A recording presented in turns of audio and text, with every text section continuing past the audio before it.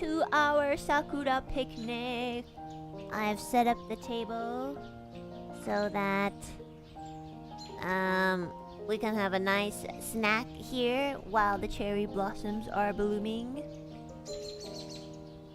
Good morning. I'm a little sleepy. I went back to sleep earlier. I woke up at like 9 or something, or 8. And then I went back to sleep again. Thank you so much for the supas, guys. I'll make sure to read them towards the end of the stream, okay? I kind of wanted to chat with you guys. Are those birds I hear? Yes, it's copyright free outdoor soundtracks to immerse us even further. How's the volume, by the way? Okay, let me put myself up a bit. Is this better? Can you guys hear everything? I'm eating right now too, so the picnic makes sense. I'm glad. I have, honestly, I don't really eat much during when I wake up. I just like drink water and maybe eat some fruits. But yeah, I have this wonderful water boiler over here, so we will not be running out of water anytime soon. Lovely. So yeah, today I thought we'd kind of like just chill together and calm down because it's been a very hectic few weeks, I think. Do you drink hot water right after waking up? I only drink hot water. I don't think I like drink cold water ever. You know what's worse is room temperature water.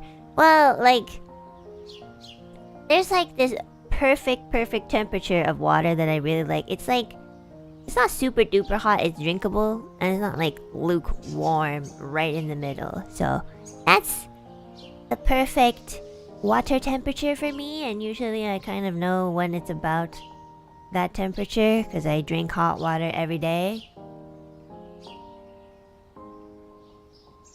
A magical boiler, yeah, it's so cute. It's really cute, right? Yeah, so I thought like we could chill today. I haven't really done a Zatsudan in like months, I think, maybe. And it's been pretty hectic. I've been like in a lot of collabs, which is great because I'm like finally getting to know a lot of my members, and it's been really fun. And my social battery's dying, but I think I'm doing better. It's I'm having a lot of fun, so I almost feel like an extrovert, but not really. Yeah. So I prefer cold water. Well, I think most people do prefer cold water. I don't know why. I'm doing great, thank you. We're working really hard, trying to balance like streaming and then trying to, cause I'm like trying to make a lot of things before I go on my vacation. And for those of you who don't know, I'll be going on a pretty long vacation. I think probably the longest vacation anyone has taken in NIJISANJI EN. I'll be going towards the end of the month. I think I said 28th, right? Yeah, 28th to like June 20th. So about 3 weeks. Yeah, but don't worry guys, I have so much prepared for y'all. And I got some pretty awesome people who will be like helping me out as well. And I'm sure you'll find out who soon. Wink wonk, wink wonk. I'm gonna miss you. I know I'm gonna miss you guys too. If I can like get the internet and everything working, maybe I can do like a Zatsu or something. But I can't really guarantee because I'm not sure how it's gonna be like. But I am very excited. Ooh, speaking of like traveling, I heard some members met up in Australia, and I was like, I've always wanted to go to Australia. So that was really cool. I think I think Nina, Sunny, Luca, and my queen Banhara met up or something, and they were all together, and I was like, I'm so far away. Banhara, please come here. Oh yes, and everyone else. I know.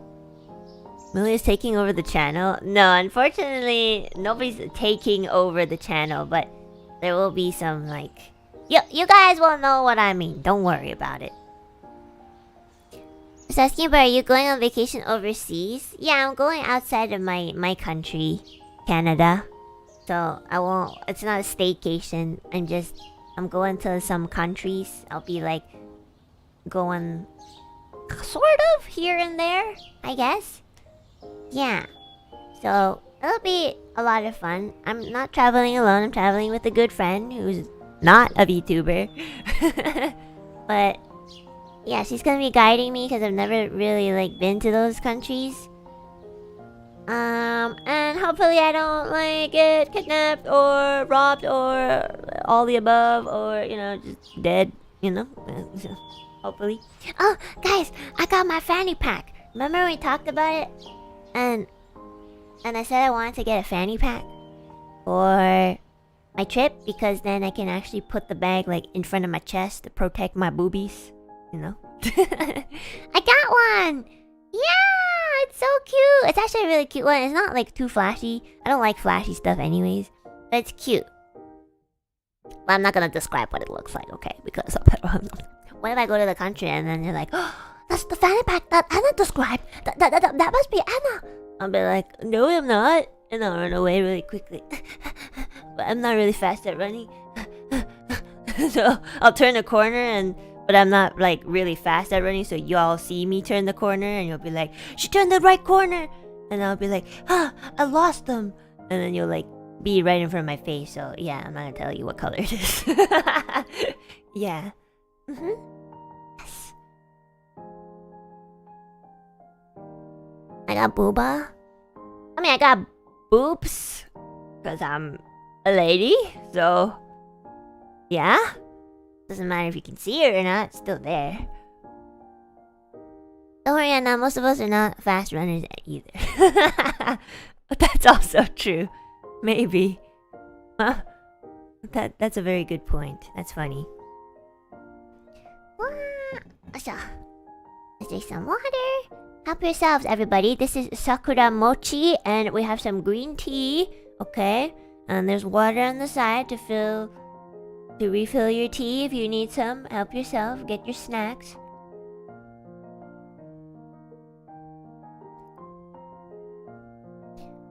As long as you're outside, we won't find you. That's really... That's a very good point, to be honest. That is a very good point. That's true. So, I think, like, the past few weeks, I've been doing so much collabs. It's been so fun. I used to, like, low-key... I used to low-key dread doing collaborations with anybody besides Millie. So, like, I really feel very happy to be, like, included, and most importantly, like, I'm not thinking too much about it nowadays. It's something that usually, like, comes and goes. Like, sometimes I'll feel very anxious, and then sometimes I don't really think about it too much. So lately it's been nice in that aspect. Like, I don't really think too much. Like, we've just been having a lot of fun. And like yesterday I did 2 collaborations, which is also why I was like, should I stream today? Because I haven't really streamed on my channel for the past like 2 days. But I thought I should stream something, and I was thinking like, I don't think I really talked to my chat that often. Like, I haven't talked to them. I don't know what's going on with everyone. So I thought we'd catch up, and it'd be a perfect time to just like do a chill stream for once. Jesus Christ, always fucking screaming my ass off or doing something crazy.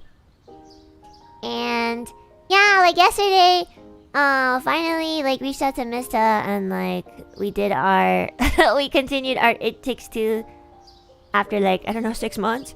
So the joke is we're gonna reach out in the next 6 months again. You know, keep the tradition going. But you know, it's like doesn't mean like doesn't mean we're not like we don't want to or anything. Just like, you know, sometimes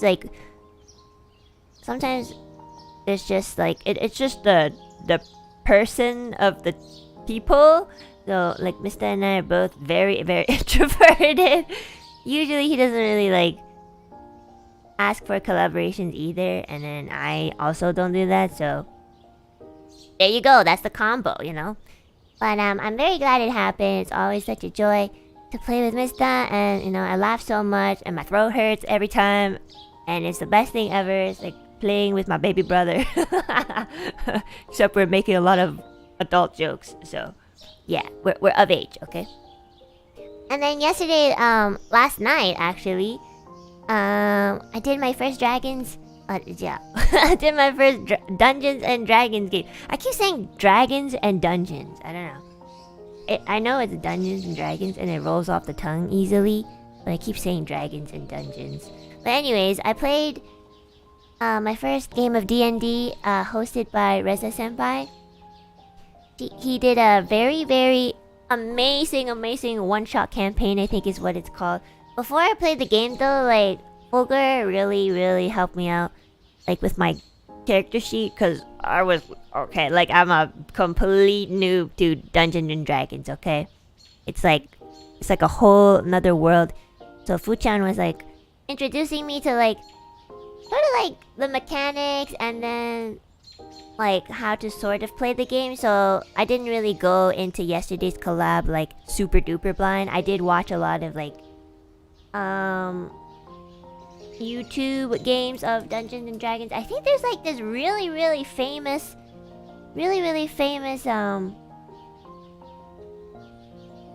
Dungeons and Dragons, what's it called, DM, Dungeon Master, what's his name, guys?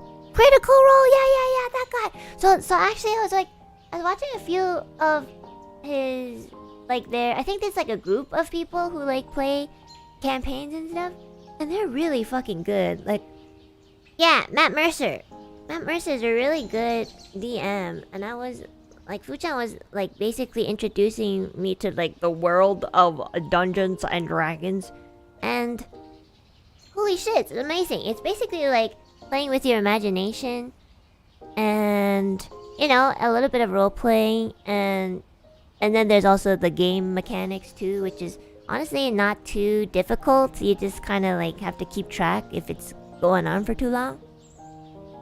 But yeah, the DM, Matt Mercer, he's super duper good at like improv and telling a story. I heard he's a story writer too, so that's probably why as well. But still, like, you know, not to like in any way undermine his abilities, because he's such a good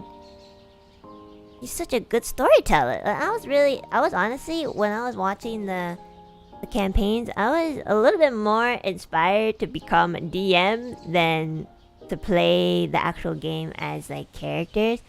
Obviously, like, I love like playing like last night I was playing this character I made up.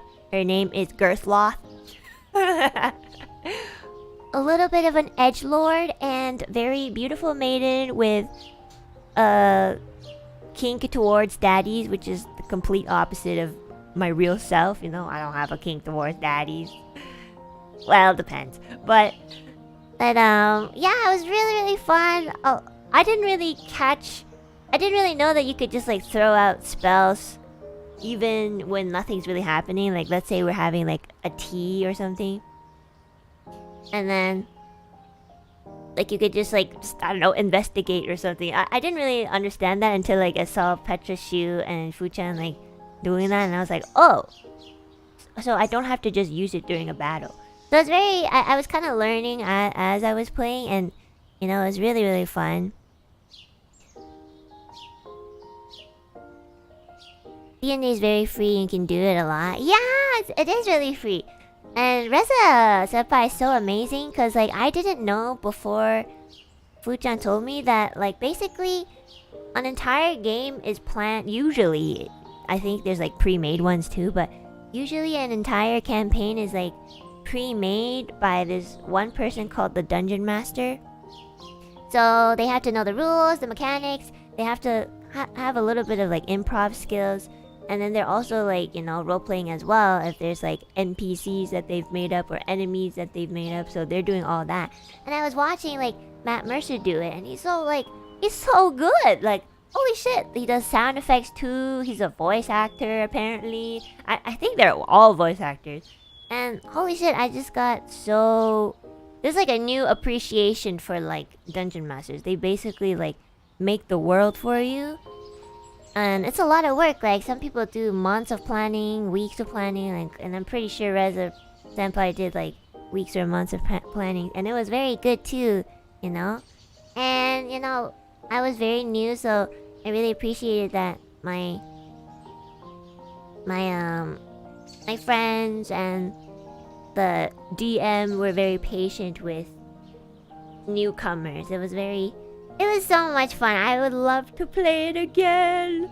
And then I was kind of like thinking, you know, if there's more opportunities to play Dungeons and Dragons and kind of like get used to rules and all the million spells that are on this game and stuff, maybe one day in a couple of years I could even host one. I think it'll be so much fun. I love doing stuff like that, like organizing things. It's sort of like a performance, you know. It's almost the same thing as like singing on stage, except it's with like, I guess, kind of like theatrical. So whose channel was it on? It was on Reza Senpai's channel. I actually posted it on Twitter and on the community forums on YouTube. So if you guys want to watch the archive, it's only about like 3 hours long, so you guys can check it out. It's really fun. Yeah!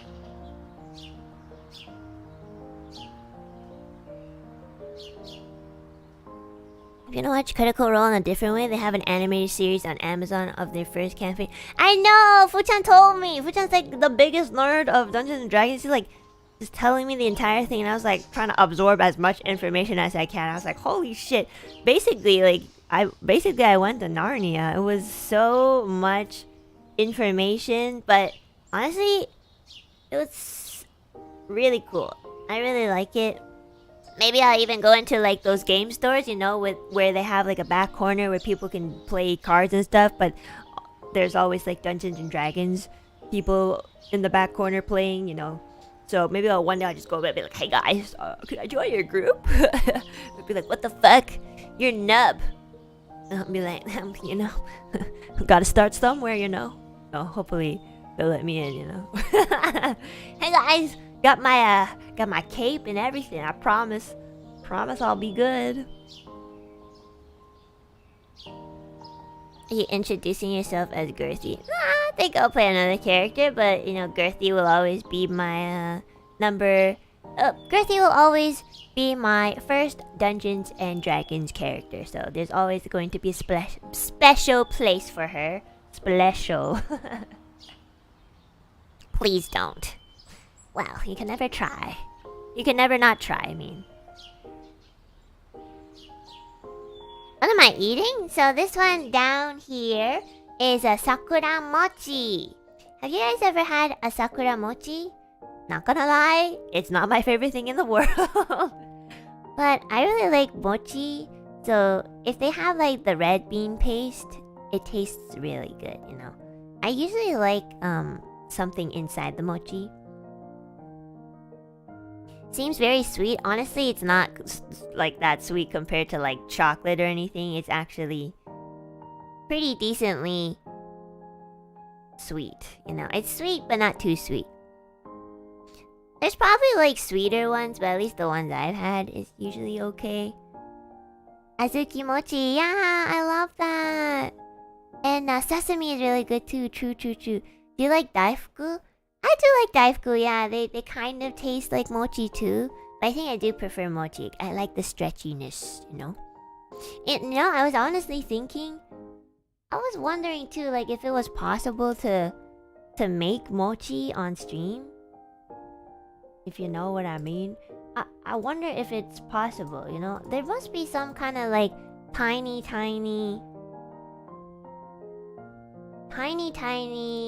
mochi maker on Amazon. Let me Google it right now. Hold on. Cause I don't think it's... Cause all you really need is like... I think you need like a special type of rice, but I don't think it's too hard to get. I think it just needs to be like very stretchy, I think? Okay, let me take a look. Hold on. It should be possible. Gluttonous... Oh, it's not the gluttonous. Sorry, I'm thinking of Petra's character from last night's game, the gluttonous piggy. It has to be glutinous rice, right? Okay, let me see. Mochi maker. Let's see. I'm looking on Amazon right now. What the heck is that? Walnut cookie mold? That is not what I asked for.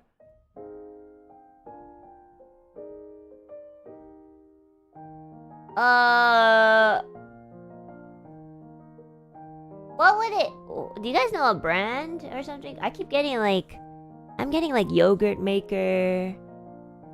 I'm getting a lot of Western technology, you know? Deep fryer, which is literally not what I did not type in.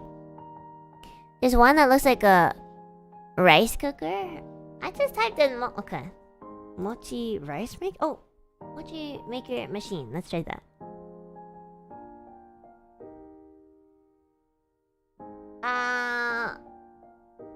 Alright, I'm gonna have to do some research. I'm sure there is one. I keep thinking of the hammer pounding type of mochi maker. Yeah, that's like the traditional way, but I think you need like 2 people, and I don't think my roommate wants to do that shit with me. You know? That'll be a workout though. And I'm pretty sure if we did do it, we get very hurt because they do it very quickly and they have to go like in rhythm, like ha ha ha ha. But like my roommate sucks at rhythm, so she'd probably like fucking break my fingers or something. And then you'd get like a piece of my finger in the mochi, like surprise. Okay. I'm sure there is one. I can't seem to find it, but I'll take a look on YouTube. There must be somebody who's done like a mochi stream or something. But yeah, I was thinking it would be really fun to make it. Maybe when I'm back from my vacation. I'll search it up. And now it's called Tiger Mochi Maker. Oh, really? Ah, thank you. Tiger Mochi Maker. I hope they have it. Oh my god, it really just looks like a rice cooker. Interesting. Interesting. I already have a rice cooker, but it's like the very, very standard one. It only cooks rice. Ooh, oh yeah, and I've made my own red bean paste before, so I know how to do that. Okay, guys, oh, and maybe we can like even decorate it to look like an aloo peep. Oh my goodness. I'm not a baker, by the way, but I don't think like mochi's... Like, if you use the machine, it probably isn't too difficult, and it doesn't really involve an oven, so I think it's doable. Yeah, let's do it! Let's do it when I get back from my vacation. I'll plan it. Yeah. And I'll have to order the rice machine, too. You know you can use massage gun plus rice to make rice mochi? I actually don't even have a massage gun, so... I don't have a massage... machine or anything. When my back hurts, I just massage myself, you know, with that tiny little ball thingy that old people used. Yeah, it'll be so cute, and I'll probably like make a lot too for like my family, my roommate's family, my friends. Oh, that'll be so fun. Yeah, just watch me like completely make it nasty and super hard to chew or something. We'll see. I can't finish my homework, but I'm here. Oh no! It's okay, we're just gonna be chatting and chilling today, so make sure you finish up on your homework. You can listen in the background or something. But yeah, I have a lot of ideas, you know, that I want to do. You know, like, I'm really happy I finally got around to doing the robot stream, because it's actually one of the funnest streams for me. I just like to make stuff, you know. And surprisingly, most of the time it comes out okay. Like it's not like a disaster or anything. So I'm happy about that. I've never like built a robot or anything, and it's not really like I'm building it from scratch, but it's still really cool to just like assemble things and see it move and actually dance. I don't know. And I'm really excited to like decorate it. I just like to make. Ever since Aloo Peeps got their mascot, I just really like to make stuff that looks like Aloo Peeps. I don't know why. I think I just like to make things for people, especially you guys, because it like represents you guys. So I just think like, oh, one day when Enna is super old and retired and graduated, I'll have all these like nice memories on my tables, like the Aloo Peep clay, the Aloo Peep robot, the Aloo Peep Mochi that's super duper expired. Just kidding. But yeah, it'll be like really nice memories, and because you never know, like I know the streams will always be here, but yeah, you also can't really rely on virtual things anymore. Like it's, as much as it is very easy to store on the internet, it's also very easy for it to disappear, and then once it disappears, it's like, oh no, like how do I get it back, you know? So yeah, like that's why I want to make a lot of things and just preserve the memory as much as I can until the day I look at it, I'm like, what's that again? Look kind of weird. I should just throw it out. You know, when I get old and I forget half my life or something, yeah, be a little sad, but until that day, hopefully it never comes, but until that day, I'll have something to remember. 10-year anniversary, you eat the moldy mochi. Oh god, that's so nasty. Like, I think one bite out of a moldy mochi, you actually might feel really bad. I don't even know. It's pretty nasty. God, that's so nasty.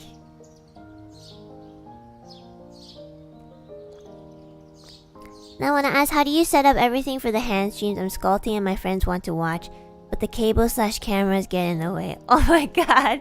You know what? I have cables too. Like I just hide them so you guys don't see them in the camera, but like they're there. They're like in the way. Sometimes like if I'm doing a really big project, like the sculpting one was a very big project, and it takes up a lot of like my table space. I'm struggling. It's not like I have like my hands roaming free. I have to kind of like go around my microphone, around a wire. So yeah, I don't have the perfect setup. It's basically just my phone attached to a cable that's super duper long, and the other end is attached to my PC, and then I just try to hide the wires as best as I can. You only need a small area for the camera. Behind the scenes would be a disaster. True, right? Yeah. There's a lot of things off the camera you guys don't see, and it's fucking messy as fuck. Every time I have to like clean up after a hand cam stream, it's like exhausting. It's exhausting, but it's worth it. I like doing hand cam streams. The only thing that's kind of like I guess you could say scary, but not so much for me, is, you know, I have to be careful of like reflections and doxing my skin. I personally don't tell manager-san, okay? Hopefully, wait. Are we in 10 minutes? It's hard to find, you know, after 10 minutes. Hopefully, in my opinion, as long as you're not like, I guess like for example, if you have like very intricate nails, like you have like custom designed nails or something, yes, I think that would be a bad idea. But like, if you just have like nothing on your skin and you're not like showing your moles or tattoos, it's usually fine. Like, it's very hard to really find anyone based off of like a tiny portion of your skin. If anything, skin changes color, you know, if you're in the sun or if you're at home all the time, you turn really fucking pale. So, you know, it's, and then like there's always like different lighting that like makes it look darker or lighter. So, you know, it's not something easy to like pinpoint with just skin by itself. I understand if it's like tattoos or something, or like nails, or like moles that are super big in specific areas, but yeah, usually it's okay, I think. Or if you have like a scar somewhere or a birthmark, yes, maybe don't show that. But you'd be surprised what people can find out with the most minor details. Yeah, that's probably the mindset that NIJISANJI goes for, which is great because, like, you know, they're a company and they need to protect us. And if we want to protect ourselves as well, we need to abide by those rules as best as possible. So it makes a lot of sense to like be overly cautious, you know? It's just for the safety of everyone. So I'd rather be overly cautious than super duper lenient. But to be honest, I've been like I've already like made an oopsie or two quite a bit, so it's okay. Shia LaBeouf case is enough proof that the internet crazy finding people. Yeah, I mean, yeah, I think like a big factor is if you have a super duper big fan base, it's a lot more people to deal with. And you know, the more people, the more higher possibility of like danger, I guess. But you know what? If honestly, I don't really feel that way. Maybe I'm a little naive or something, or I'm maybe too chill. Perhaps maybe a little bit of both. But I don't think like I really don't think like it heavily applies too much to me. But even then, you know, I'm not like showing you guys my hands. I'm still following rules, so it shouldn't be too much of a problem. You know, I love doing hand cam streams. I just like to do things like hands-on. So to me, it's worth the risk. And you know, it's not. I haven't really. I don't think I've really like done anything too bad. Like, oh shit, I think I might have shown my teeth once. Millie caught it. She's like, Enna, you showed your buck tooth on stream. I was like, oh, now everybody knows I have SpongeBob teeth. But you guys know that anyways. Look, you guys can see it all the time. I just don't really open my mouth that much, but you guys can see my buck teeth. See? But yeah, as long as you are just careful. Most people are more careful than me anyway, so I don't worry too much about them. If anything, I think I should just worry about myself. Right? Squirrel burp. Okay, they're not that long. It's just like one big tooth, okay?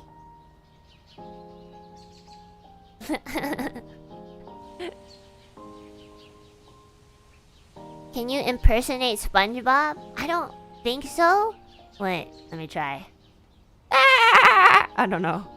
I don't know how to do this. I've seen the actual voice actor like do the SpongeBob laugh. He does something like with his throat physically. Like he physically uses his hands to like and oh, that sort of sounded like SpongeBob.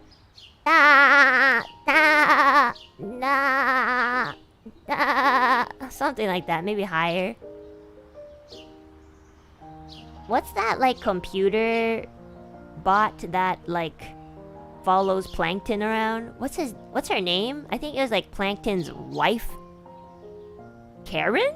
Was it Karen? Yeah, it was Karen. I think I can sound more like Karen. Wait, but I forgot how she sounds like. Wasn't it just like a regular like AI voice? Plankton. Don't... Was it like that? I can't remember. Don't go around making foolish decisions or something like that. Maybe it was a little bit more like sarcastic, I think. No? I can't remember. I haven't watched SpongeBob in like 10 years. Yeah. She had some kind of like sassiness. really something. I can't hear her voice in my head. I can't quite remember. More water, everybody. Remember to hydrate today. My voice sounds a little tired because, you know, I was up late last night. So... yeah, recently though, as much as I've been having a lot of fun, my sleep schedule's been really bad. Really, really bad. Holy shit. There's been a couple of nights where I've slept at 5 a.m., which is honestly like the latest I've ever slept. I don't usually sleep at 5 a.m. I really, really don't. I try not to. But, yeah, I've been sleeping at 5 a.m. because, like, sometimes I get to, like... sometimes from streaming, there's too much, like, adrenaline going on. And that kind of, like... that kind of... makes it harder for me to sleep. And... and also, like, sometimes I kind of feel a little anxious, you know, before or after collaboration. Just a lot of people just make me nervous, okay? And... and then there's also a little bit of, like, stress from trying to get everything done on time because I don't have much time anymore. But yeah, like... And then there's also the factor that, like, I've been watching a lot of Ozark on Netflix too, so that doesn't really help. So yeah, I've been sleeping very late. My sleep schedule's all over the place. Am I getting enough sleep? Probably not. I think, like, yesterday... So, the night that I slept before my collab with Mista and Reza Senpai's D&D, I think I only slept 3 hours because I decided it was a good idea to wash the fucking laundry at like 2 a.m. And then I remembered that if I don't put the laundry in the dryer, it'll stink because you don't want to have like wet clothes, you know, in a group, in a bunch of wetness and humidity, like just in there for like hours. So like I stayed up to like wait for the laundry to be finished, and that was a very bad mistake because I had a collab at like 8 a.m. or 7 a.m. because I had to wake up. My collab was at 8 a.m. So I don't know why I did that. It was a foolish decision. I usually like to do laundry at night though because the water costs less. like it's less expensive, you know. If you do, there's like certain times of the day and certain days of the week where like if you do laundry, it's less expensive. Yeah, it's true. So like, yes, it is actually. It's true. They actually even like make you a chart that tells you like, oh, if you want to save up on water, like do or not water, save up on water expenses. Yeah. I don't know if it applies to like, you know, I don't know if it applies to like other countries, but I think where I live, it's generally like that. So like, so the thing is, it's like, okay, so most people work 8 to 5 jobs, right?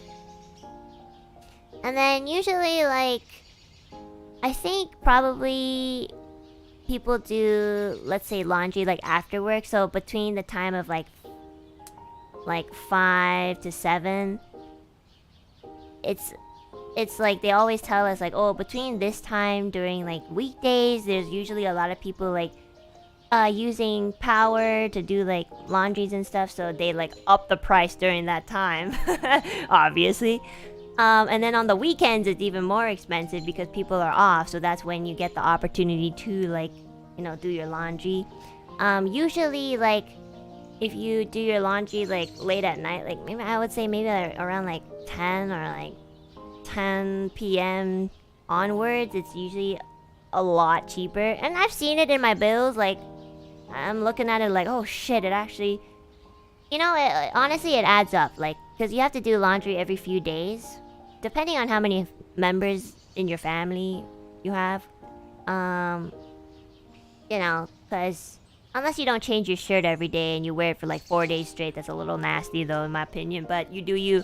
But yeah, me and my roommate like change our shirts like pretty often, like maybe a little bit too often. We don't really need to like change it super duper often, but basically like even when we're wearing a t-shirt and we haven't gone out, I'll still like shower and like change into a new t-shirt because you know, like I don't know, it just feels better too. Can we buy the shirts? No, I need them. Okay, it's not like I have like endless t-shirts. Okay, yeah, but I like to like switch my t-shirt every day, even if I don't go out, just because, you know, it makes me feel better too. So we do like laundry every few days. So knowing that my roommate and I both like to change our clothes quite often, we do our laundry like maybe once every 3 to 4 days. Like we kind of wait for it to pile up a bit, and then we wash it in a load together at nighttime. So it saves us a lot, you know. Before we used to like wash it during the day, like around this time maybe, and it adds up, guys. It really does. But again, like I don't really know if like it applies to like other people's countries. You know, I only live in one country, so. I feel like when Enna isn't streaming, she's doing literally every healthy thing possible. That's not true. I just told you guys that I slept at 5 a.m. So, that's not true at all. I just like, you know, I rent a lot and I moved a lot. So I've learned a lot of like, I guess you could say hacks. I don't think it's a hack. I think it's just, I think I'm just more disciplined about it. Like, I think most people are like, oh, you know, it's kind of like a hassle to like stay up till like 1 a.m. for the laundry. But I would do that. Like, I really want to save up really badly. I don't have anything, like, nothing. I don't own anything. I don't own property. My parents don't own property. If my parents pass away, I don't think they even know what a will is, so they probably don't even know to like give me anything. I don't even think they have anything to give me. So, like, you know, I really don't have anything to really fall on if I think about it. And I kind of realized that at a very young age, you know, I started thinking like, oh, okay, well, I probably won't have this, which is fine. So I really started to like have this weird, kind of like almost obsessive mindset where I have to really save up. I used to be even worse, you know, honestly.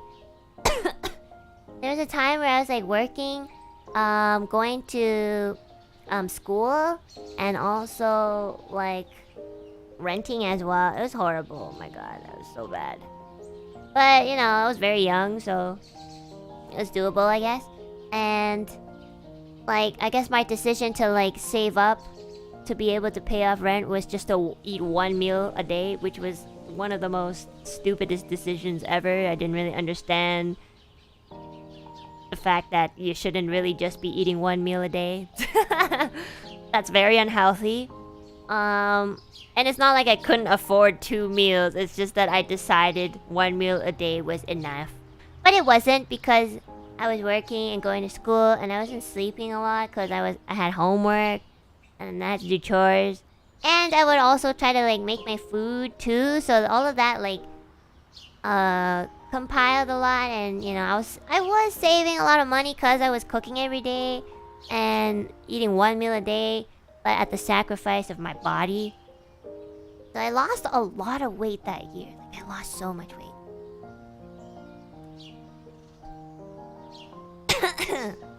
Excuse me.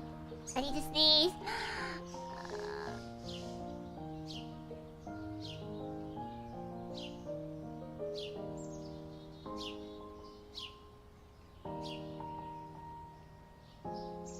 Sorry, I muted myself because I was coughing.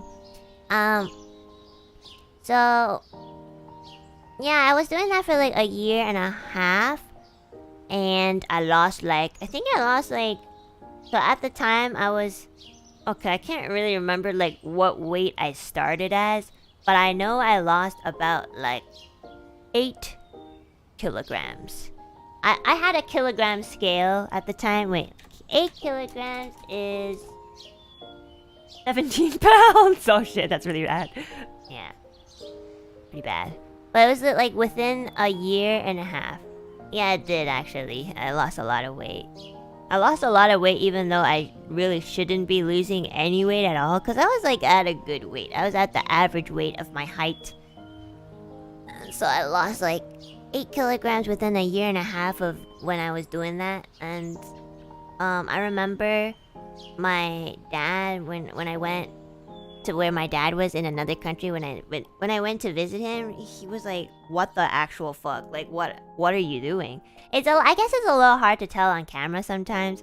Also because like depending on how you hold your phone, it's like sometimes it's a different angle. So he didn't really realize how bad it was until I saw him physically. And he scolded me so bad. He was like, you are the stupidest child I've ever like raised in my life. And I was like, I'm your only child. But he was like super duper mad. The month that I was there to visit him, he did this thing where he was basically like feeding me. Like he was like, well, you know, at first I couldn't eat too much food because my stomach shrunk so much. So I could only really eat like, I don't know, like half a bowl of rice or something. That's how small my stomach was. And then, you know, gradually, like, he adds more food. He's like, oh yeah, just eat a little bit more. Or like eat in intervals. And then I started like getting my appetite back to normal, I guess. Like I could eat a whole bowl of rice, you know, and other things, like a normal person. You know? A bowl of rice isn't that much, to be honest, unless you're like on some sort of like dietary restrictions, you know. But yeah, usually a bowl of rice is pretty doable for the average adult. So yeah, I got my appetite back. I don't know if I gained my weight back completely. I didn't really like measure it, but I did. Complexion wise, I looked a lot like healthier. And then, you know, I'm still healthy to this day. Like I kind of like eat whatever I want now. I'm not as like lately, because I think maybe I haven't been like sleeping well. I've also kind of not been super duper eating well. Like I've been eating a lot of like junk food. I don't know why. Sometimes, you know, when you're really tired, you want like super duper quick flavorful things. Like I don't know, a Wendy's burger is so good, and that's what you think of.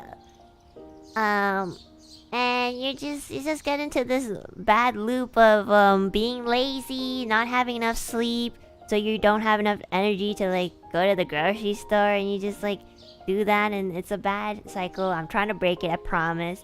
I'm being honest. See, I told you, I think a couple months back, I told you guys I was like on my game. Like I was sleeping well, I was like cooking every day and for my roommate, and I was eating pretty well too. And now I'm telling you guys the truth. I've been slipping, okay? Been slipping a little bit in sleep and meals, okay? I haven't really eaten vegetables since... Well, no, that's not true. I ate vegetables yesterday, but I should be eating more. Your body craves the faster energy sources to like simple carbs when you're tired. Exactly, yeah, I know, and I can feel it too. Every time I'm super tired, I want to eat garbage, you know? I don't know. It just tastes so good and it's fast. So, yeah. I'm gonna go to the grocery store today. I promise. Okay? I'm gonna go to the grocery store. I'm gonna make the food tonight. I'll cook dinner today. I promise. I promise. I swear by every Alouette here, I will make dinner today. Okay? And I will eat vegetables. I will have my vegetable drink. Yes, in fact, I'm going to have it right after this stream. My vegetable drink. Yes. Share a picture of the dinner. I will. Okay, I promise. I'll share a picture of the dinner, even if it doesn't look aesthetically well. I'll share it so that you guys know that I cooked dinner today, okay? I promise. I promise. I swear to God, I promise. Expect a dinner photo tonight, okay? Yeah, so I've been slipping. Rimi-chan will always slip as long as I slip. Like if I start eating bad, she'll start eating bad. If I start sleeping late, she'll start sleeping late. So I don't know why this girl like copycat. So I know if I don't catch myself, she's not gonna catch me either. So she just says it, like she says like, oh, we should sleep a little earlier. Oh, we should like eat better. But like, you know, she doesn't really like initiate it. So I'm like, oh, thank you for pointing out the obvious. But yeah, you know, I'll get better. Okay, I will sleep. Let's start gradually. I'll sleep at like 2 a.m. I'll go back to my normal time. My normal time is usually like 2 a.m. I kind of wanted to start sleeping at like 1 a.m. You know, I feel like 1 a.m. is pretty early nowadays for most people. So that's my goal. Okay, I'll aim for like 2 to like 2:30 a.m. today. Okay, because last night I also slept at like 5 a.m. watching Ozark. Whoopsie daisies. So, yeah.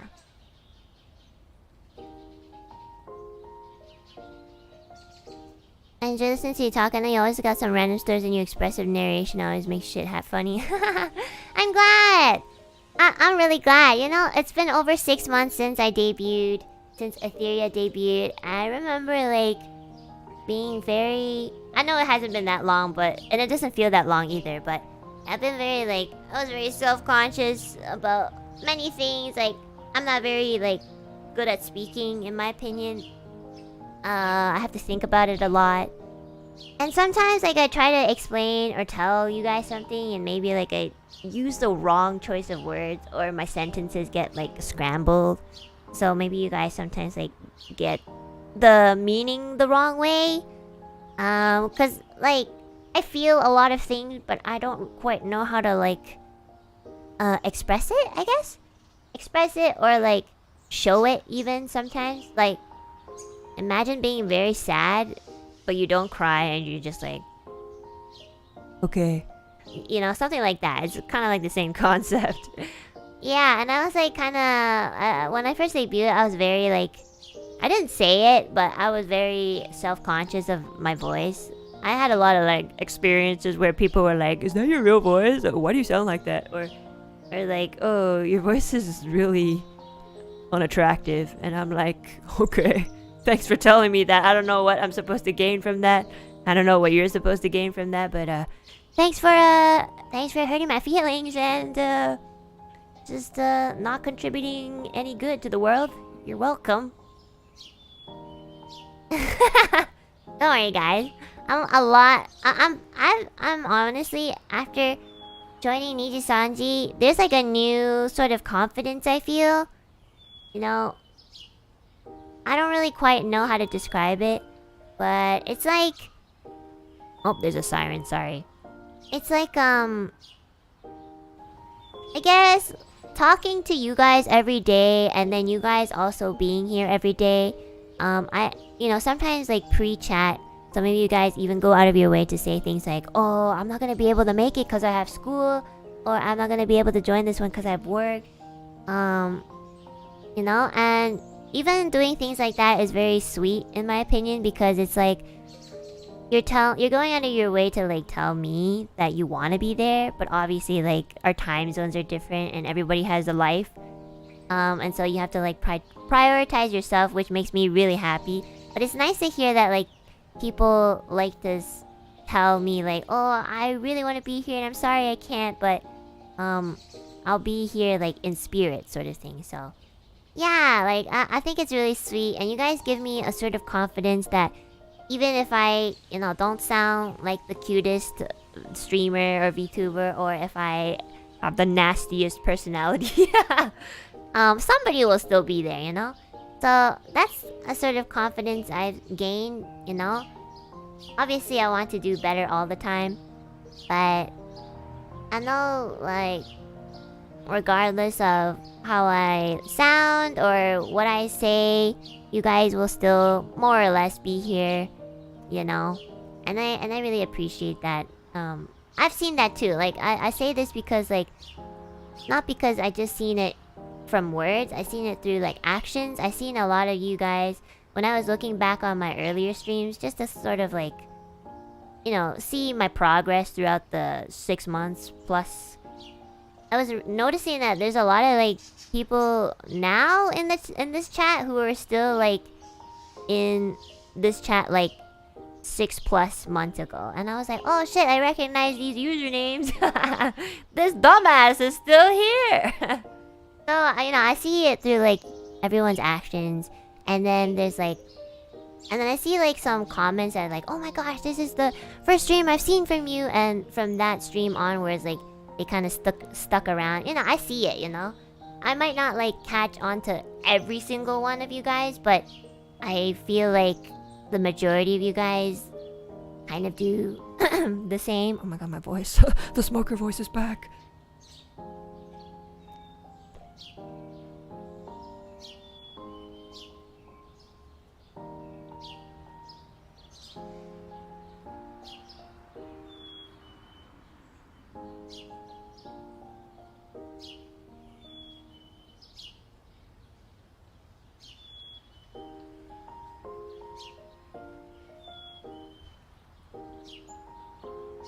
I was muted the fucking whole time. Come on, man. Really? Jesus. Okay, as I was saying while nobody was listening to me, I tend to look more at actions. Not that I was like, looking for them. Like, oh my god, okay, let's see if this person is still here. Okay, I don't go out of my way to do shit like that. Okay, it's way too much work. But like, I mean that I'm pretty observant and I notice these things because it's just something that I notice. I'm not really a person who's like good with words, so I tend to show my feelings through actions. And so I think that makes sense that I would look at other people's actions as well, because that's something that I do. So when I see that you guys are doing all this and sticking around and like going out of your way to tell me like, oh Anna, I'm gonna not be here, but maybe I can join in like an hour later or 2 hours later if you're still streaming. It really feels like we're like a really nice community at the very least. I don't know you guys individually super duper well, obviously. Like, I don't know your real names, I don't know your age. Don't dox yourself, please, okay? But I do know that like I can feel vibes from you guys, and the vibe that I'm getting is very reassuring. It's very sweet, it's very reassuring. When I tell you guys, oh, is it okay if I take a vacation for 3 weeks? I was actually so nervous. I was like, oh shit, like 3 weeks is a long time, I know I take the most rest days off in NIJISANJI consistently, but like, I don't know, I feel like I need to get something, I need a breath of fresh air to like get motivation for you guys and like have more ideas to show you guys. So in order for me to do that, I need to kind of like go outside, meet people. So meet, sadly, strangers probably. I'm pretty sure some stranger's gonna come up to me and be like, hey, I'll be like, oh, here's a story to tell my Alu peeps. But yeah, I remember like making the post about it, being a little bit nervous, I was like, oh no, like, why did they forget me? Like, it's not that I don't think about stuff like that, it's not like I'm thinking like, oh, I'm gonna lose my fucking numbers that I built up since Ethyria debut, but it's more like, it would be a little sad if like my regulars I like making you guys sound like my customers. It would be kind of sad like if my regulars like kind of stopped gradually showed up, because those familiar usernames won't be there anymore, and I'll be like, oh, who are you? So yeah, hard to forget someone like you. Well, you know what, like, even if that is a little bit of an insecurity, and I'm sure like it's an insecurity for all streamers. I don't know like what their reasoning for it is, but everybody does feel insecure about like being forgotten in some aspect. As much as it is like, it it will probably happen to like a few people, and it's totally fine. Like, you guys don't know me to the bone or anything. It's not like you guys come over every Friday and we play Dungeons and Dragons sort of thing. I wish we could, but I need to buy a lot more chairs. And probably a bigger home. 3 weeks to catch up on VODs? Let's go, Fuchan. There are some VODs that are like 8 hours long, so good luck. But yeah, like, I'm sure we all feel that insecurity, but it's something that's natural, you know? Like, you know, people will come and go, people will lose interest and go, and it's totally normal. And in life, you must always find a way to live through these, you know? It's not the most, like, enjoyable thing, but it is, like, something that will happen. So I'm gonna finish your Become Human VOD someday. Oh my gosh, you're still watching Detroit Become Human. I love that game. I need to catch up on those Hitman streams. Aww. Fuchan! Oh my god, you know, I was talking to Fuchan quite a bit. Oh, that was Uber Eats telling me... That was Uber Eats sending me a message telling me that I should order because I have a promotion. Stop it, you fucking devil. Stop it. I'm going to be fucking cooking my dinner tonight, okay? Get away from me. I'm throwing my phone on the bed. Okay. Anyways. I was talking to Fuchan a lot lately because, like, we were bonding over the fact that we both love Millie. I have fucking Fuchan. I'm watching you. But, yeah, like, Fuchan's been, like, talking to me a lot, and we've been, like, talking about, like... well, I saw, like, this video on Bilibili about Fuchan. I think it was made by his, like, community. And there's, like, this very cheesy Chinese song going in the background. But, like, there were, like, words of text that said a lot of nice things about him. Like, oh, Fuchan is so strong, and he's... As much as he's, like, suffering, he like, says things blatantly. Like, he says things that needs to be said.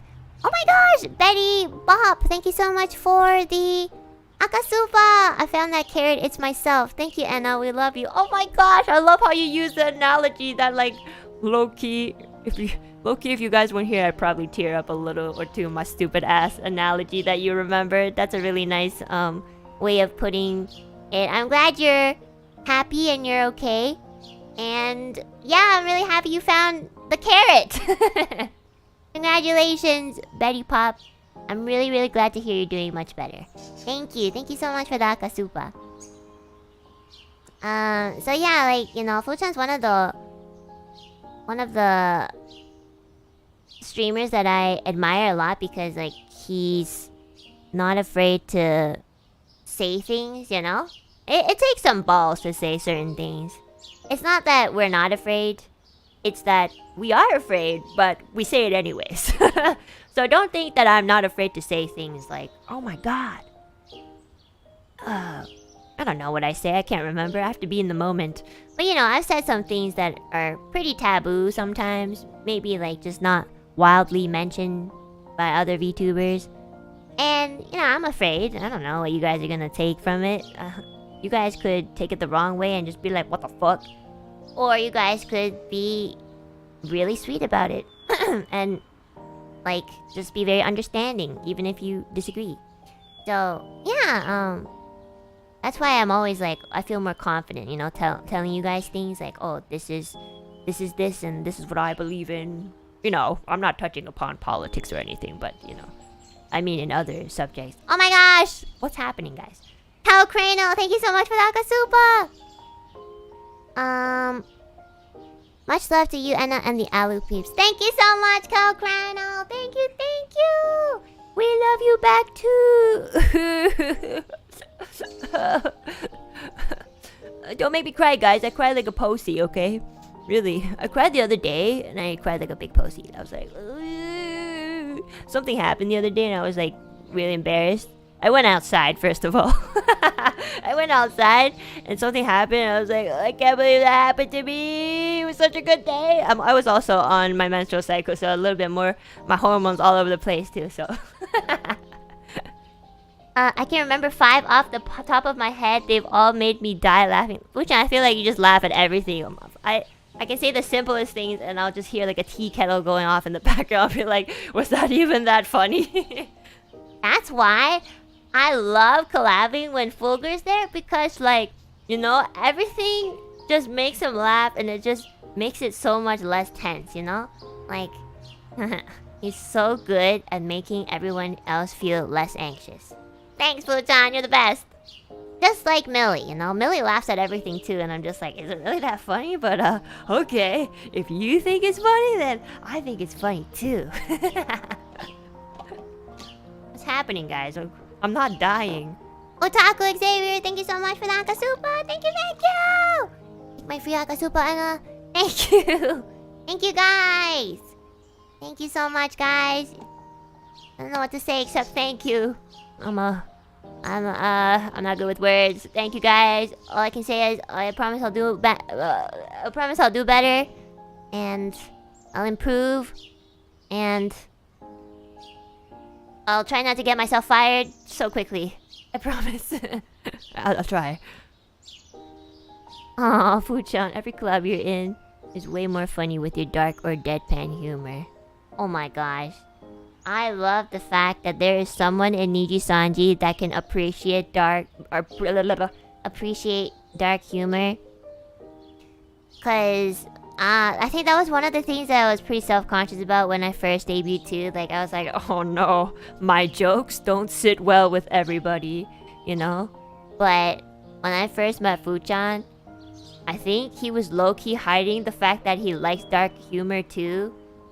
And, you know, I felt that. I was like, I know you think it's funny. I was like, I know you think it's funny.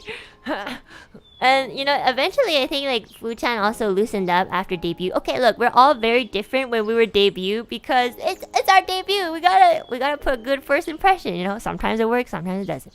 So, I'm sure, like, he loosened up too. And now, like, whenever I'm in a collab with Fuchan, oh my god, it's dangerous. It's dangerous. Cards Against Humanity win? I don't even know if we can play that game. We could ask for perms. I don't know if we could though. It can get so inappropriate. So, maybe not, but I wish we could. That'd be so fun.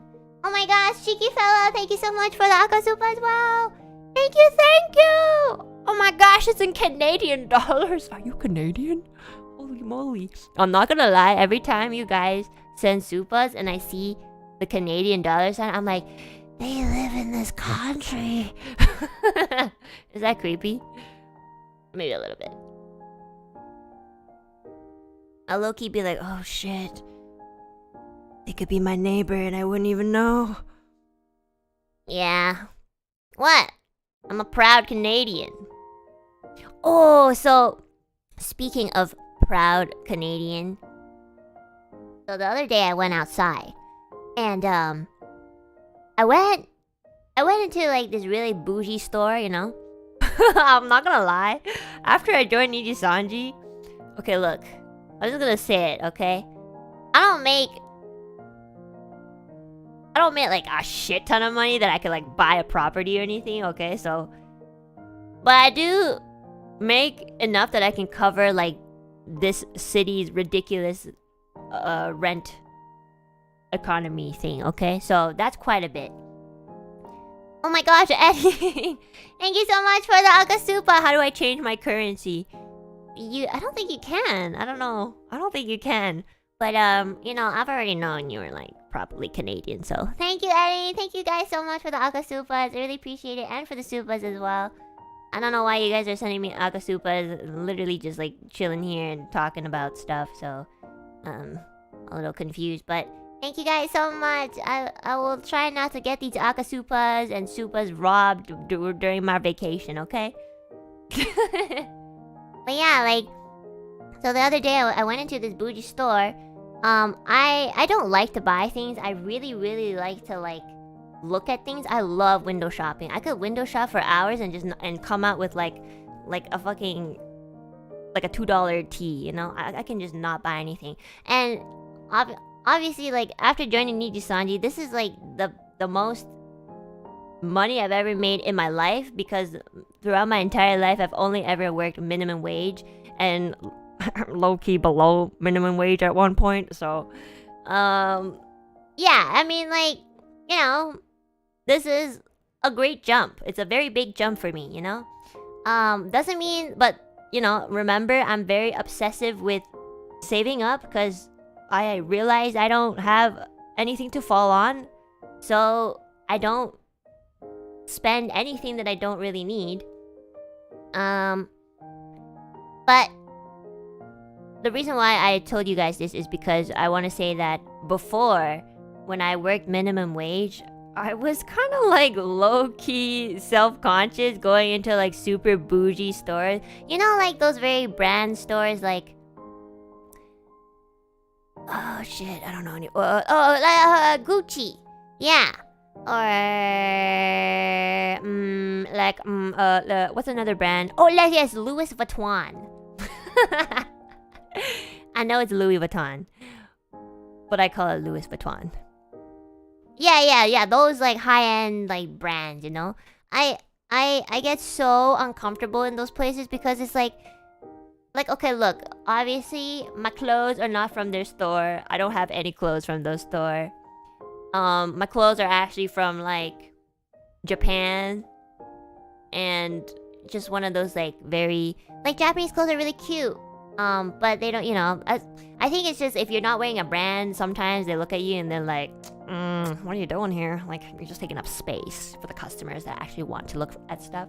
And I feel kind of bad, you know? I feel like, I don't know if they actually think like that. Probably not. But, you know, that's just me being very self-conscious.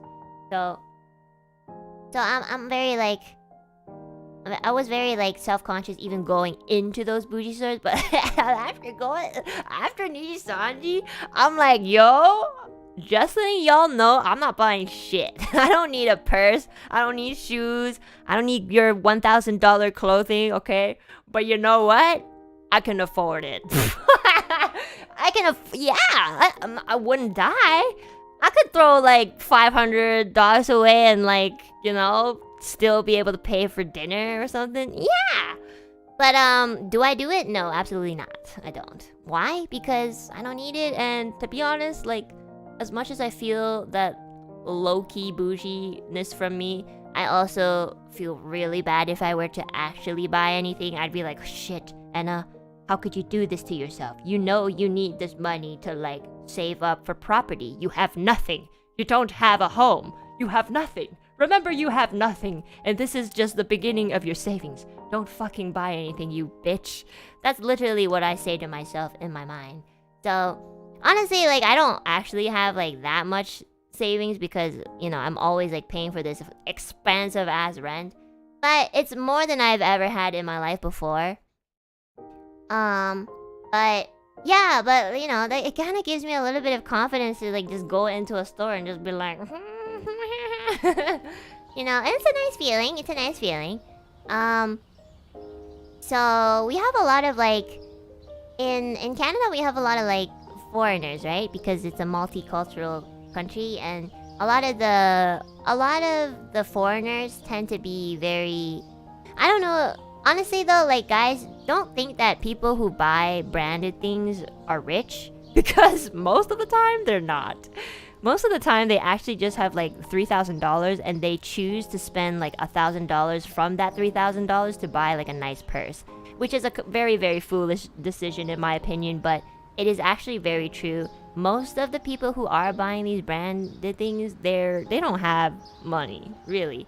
In fact, they're probably like almost in debt or in debt. Like, I probably have more savings than some of these people who go and buy stuff, okay? Like, you have to understand, like, people are big spenders than they are big savers, so...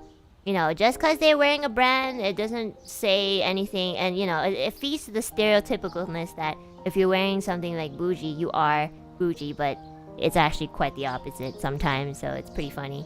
But yeah, we have a lot of foreigners in our country, and, you know... I guess to be fair, like, a lot of them who are coming to Canada...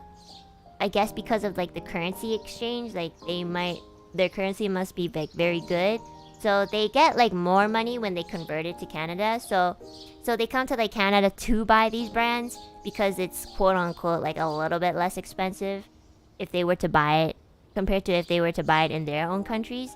So we get a lot of foreigners who are in these bougie stores, and so like, you know, I kind of went into this store the other day just to kind of look at the bags, because I saw a bag from outside the window. I was like, that's a really cute bag. I wonder like what other bags they had. I was also like looking for a fanny pack, but you know, since it was just like a store that was along the way, I just thought, why not? Like, I'm outside and I might as well just like window shop. And I never went into these like branded stores, and I was feeling a little bit of confidence to like, you know, go into those stores just to check out what it even looked like. And oh my god, it's so clean. Holy shit. There's like 20 items on the rack, and that's literally it. There's only 20 items on the rack, like 5 purses on the wall, and another 5 on the other wall, and a big ass like sitting area, and a really, really bougie marble looking, I don't know, register. There was at one point like one store's POS is where the cash register is. I went in there, I was like, where's the cash register? Like, how do people pay for stuff? It was like behind this, it was like a secret door that like blended into the wall. And they opened it, and I kind of like peeked inside, and I was like, that's where the cash register is. Holy shit. I was just like, what the fuck? They're hiding their cash register. That's fucking insane. I've never seen, that was my first time going to like a luxury store, like a very, very luxurious store. And, you know, I was going in with my, like, fucking... basically, you could just say that I was wearing Crocs, because, like, that's the value of my shoes. I was just wearing, like, really normal shoes, very, very normal-looking clothes, a t-shirt. I think the most expensive thing that was on me was probably my ovaries, which they cannot see. So, you know, it was very... I went in there looking very, like a commoner. So like, you know, I went in and actually like they greeted me, and I was like, oh wow, I must have that very confident aura, you know. But I'm pretty sure like they're luxurious stores, okay? They need to have customer service, so you know. But you know, I was getting in on my head, kind of thinking like, they must see my big fat. Just kidding. But like, yeah, they were really nice actually. I went into the store and they were like, oh hello, welcome to this store.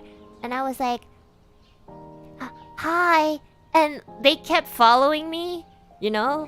They kept asking me like, do you need help? Are you looking for anything specific? And you know, I was just looking at this bag. I just touched the bag, you know? I even like, I looked at the associate. I was like, can I touch this bag? And she's like, yes, please go ahead. Please even like, you know, wear it and see if you like it on yourself. And I was like, okay. Because I wasn't sure if I was allowed to touch it, you know. It would have my fingerprints on it. I don't know if they might get offended or something. Like, commoner fingerprints on this $500 bag? Please don't touch anything, ma'am. But, you know, I just wanted to see it, you know. It's just like an adventure. So, yeah, I'm very awkward. So, you know, I was looking at this bag, and this lady was just, like, standing behind me. Like, I know there's only, like, 3 people in the store, but can you please stand behind someone else? I have anxiety. I was literally prepared to tell her, like, I have a lot of anxiety and a little bit claustrophobic, so could you just step back just a little bit? But, you know, nobody says that, so I didn't. So so every time I was like checking out a bag or like something, she'd be like, oh, this one was from last season's. It's very comfortable. It's for all seasons. You can wear it in fall, winter, spring, and summer. It's always in trend. And I was like, I'm not gonna buy anything. I just want to look at it. I just want to breathe near it. I'm buying the experience, which is free. The experience is free, okay? Okay, I'm sorry. Yeah. I mean, like, you know, honestly, that's their job, you know. They're commission-based, usually, I think. Or like, they get, like, a cut or something. I don't know. But... what was the price? Oh, shit. That bag was, like, $1,760. I remember it precisely because it was so fucking expensive. It's like, $1,760 for a bag? What the fuck? Oh... I'm not even gonna lie. That's like almost my rent. Okay, my rent is more expensive, but like, imagine if I paid for that bag, I wouldn't be able to pay for rent the next month. Holy shit. My goodness. And I'm not saying there's anything wrong with buying a bag like that. Like, honestly, if you think about it, if you have the money to spare and you know you'd take care of it, and you know that you would wear that bag like for 10 years, it's honestly an investment because, like, I'm sure. Okay, let's say you buy this bag and you wear it for like 2-3 years. You could, like, these sort of bags, the branded bags, they would be a lot more easier to resell as secondhand rather than like a bag that you bought for like $25, okay? So it is, if you look at it from that perspective and you're smart and you know how to like take care of things, it is an investment to some degree. Personally for me, I don't really, like, I'm not like somebody who really needs anything that expensive. I don't even like to wear bags. Do I take care of my bags? Not really. I kind of just throw it in my room when I'm done. I don't even go out. So to me, it's not like, it wouldn't be worth it because I wouldn't take care of it properly. I don't even go out that much to use it. And, you know, like, I don't even have experience in like selling off secondhand things, you know? I don't really know how to do it properly. So, yeah, like, if you know your stuff, it's definitely very smart to buy expensive things because then you can always like gift it to someone and they'd like super duper appreciate you and they'd low-key be in your debt. But you can also like sell it off and for a pretty decent price, you know? Even getting like $200 back is, in my opinion, pretty good. Like secondhand things, selling off like a bag and getting like $300 from it, that's pretty fucking good. I don't know if that's good in the world of secondhand shopping, but you know. But yeah, so anyways, I was looking at these bags. This lady is just following me. She thinks I'm gonna buy something. I'm obviously not. I'm looking around. She's following me like, oh, you would look so good in this dress. You have a very petite figure, and I think if you wanted to try it on, like, she grabbed the, I think it was like this, like, it wasn't, what's it called? It's like a business, what's it called? I don't know what it's called, guys. You know, like those business suits for women? But it's not a suit. It's just like that. It's like that. I don't know what it's called. Someone please help me.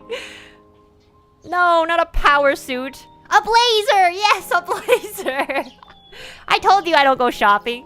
Yes, a blazer. Yes. A blazer. So, she got this expensive ass blazer that I was looking at. I was like, it's really cute, you know? And she was like, she took it off the rack and she's like, try it! You never know how it looks and feels unless you try it. And I'm like, oh, I'm just kind of looking today, you know? I usually like to scout a bit before I buy things, you know? I don't want to say like, oh, I'm not gonna buy anything. That's kind of rude. So like, she's like, try it on, see how you like, and then if you really like it, it's going to be here for like the next week or so. And I'm like, that's not very like long, you know? She's like, yes, these things like sell out very quickly. And I'm looking around the room like you only got like 20 items left. And I'm like, really? Because I only really see 20 items. Okay, how many more do you have in the back? So yeah, so she like put it on me, and you know, she brought me to a mirror, and I had to look at myself, and I'm like, God, this couldn't be worse. I have to fucking look at myself, like, oh, I'm wearing at least, I didn't know the price, because she just put it on me, but I'm like guessing it's around like $800. Okay, $800 to $1,000 for sure. Oh gosh, like honestly though, expensive things are probably expensive because number one, brand, obviously, but number two, like, there's no lack of like good quality. It is good quality. The material is way different from like a regular t-shirt, you know, 100% cotton sort of thing. The way it's like made, you can tell it's very, very different. So yes, there is the factor of it being very like good quality. But again, am I somebody who really, I don't even like iron my clothes most of the time, so I'm not a clothes fanatic, you know? I just put on whatever looks decent and I go out. So it's not really for me. But anyway, she put the blazer on me. And I looked at myself in the mirror and I was like, wow, this looks really good. Not me, the blazer. And I was like, wow, this blazer's really nice. I like the material. And she's like, yeah, what do you think? How do you think it looks great on you? I'm like, yeah, the blazer's really nice. I just focused on the blazer. Okay? So, and then I like carefully, I was sweating so hard. I've never put anything expensive on my body in my life, okay? I was very scared that like I would rip something or like I'd accidentally like stain something for some reason. I don't know. Just anything. I was kind of afraid that there was a prior stain that they didn't see before, and then they'd see it after I took off the clothing, and they'd be like, excuse me, there's a stain on this. I'm like, I don't have a drink on me or anything. You know, I was like getting into those sort of thoughts.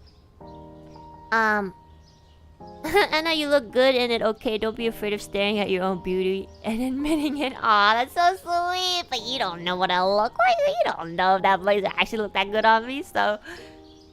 And you'll never know. But no, don't worry. There wasn't a stain or anything. That was just my imagination. But yeah, I took it off, like, very, very carefully. And the lady was like... you're so calm, and you're so shy. Like, don't be shy to, like, try things on and touch things. I'm just like... Okay. My anxiety bar was like going up, not gonna lie. My anxiety bar was like almost at the max, okay? Like the more they go like, oh, don't be afraid to do this, the more I'm like, I'm very afraid to do anything now. I just want to get the fuck out. And I was looking at the wallets too. They were so cute. They were super, super cute. And, you know, I don't know, they're just really cute. I was just staring at them.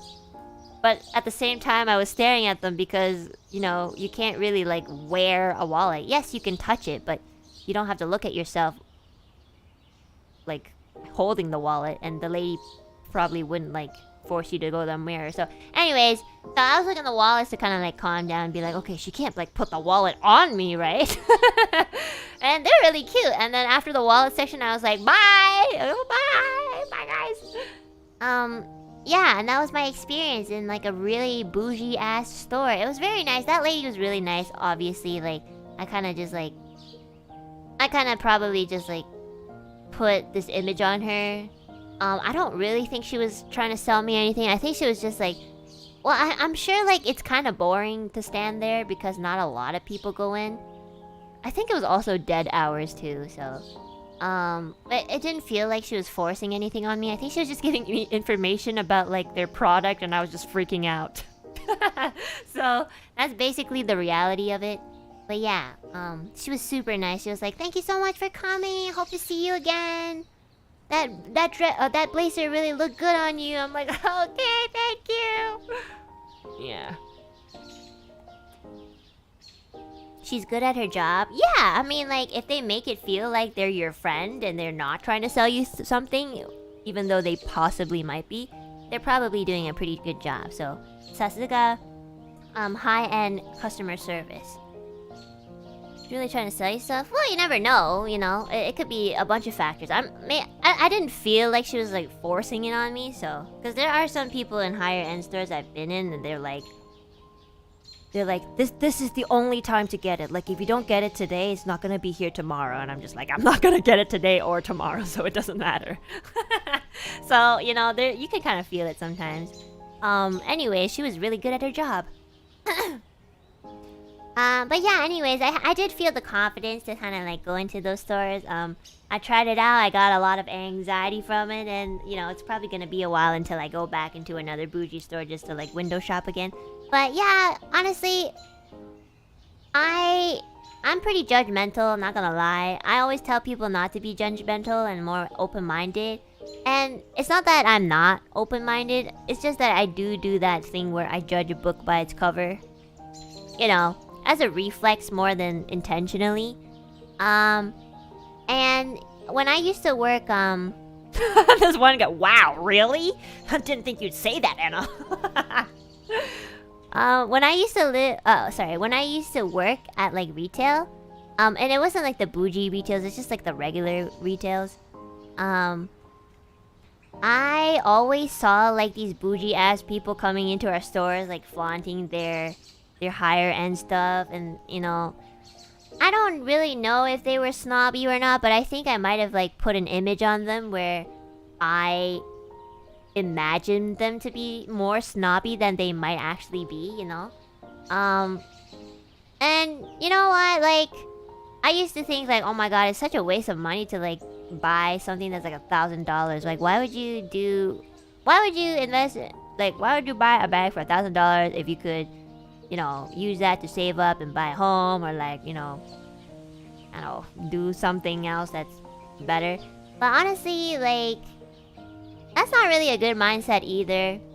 Like, when I think about stuff like that, it also takes away a little bit of me of like the part of me where I would just like to buy something because it looks cute or pretty, and I just, you know, it makes me feel good. Not for like, not because it's a good investment, or not because like, you know, it's to save up money, but I do, when I think like that before, it like took away the part of me where I couldn't really fully enjoy myself. Like, it's good to have a little bit of that mindset, but it's also good to have a little bit of a mindset where you're like, hey, you know, if you really like it, get it and make sure you take care of it, you know? But I used to be like completely like pretty narrow-minded about like stuff like that.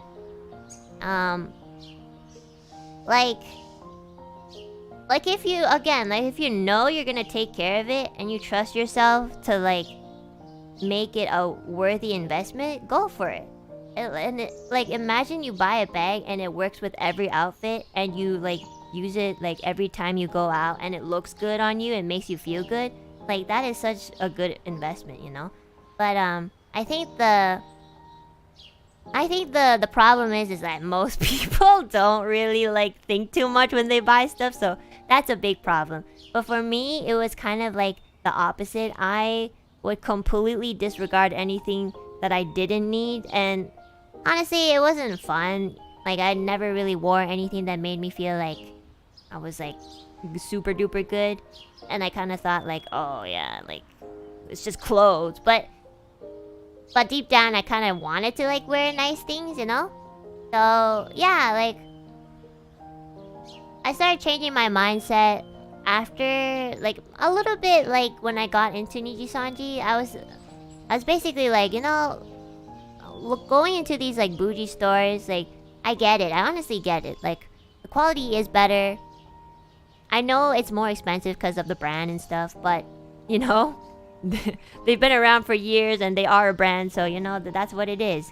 And you know, these businesses, their goal is to make money, and I think, you know, a business that makes money, wow, I don't think that's too surprising. But you know, I think if you can balance it out, like if I could get one thing that I knew I would take care of and I would use every day, and it honestly made me really happy having it, because like it was super cute and it like and it made me feel happy, I would get it. I would get it if it was like, I would have a limit. Like, I wouldn't get it if it was like $5,000. Okay, that's a little bit too much. That for me, like a person like me, I don't ever feel like spending that much all at once. But if it was like, let's say 1,000, okay, yeah, maybe, yeah. If I knew for sure that it really, really was something that made me happy, and I would use every day with care and much thought, you know, I would get it, yeah. So yeah, I really changed my mindset. That's why I kind of like push myself to go into like places where I'm not familiar with. Like, in this case, it was like a bougie store. Because you don't want to have a mindset where like, oh my god, you know, it's not, doing this is bad, doing this is good. It's never good or bad. It's just, it's always in the gray area. It always depends on like how you look at it and how you treat something. So yeah, I really learned a lot. You know, I actually used to be snobby towards like snobby rich folks, I guess. You know, at the time, like, I wasn't making a lot of money, so I guess a little bit of like projecting from me was, you know, being like, oh my god, you know, at least I'm not snobby like them. But at the same time, I was being snobby, but just in my poor ass way. And it's not good to be like that too, you know. So I afterwards that no matter, even if you earn a lot of fucking money, if you don't know how to spend it, if you don't know how to invest in it, you could might as well just say you didn't earn that money. So it's not really about the money at this point. It's just how you see things and how you like portray your perspective about things. So be very smart about your money, but also don't take away your happiness completely. It's okay to pamper yourself once in a while, you know? You know that quote when people tell you, like, treat yourself, girl? Don't use that shit every day. Don't use that quote every single day. Like, treat yourself, girl. Like, yes, that's how you get into debt, and that's how you splurge. But, you know, once in a while, maybe like once a month or something, it really is a nice thing to do, okay? So, that's what I'm trying to say. Yeah. Good. Yeah. That's the point of my story. I went into this bougie store, and I learned something. I learned, honestly, I get why people like it. Okay, there were some bags that I was like, oh god, that's ugly as fuck. But you know what? That's just my style.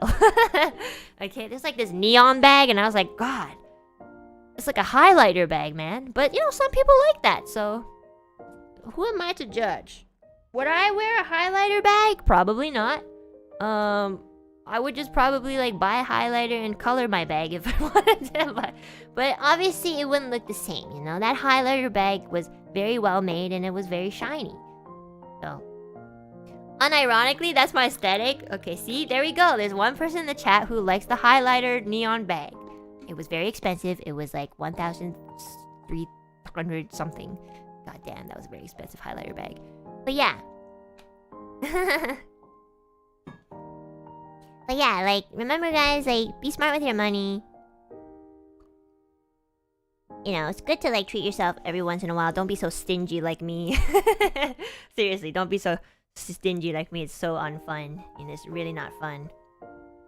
And if you know yourself, like, you know that fashion is your thing, then yeah, this is what you are meant to do. Like, I have no hesitation spending money on, like, producing covers. Like, a lot of the budget that, like, goes into like making one cover always goes over $1,000 for me. So yes, it's very equivalent to like buying an expensive ass bag because there's so much to do, you know, so much to put together, so much people to pay. But that's my passion, you know. I like music and I like to like produce it and I like to show you guys my passion. So I have no hesitation putting investments in those things. So if, for example, something else like fashion is your investment and that's your passion, yeah, and you know, like, you wouldn't regret it at all, that's the time to like actually buy those expensive ass things, you know what I mean? So yeah, don't be judgmental of people, guys. You know, I'm still working on that myself. I judge people all the time, but I think my greatest the greatest thing that's helped me is I'm very self-aware of myself. I know when I judge people, even though I didn't really give them a chance. So I kind of like catch myself in that sense. But yeah, like, you know, don't look at someone and think, oh, you know, they're probably snobby because they have a lot of fucking money. You never know. I don't think that's the case most of the time. So judging to a degree is healthy. It's a self-preservation instinct. Yeah, judging to a degree is healthy. Don't be like stupid naive, like, oh, everybody's nice. Don't give everybody a chance. Okay, I mean, don't give everybody like the benefit of the doubt, you know? Like, I have some friends who are like, oh, you know, maybe they're just like, oh, actually, I think that's Millie. Maybe they just need help, and then I'm like, no, I'll slap you in the face. This is the 7th time that's happened. I'm sure if they needed help, they would have said so like on the 2nd time, okay? So yes, there is like Millie's on that side of the spectrum, I'm on this side. So we need to be in the middle to be more balanced. Like, I'm too, like, my barrier's up too much, and Millie sometimes like gives people way too many chances, and I'm just like, bruh, you. But I think that's why we get along. Like, you know, she teaches me to be a little bit more relaxed around things like this, and then I always teach her, hey, you should watch out a bit, you know. And, you know, that's why we're so balanced, because we're so opposite in that aspect, and, like, we meet in the middle. Yeah. But, you know, I mean, obviously, she was like that more before, but we're doing a lot better now. We're more towards the middle now, both of us. So, yeah, the gremlin twins, yin and yang, guys. Opposites attract. Okay, but I mean, like, not in that attraction, you know? The only thing I spend big cash on is my hair because I've learned not worth paying less to risk someone ruining it. True, yeah. Like, I've had a bad haircut before. I went to a salon where this lady like dropped her scissors on my neck and it like fucking scraped, like it scratched me, and she was like, "Oh my god, I'm so sorry." And I'm like, I'm never. Well, this is what I get for paying $10 for a haircut. So, yeah, that was scary. Yeah, it's true. Yeah. It's like I have Millie and Enna in my head, so it's just mentally exhausting dealing with both of their mindsets. Well, you know, at the end of the day, I'm just telling you guys my experiences. Like, I'm not like, I don't want you guys to think I'm very wise or anything, and I don't want you guys to like take my advice to like I don't want you guys to like take my advice and be like, Enna says this is good, so I should do this. I don't want you guys to be like that. I just, at the end of the day, I have these conversations with you so that I could get you guys to think, you know? I like to like introduce these topics so that we can learn something from each other. It's not that I'm trying to teach you or anything. I just want to share like what I think. And, you know, so then it gives you guys the opportunity to think, to share what you guys think so I could learn something back. So I never want you guys to think like, oh, you know, Enna's always like saying that, well, preaching that this should happen or that should happen. Like, honestly, you should really only take like what I say with a grain of salt. At the end of the day, what I'm just trying to do is just to make a conversation, you know? Like, I never would want to force you guys to be a certain way, to think a certain way, or act a certain way. That's not really good. That's not the point of why I talk about these things. But, I just want you guys to think, you know? Like, hey, isn't it better to do it like this than that? And then you guys can sometimes tell me like, well, and not really, because, you know, some people are like this, and sometimes this happens, and, you know, I read a lot of that. Like, I don't read it out loud sometimes, but I am reading the chat, and I think like, oh, that is very true. Like, I'm not in the perspective of everybody in the whole wide world, so sometimes I can't see. But that's why I like to talk to you guys about it, because you guys are basically like giving me insight about like, you know, different life lived by somebody else. So as basic as that sounds, that's actually how you grow as a person. Yeah, I think, you know, I think it's just important to always try to understand and grow. Because, like, I feel like if we don't talk about these topics sometimes, like, and I've just spent my entire 1 or 2 years at NIJISANJI, like, talking about, I don't know, something. Just, like, having, like, small talk. I don't feel like I'm getting... I don't know, I just feed off of like more deep conversations. That's what I feed off of. That's just who I am. Like, I like to learn these things. You know, I don't want to like provoke anybody, but that's also why I tell you guys, like, if you guys don't like a conversation, you're free not to be here.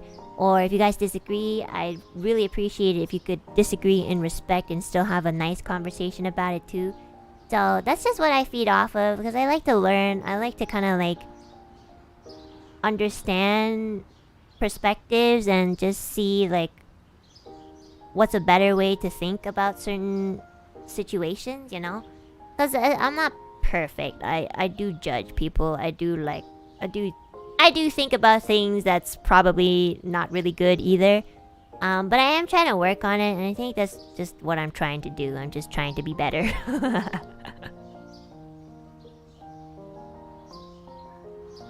I've only watched male VTubers, and this is the first female VTuber stream I'm watching. I just want to say this stream felt like a girl's talk. And I relate so much. I appreciate it, and oh my gosh, yeah, it's like we're having like a sleepover, yeah. Except we're not talking about girls and boys and, you know, sex. We could talk about that, I don't mind. But, you know, I like to talk about this sort of thing more, you know? Is this really a girls' talk? I don't know. I've only ever had like 4 sleepovers. Okay.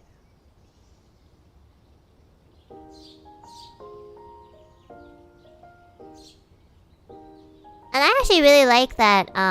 There's been some cases where sometimes I'll have like a certain talk. Sometimes, you know, after like a gaming stream, I'll do like super chats and I'll kind of go on a tangent. Or sometimes I'll do a zatsudan. And I'll talk about certain things, and then some of you guys will like comment in the video, like after the stream is done, what your opinions on certain things were. And you know, it's not that everybody's like, oh my god, and yeah, I agree, I feel that, you know. There's definitely been some, like quite a few people who are like, oh, I think when you said this, like you're kind of disregarding like this sort of perspective. And I was like, oh my gosh, you're absolutely right. Like I never even thought to think about that. I couldn't even think about that. I was incapable of thinking like that. And I really appreciate that. Like, and these people, they're, you know, you guys are the same people who like stick around. So, you know, that's what that is telling me is that even though we might not agree on certain things, or you know, a topic might have not been like explained properly or received as well as it should be or would be, you guys still kind of like overlook it in a way. And at the end of the day, as long as we can like have a mutual respect and have fun, you know, that's really all that matters. So it's not like all my friends agree with my mindset. A lot of my friends actually disagree and they think I'm really stupid, but they're still my friends. Are you in a bird park or something? Oh, I put on this like copyright free, well at least I hope it is. It says copyright free. Outdoor summer day sound effects, you know? To kind of like immerse us in the Sakura, you know? Birds like Sakura. Yeah, we're outdoors right now, guys. We're bathing in the sun and underneath the Sakura cherry blossoms and having our Sakura Mochi that we still haven't finished and drink our tea. Yes, and you're in my arms. Aloo peeps. Can't reach. My head won't reach. You're in my arms. Hold on.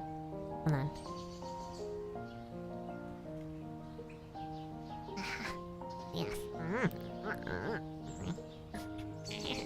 In my arms all day long, in between the warmth of my armpits. Yeah.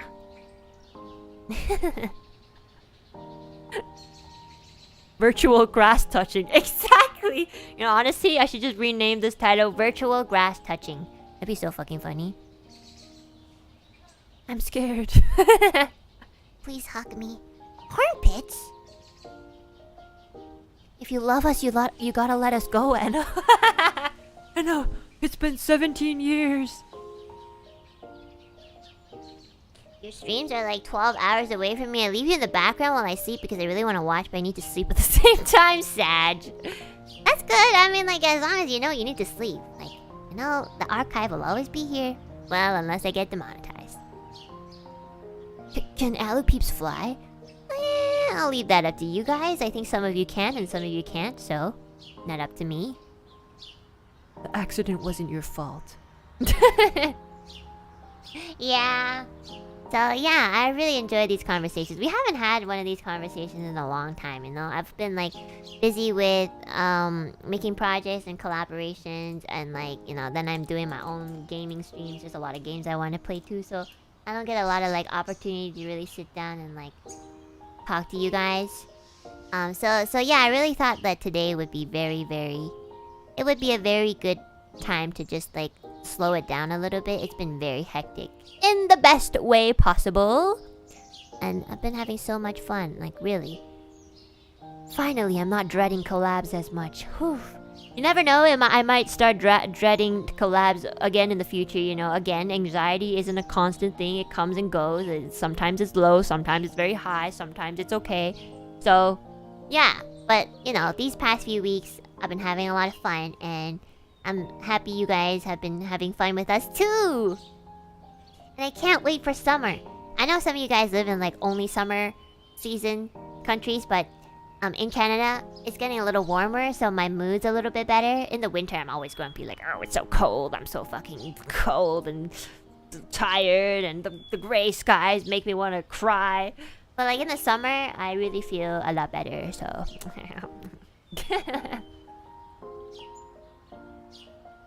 No joke, your collabs are really good.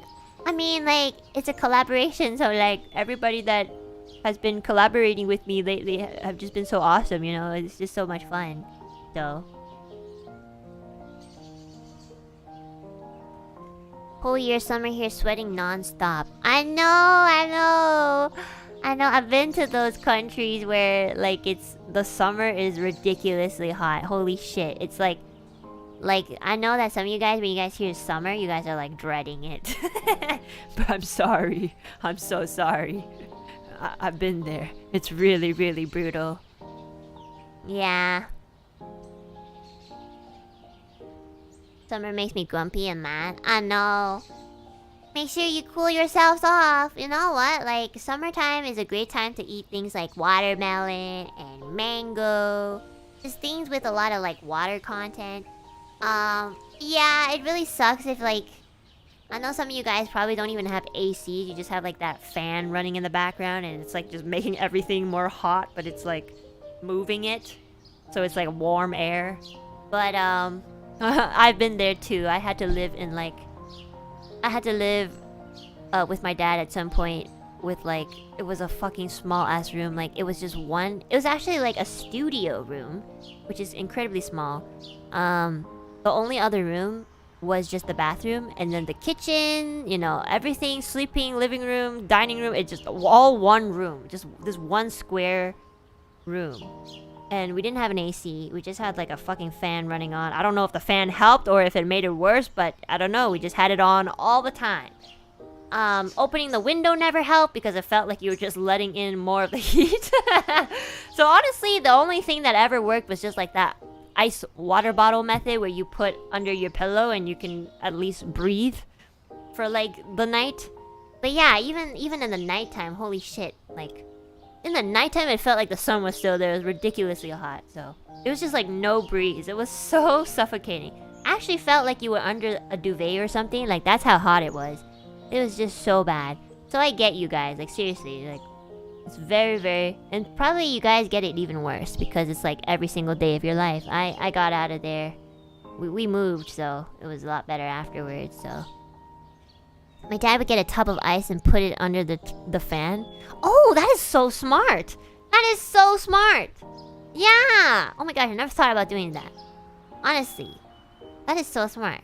And then, like, after it melts, you just put it back into the freezer and then freeze it again and then melt it again. Oh my god, that's, like, so resourceful, too. Yeah, that is very smart. I never thought about doing stuff like that. You see? You see? You guys teach me many things. Now I know what to do if I don't want to use the AC and, like, up my bills. Thank you, guys. Thank you. Life hack. Thank you. But you know what? Like, the countries that are hotter tend to have, like, better fruits. You know? Tend to. Maybe not all. But, like, they tend to have, like, nicer... Well, nicer weather because the sun is always out, so it's bright. But you know, yeah. You know, I was eating so much fruit when I was in those conditions. You know, the fruit was so good. I had this peach. Okay, I've had peaches in Canada, and they're good. You know, I had this peach in Japan during the summer. It was so thick. It was so fucking plump and thick. And the color of this peach was so beautiful. I even took a picture of it. Okay, like it was a fucking fruit. I took a picture of one singular fruit because I thought it was so beautiful. Yeah, it was so beautiful. Like it had this pink that was like, that was like fading into like a yellow at the bottom. It was just so, and it was just so plump. And it was so big. And it was so juicy. And there was so much water content. Like, oh my god, it was one of the best peaches I've ever had in my life. I can still, like, taste it when I talk about it, you know? That was my first peach in Japan.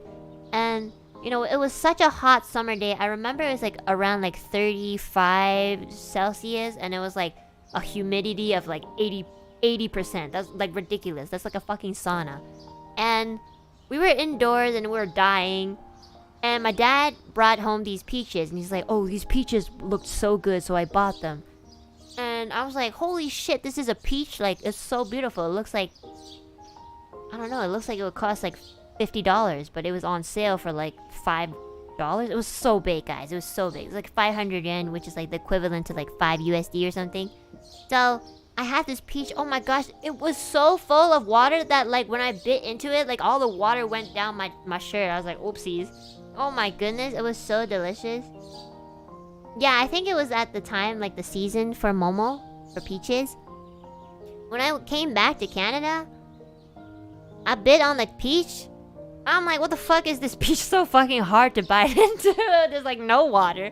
It's like I'm eating a dry plum. It was very unsatisfying. When I came back from Japan and had Canadian fruit, I was just like, oh, well, I can never eat Canadian fruit ever again. But yeah. Yeah, it was so delicious. So honestly, like, you know, if you guys are in constant heat and distress and you have like really good fruit, eat it. Because that's your only salvation in that hell. Yeah. Do it. Eat it. It's so good. Did I start reading super chats? Because I kind of like... Oh god, it kind of piled up, to be honest. Okay, I'll read some super chats because I think you guys had some like questions too. Okay, let's see. And off the bat already somebody has a username that I can't even read. Hold on. Let's start reading some super chats while we talk too. Otherwise I'll just talk forever and then like super chats will be at like the 5th hour or something. Oenbotto! That's such a nice name. Good morning. Sadly I can't watch this gorilla streaming, but I hope today is a good day for you. Thank you so much for dropping by. Thank you. This is what I was talking about. You guys are always like saying like, oh my god, I can't make it. I'm sorry, but I hope you have a great day. And it's so sweet. It's so sweet. I love it. You know, I do know what you guys talk about. Maybe not all the time, okay, admittedly. But most of the time I do know what you guys are talking about. So, thank you. I appreciate you guys a lot. Miguel, thank you so much for the super. Your Love Space cover reached 500k. Congrats. Oh my gosh, it did? Oh shit, I didn't even realize. Oh my gosh, thank you so much, guys, for 500k on Love Space. Thank you! Thank you, guys. I've been listening non-stop since day one. I love it so much. Your voice is so beautiful. Would you consider doing more city pop covers, please? I'd love to hear... Oh, これ読まないけど Stay with me or Ride on Time from you. Oh, I know Ride on Time. I love that song. I would love to do more city pop covers, honestly. It just comes down to like permission, you know? But yeah, like for sure, like if I can like get the permission, I would sing all the city pop songs. I love city pop. I love what's that one song? I love Plastic Love, you know? It's a very like iconic song by the same composer as Love Space. And I even included Plastic Love in like the ad-libs at the very end of my cover. Right on Time is an amazing one too. There's like one called I think 4 AM or something. I can't quite remember. I know the songs when I hear it, but I can't quite remember titles sometimes. Yeah, it was so good. What is city pop? Honestly, I don't even know how to explain city pop. I just know how to differentiate it. So let's search it up. Let's see. City pop is an old genre of pop music in Japan. So that's specifically the description. It began in the mid-1970s, rising to the peak of its popularity in the late 1970s and early 1980s. It also spreads to other areas of Asia, particularly establishing a foothold in Japan? Okay. Where many covers of popular city pops were popularized. Popularized! I keep saying popular, and then I can't say popularized. Why do I say popular? What's vaporwave? It's like vaporwave? Is that a genre? Wait, let me search that up. I know what that is. Popularize.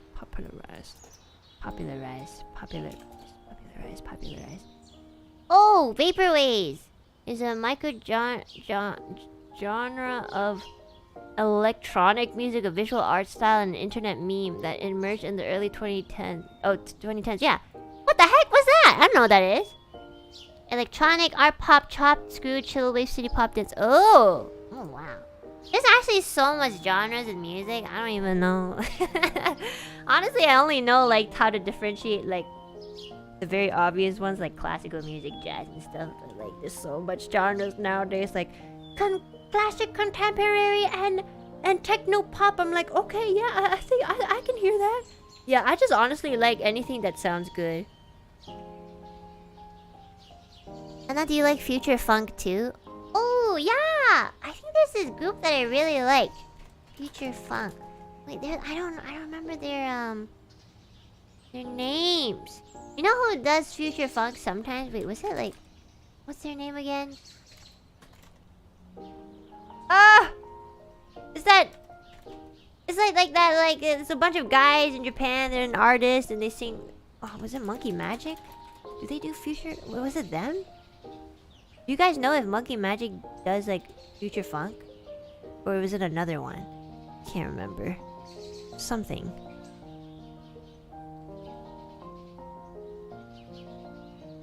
The guys with business suits? Yeah. The guys with. Wait, I can't remember honestly, but I know which genre that is. I've heard it somewhere. I just can't remember names. But anyways, I like all music as long as they're good. Have you ever tried to sing enka? I don't know. I think so. I think I recall myself doing an enka stream once, but I'm not too sure to be honest. You're gonna have to like backtrack on my channel a little bit if you want to know that answer. Okay. Miguel, thank you so much for the super. Thank you. Also want to thank you for the great moments you've given us and for your hard work. You're amazing. It's a bit embarrassing to say I love you, so instead I'll say thank you so much for everything. Well, you kind of just said it. I appreciate you very much. Thank you so much, Miguel. Thank you very much. I appreciate that a lot. Thank you. Would you guys like low-key... Okay, look, just because you feel cringe doesn't mean that, you know, it's something that can't be done, you know? I feel cringe when I say I love you to my parents and stuff, but I still say it. It's just a little embarrassing. But would you guys say like I love you to like your VTubers, like your favorite VTubers or something? Would you guys actually say it? I guess I would say it in like a very like friendship kind of way, you know, like love you guys so much. Something like that is like very natural for me. But I wouldn't say things quite like in a very intimate moment, like, you know, guys, I love you very much. You know, the atmosphere is very different, you know? Not to say that second I love you was like a romantic one, but it's like, you know, it depends on the scene, you know? Like, it depends on the moment. Yeah. Like, I love you guys, but I can't say it in a way where it's like, guys, like if I were to like, okay, let's just say for some reason I need to leave forever, okay? And I wanted to tell you guys my last messages. That would probably be the only time where I would muster up some courage and actually like be like, guys, I really love the fact that you guys are so awesome. You know, that would probably be the only time where I would actually properly say that sentence. So yeah. Why? Because it's like so intimate, you know. It's a little too much for me. I'm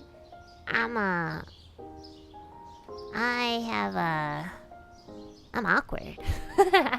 So until that day comes, I'll just be doing my usual love you guys, love you besties, bye guys.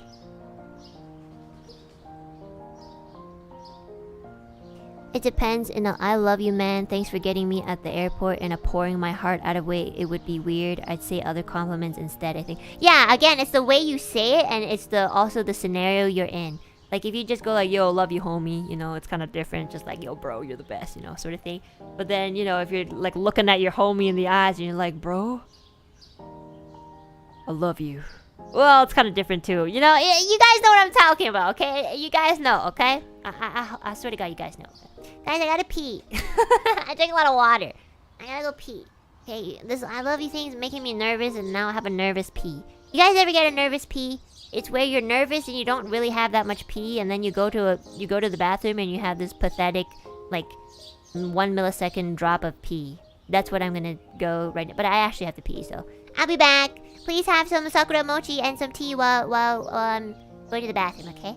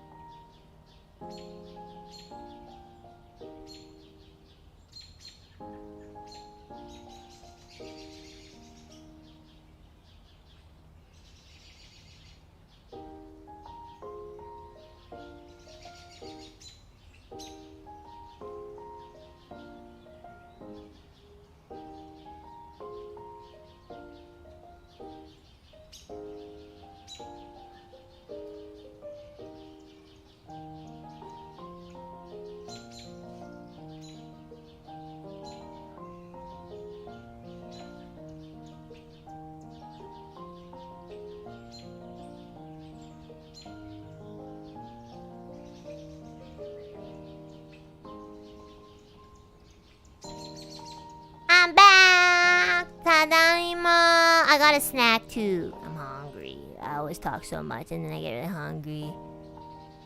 This is kind of relaxing. Yeah, I wanted this to be really relaxing. I really wanted to do a chill stream. We never do a chill stream. I'm dying every single stream, okay? Sometimes you have to let me live a bit. Oh my god. I got some bread.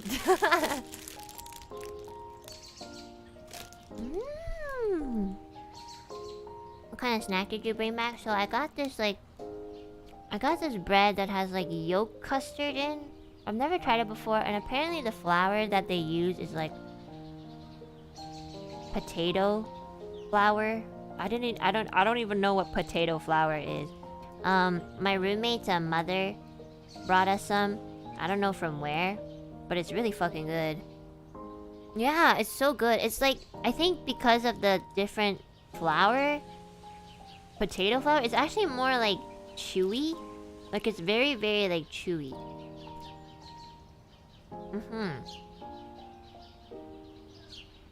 Do you have any drinks with you? Yeah, I have green tea. What are you guys eating? Or drinking?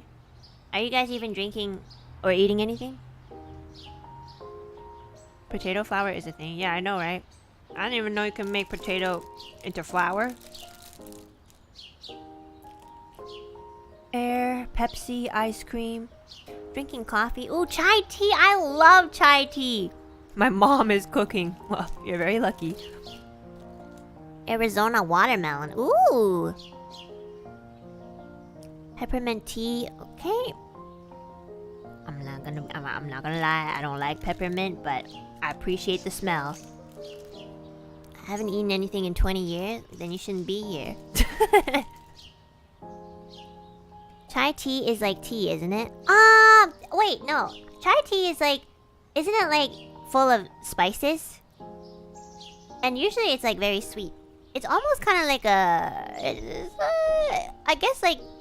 It's so... Okay, it's sort of like... Okay, like... It's sort of like a matcha latte, I guess. Like, it's sweet. But it's not... It's like... It has a little bit of spicy. Like masala or something. Something like that. Yeah. I think... Is chai tea from India? I'm not sure. Because the spices are very familiar. It's really good though.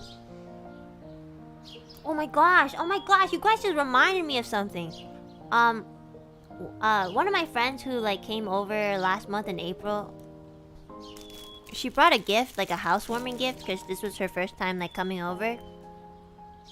I don't even know why. This is just like a new place I rented. It's not like I own this home.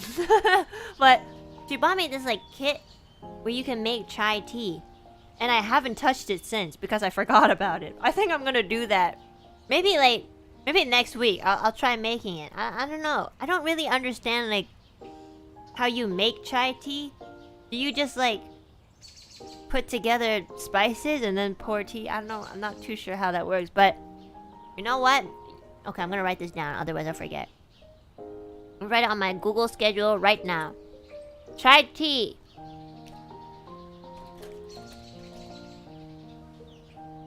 I have no idea how to make it. I don't even know what it is. I don't even know if it tastes good. Okay.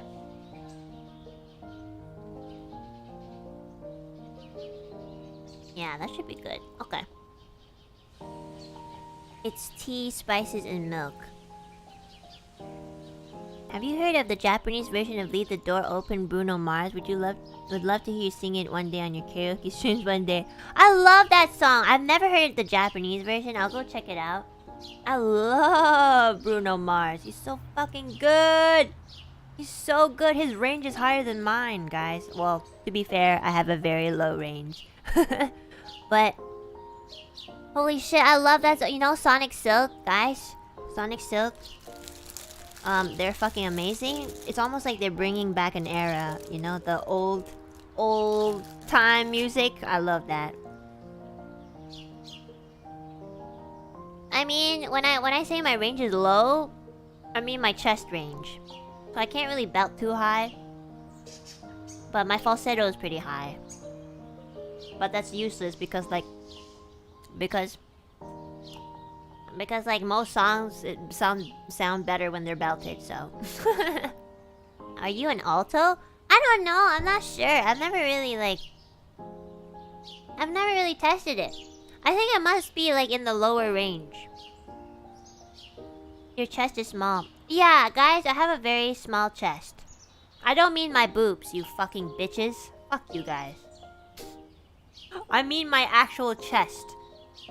Like my chest, like where my lungs are. Like underneath. It's actually so like, okay, look. Hold on. Let me feel it. Where is it? Okay, so you know where your collarbones are? We love you for who you are. Shut the fuck up. Didn't even think about boobs there. Don't fucking lie, you bitch. Okay, so you know where your collarbones are? Okay, if you can find them. Okay, right under. Right under there's like this bone, right? In between where your nipples should be. Okay, everybody should have nipples, right? I mean, unless you like got surgery or something, but like where your nipples should be, usually. In between there's a bone, right? Usually if you have like fat there, you probably can't really like you can feel it, but it's like there's some padding. Sternum? Is that what it's called? Sternum? Okay, let me search that up. Is it a sternum? Why does it sound so nasty? Sternum. Why does it sound like rectum? Why does it have to rhyme with rectum? It's like all the way. Yes, it's the sternum. Okay, yes. Okay, guys. If you guys had to like touch my sternum, you would feel every bone. You could feel like, you could actually feel every single, okay, not every single, but like around my chest area, you can feel like my rib cage. Like you can feel the bone, and like you can kind of like differentiate like where the bone is going. Yeah, for real. My chest is so thin. Like I'm very like, I don't know why, but I don't know why. I probably don't exercise enough or something, but like I'm very like thin there, you know? No, I'm not unhealthy. I think it's just my body structure. My mother, when she was my age, was super thin. And it's not like we don't eat enough. Like, my mom eats a lot. Holy shit. But yeah, she's just a really skinny lady back then. And my dad always used to make fun of her because when they were younger, I mean. Because my mom, like, my mom was like considered the worst singer in her class. I think like when they were in school. Oh, by the way, my parents like went to school together. I think it was like high school or something. So my mom would be considered the worst singer because like she would have like 0 lung capacity. So my dad always made fun of her for it. She like, they told me this story many times. Like she would kind of like when they were doing like a scale or something. Because apparently for them it was like a class, you know, singing or something. I don't know. But yeah, she would basically sound like,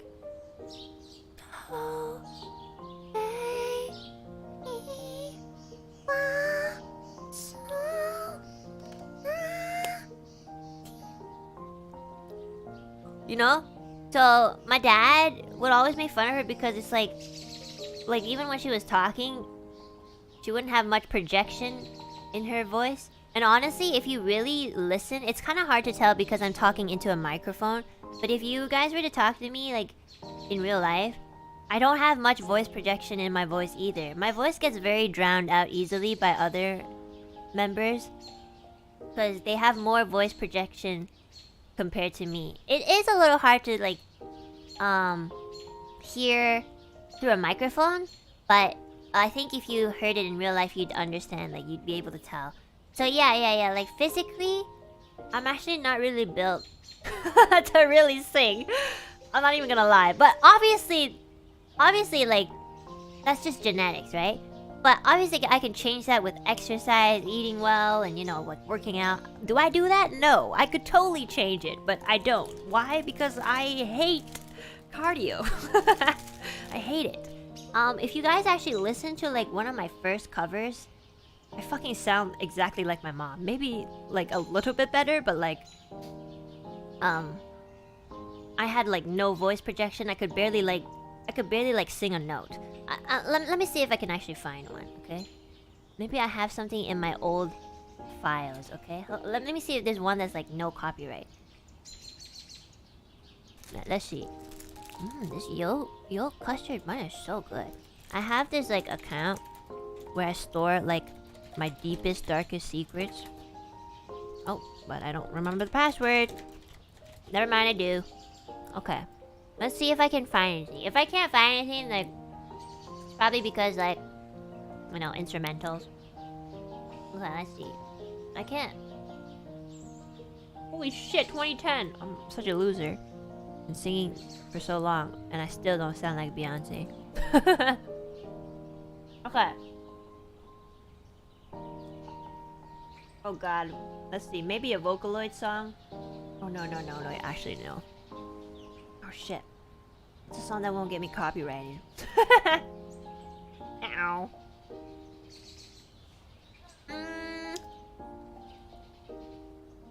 Okay, let me see. Do I have any acapellas? No? Do I have any acapella? Okay, let me try acapella. Oh my god, these are all recent.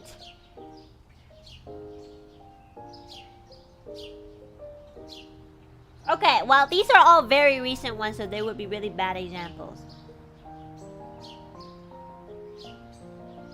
Okay, wait, I think I have an idea. I think I know. There's one song that I sang.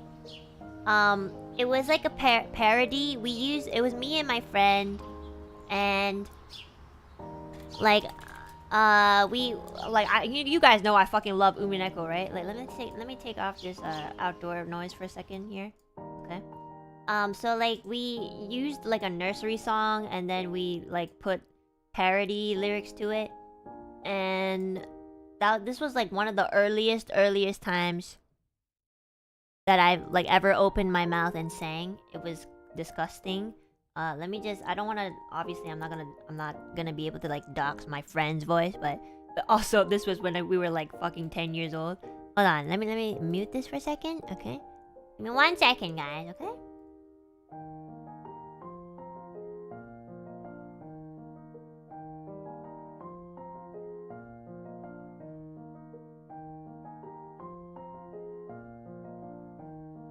Okay, so, you know, I've been a Higurashi fan and Umineko fan for like fucking 500 years.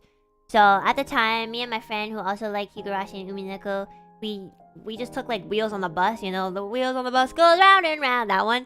And then we just like, you know, made up something. We just made it a parody that was related to like Higurashi and Umineko. So I'll show you guys, like, this is literally me when I was like, okay, this is from 28. This is from 2008. Sorry, not 28. This is from 2008. Okay, this was when I was very young. I only ever started singing, like, I think I just started singing. Like, I didn't even like knew that I really liked singing. I just like tried it out. So this is actually like terrible. So for anybody who wants to sing, this is literally where I started from. Okay, it's not. I was not born with a voice. In fact, I was genetically born not to sing. But I just really like singing, so you know, what can I do? Okay. Let me show you guys. Let me put this down. Okay, you guys ready? Oh god, this is embarrassing. But you know what? If this encourages people to like try out things and work hard, then so be it. And I don't think is Wheels on the Bus? You know what? It's very old, so I'm gonna. We're okay. It should be okay. Okay, guys, don't say anything. Okay, promise, don't say anything. Also, timestampers, don't timestamp this because this may or may not be copyrighted. Okay, don't timestamp it. Okay, thank you. Okay. Now go scratch, scratch, scratch, scratch, scratch, scratch, scratch. Sakura go scratch, scratch, scratch, all the way to town. Okay, I'm gonna have to stop there because my friend's gonna sing. But you hear that? Oh my god! Like, I couldn't even control a note. I couldn't even like. I had no projection. Do you guys know what I mean now? I had no projection in my voice. I was like, like I just felt. I sounded like so weak. You know what I mean? Thanks, guys. I sound exactly the same. Like my voice type is still the same, but you guys can probably tell like my voice is a lot stronger now, right? Aw, thanks, guys. I was like probably, I don't know. I don't really know how old I was, but I'm gonna guess like very young. Like probably under 10 or just 10 or just above 10, somewhere there. Did you go to classes or are you self-taught? No, I never went to classes because it's too expensive.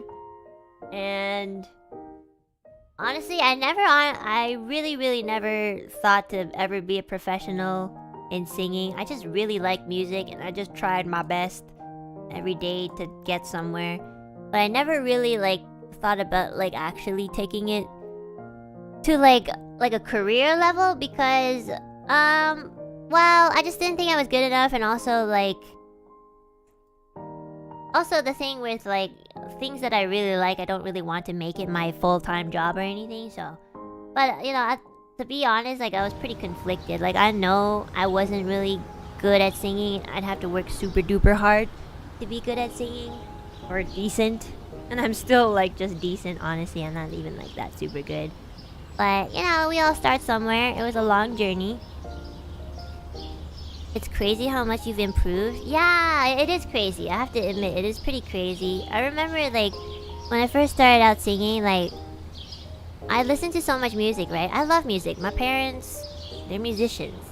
They're not singers, but they're musicians. But, you know, they're pretty strict on music, and I was influenced listening to a lot of music.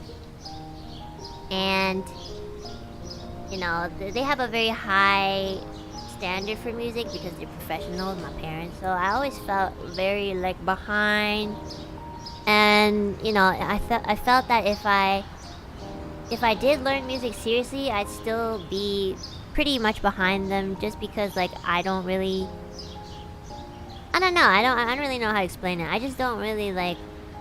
I know that if I were to study it, it wouldn't be the same as just like doing it for fun and for passion. I'd have to actually like understand music theory, and that's just not really my thing. And my parents were actually quite disappointed all the time when I said that, because they're like, you should learn music because we like music, so you know, if you like music you should learn it properly. But I never really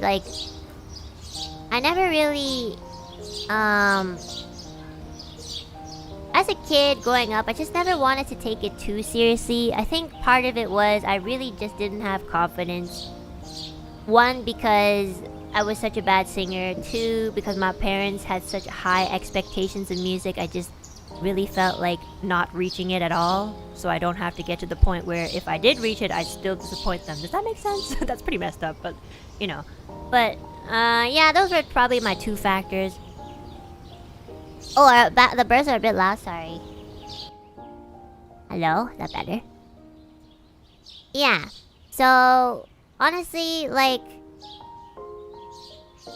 that's probably why I got into, like, anime. Well, I liked anime before I liked singing. But a lot of the older animes, like it was very simple, you know, because I always listened to, like, very complex music, like my parents. Like, instruments are very complex, you know, like classical music is fucking complex, jazz is complex. I'm always listening to that and I'm just like, Jesus Christ, like. So anime music, like pop music at the time, were pretty simple. Like, it's pretty straightforward, you know, the chorus repeats 3 times or 2 times, the verses are pretty much the same. So, you know, I started out singing anime music because it was just simple, it was straightforward, it was nice to listen to, and I liked anime. I just liked everything about it. So, yeah, that's how I started, you know. And it wasn't like I was motivated the entire time. I had like years where I would not sing, and then I go back to it, and then I'd have my depression phase where I'm like, I can't be a musician, I suck. And then I go back on it. And then I think like the last time I stopped singing was right before NIJISANJI. I kind of was just, yeah, like a year before entering NIJISANJI, yes. I kind of was like, I think I'll get back to it, but I was very slow at it. And then once I entered NIJISANJI, I was like more motivated because number one, it's become part of my job, and number two, I finally kind of realized this is honestly what I just want to do. I've just been doing it for so long. I went out of my way to try not to make this something that I really wanted to like continue doing. Like, I would get jobs to kind of like distract myself, and also because it would pay me. And then like, you know, I just thought, okay, like I never studied music, I never actually got trained by professionals. Like, you know, this is where I'm gonna be at forever. I'll just be here, stuck. So there's really no point. It's just for fun. You know, I'll still have fun at karaoke's, but there isn't really much purpose in trying to pursue anything more, which I think is really toxic, to be honest. I still kind of think that way, but now I'm starting to realize, damn, like I got this job and I've been like the happiest I've ever been, like job-wise, and I'm like, damn, I really just like to do this shit. I just really like to do it. I don't know why. It's kind of annoying, but yeah, I do like doing it. It's a little daunting because I'm realizing it so late. Should have realized it because my parents liked it, and I've liked it ever since like 10 years ago, but I still tried to like think that I'd probably be good at something else. But yeah, I just really like it. I'd come to realize that, okay, maybe you're not going to be Mariah Carey, you know, but I think it's okay. I think I can still be happy knowing I'm not Mariah Carey's level, you know. So, and I think down the line, you know, as I grew up, my parents communicated with me more. Again, like, I'm pretty, like... My parents never said anything like, oh, I'm disappointed in you for, like, not pursuing music. They never said anything like that. I just kind of, like, perceived it like that because they were so, like, adamant on it. And I just saw them as... My parents are so hardworking. They're so fucking... They're not talented. They actually, like, had to work hard to get to the level that they were at. So I don't really want to call them talented, because that kind of makes it feel like I'm disregarding their hard work. But they are, like, they worked themselves to get to the point where they are talented. So I really look up to them, and I feel like I'm always behind them in some way. Because number one, it's not just because, like, my music isn't, like, as pristine or proper as them. It's more like I don't have as much, like, discipline compared to them. And ambition, I guess. So I lack a lot of those traits, so I feel like without those traits, I really get left behind a little bit, because I'm really bad at disciplining myself. I don't think you should keep comparing yourself to your parents. I know, but I still do. Yeah, everyone is different. I just have a very strict mindset on myself. If not anybody else, probably just me. So, but you know, I'm starting to realize it. I was a lot worse before. Of course, I'd love to get, like, professionally trained one day, but there is the fear of, like, going to a professional and they kind of half-ass it, which I think I kind of talked about this before, but, like, it is a very common thing. Like, you find somebody and they don't really fit you well. So I really hate that. I'd rather, like, self-teach myself than, like, find somebody, pay them, and then, like, I don't learn anything from them, you know? So yeah, I kind of wish I did get a professional, like, earlier. But, you know, at the time, like, there were a lot of, like, things happening. Like, I didn't have the best, like, family situation. So, like, I really wouldn't have been able to, like, have this luxury of getting myself a teacher for singing. But, you know, I worked really hard to teach myself what I could teach myself, properly or not. I got somewhere. I don't know what I did. But I think I sound a little bit better than I did in 2008, right? You can remember, you're always a customer. You can go somewhere else if they aren't a right fit. Yeah, I think for me, I just don't like the hassle of like trial and error.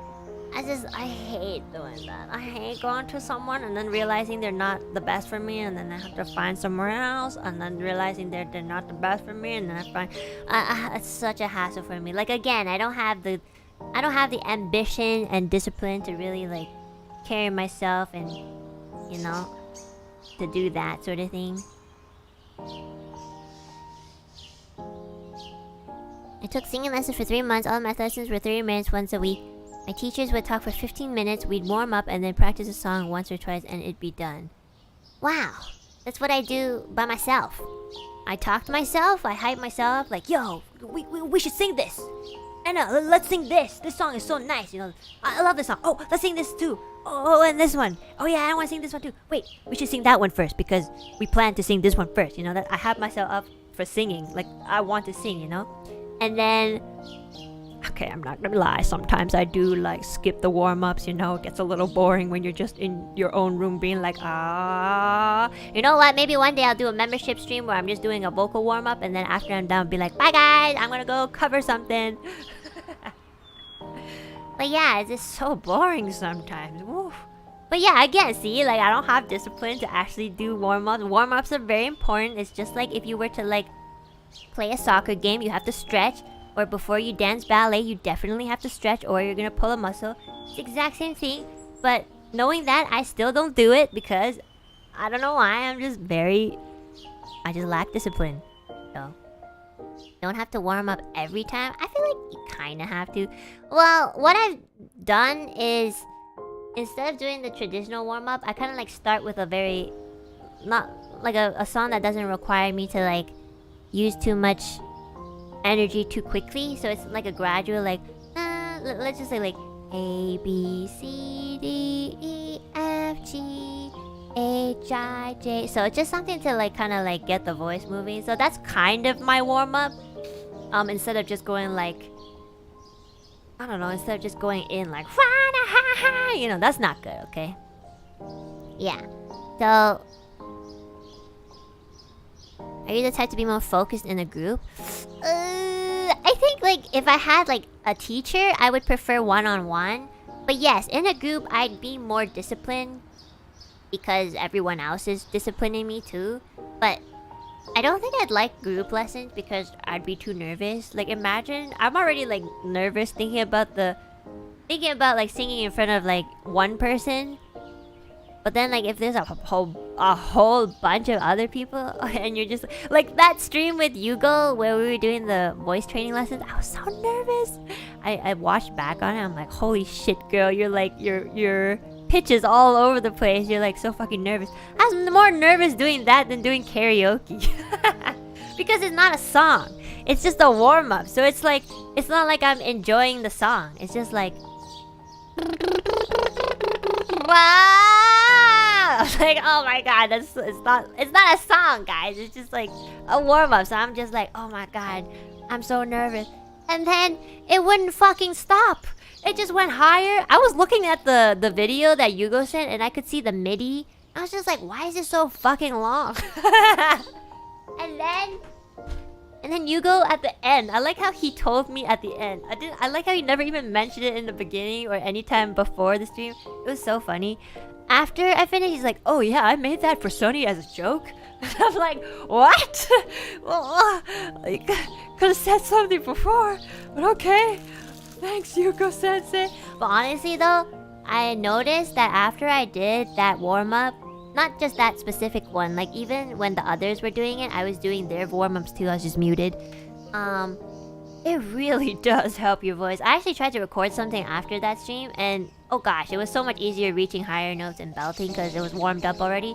So I'm definitely gonna actually discipline myself more. Now that I have like, you know, materials to kind of like sing with, aka Yugo's wonderful materials, I'm gonna use his vocal training midis to like, you know, warm up. And then I'll get... Yeah, I think part of it was like you couldn't really find these things on YouTube. I think on YouTube they just have like the very basic like dun, dun. But then like for Yugo, he actually was like, okay, do the lip roll and then go into like a chest voice. And I was like, oh, okay. So yeah, like I'll definitely use his materials to warm up. And you know what? I need to honestly work on myself physically too. Like, I do go to the gym, but I don't go as often as I should anymore. And I think something that would probably help with my singing is cardio, and I hate cardio. I have asthma, so sometimes when I run too fast, I can't breathe. Like, it feels like I'm breathing through one tiny pipeline, okay? It's literally what it feels like. Sometimes my asthma... I don't even have bad asthma. I just don't like the feeling of not being able to breathe at a very consistent rhythm, you know? Sometimes it's like... it's so uncomfortable. So... get into swimming. Oh my god, I really tried. I tried to get into swimming, but I'm so afraid of water. I tried. Maybe I'll try again. I think during the pandemic though, but before the pandemic, I was actually swimming with my roomie's mom. We're very good. My roomie and I are basically like besties. I just call her my roomie, but I just want to so that you guys know who I'm referring to. My roomie's mom is a really good swimmer, and she was teaching me at a pool. Holy shit! I was so afraid to like fall back and float on the water because I'm afraid of heights, right? So it's almost like the same feeling. Like the feeling of knowing nothing's underneath you, like, terrifies me. I still cannot like float on my back. I can't do it in peace. Like, I did it once, and every time I have to like prop myself up again, that feeling of like falling just like freaks me out so bad, you know? So yeah, but honestly though, like Honestly, I think if I warmed up every time I sang and if I actually did more exercise, like I know all the answers to how to improve myself. I just, again, don't have ambition and discipline to do it. My greatest flaw. I think it would probably help a lot. So maybe you guys can help motivate me too. I think if I had to like have somebody like there, I would probably be more inclined to do it because it's just so lonely to do it by yourself sometimes, like exercising by yourself. Even if I do listen to music, I don't feel much motivation.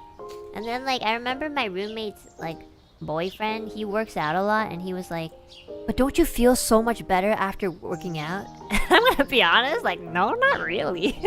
Like I don't feel like, oh my god, yeah, I feel so awake and so like happy. I'm like, yeah, I feel awake, but like I don't mind not feeling like half dead. That's what I feel every day. I'm used to it. So honestly, like it's not that much more of a difference for me. Like feelings wise, I feel pretty bad actually. My thighs hurt, my back hurts. Like I'm tired, I'm sweaty. I don't know. I'm not sure what you mean by that, but I do know it is good for you, so I do it sometimes.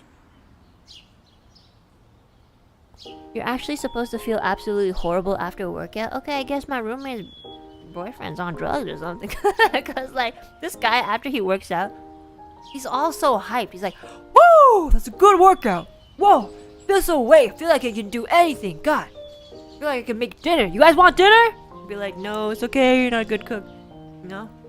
Yeah, endorphins. I don't know what he takes after, but not my business. But anyways, I don't think you should be that hyped after. I don't really see anybody else being that hyped after. After when I work out, when I have a solid 60-minute workout, I'm dead. I actually like shower and then I pass out. My muscles hurt so much the next day I can barely walk. Horrible. I don't know if he's just trying to like lie to himself, but he's very good at it. He convinced me that I should be that happy after I work out, but I'm not. I think I'm happy when I'm not working out. But I will still work out, I promise. I promise. He has a point. I guess so. It should make you feel good overall. I think I'm just too depressed to feel it.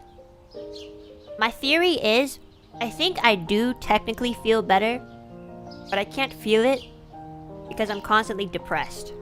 So, I think that's why. Woo! Depression! Yeah.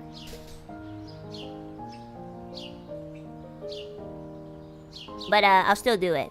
The fact that I think about doing it is already a first step, so. I know. I have to work out today, but I'm so lazy. Oh my god. You know what? Okay. Okay, guys. I will work out today after this stream. Okay, I'll go to my gym, my local gym. If you guys do it too. Okay? It's an honor system. Whether I know that you guys are actually working out or not, I won't actually know, but honor system. Okay? I'll do it if you guys do it. Is anybody saying, let's all work it out? Nice. I might. Take care, Enna. Like how some of you guys already admit that you're not gonna do it. Yeah. Pinky promised us, yes, I will do it because you guys will know that I work out because tomorrow if I complain about like certain joints hurting, you guys will know. And I wouldn't remember to like actively like lie about it because if it doesn't hurt, it doesn't hurt. So yeah, I'll work out today. And tomorrow, I think I'm gonna be in like a Monopoly stream or something, tomorrow or the next day, because usually the pain lasts for like 2 days or something. If you guys hear me complaining about my joints, then you know I actually went to the gym. Okay?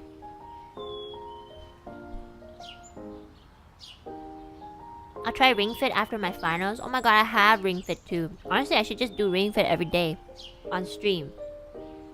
But do I want to do that every day on stream? God, that'd be horrible. I would not want to do Ring Fit every day.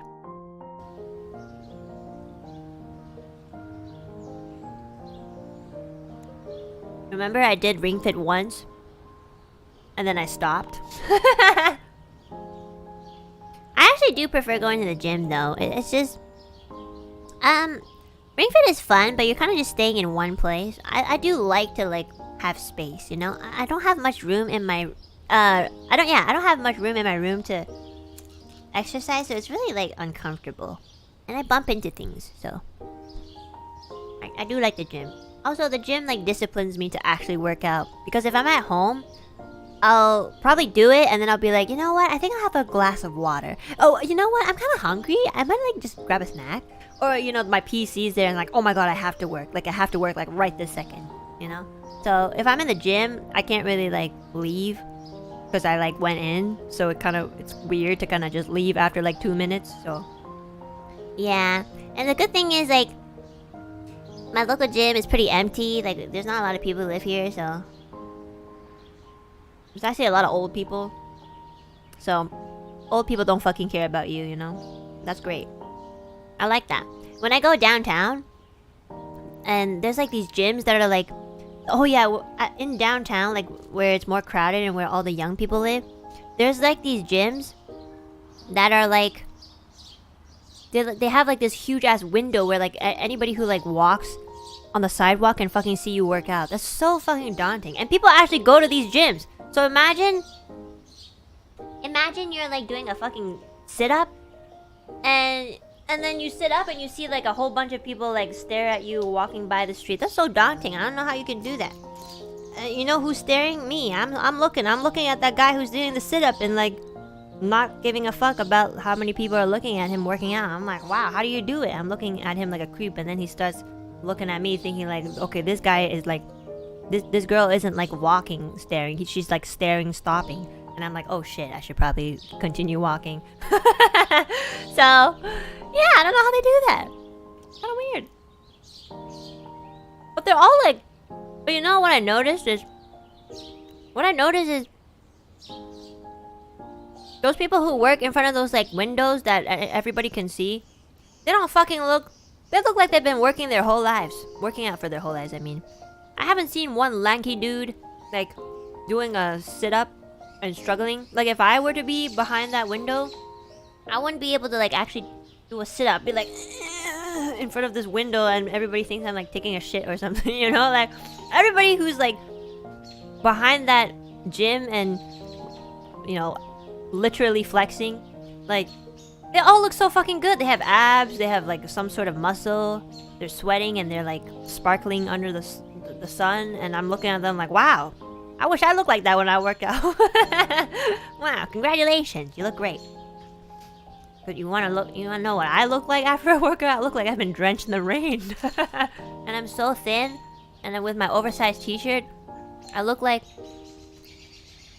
I went outside by accident in my PJs and then I didn't know it was raining and I got rained on.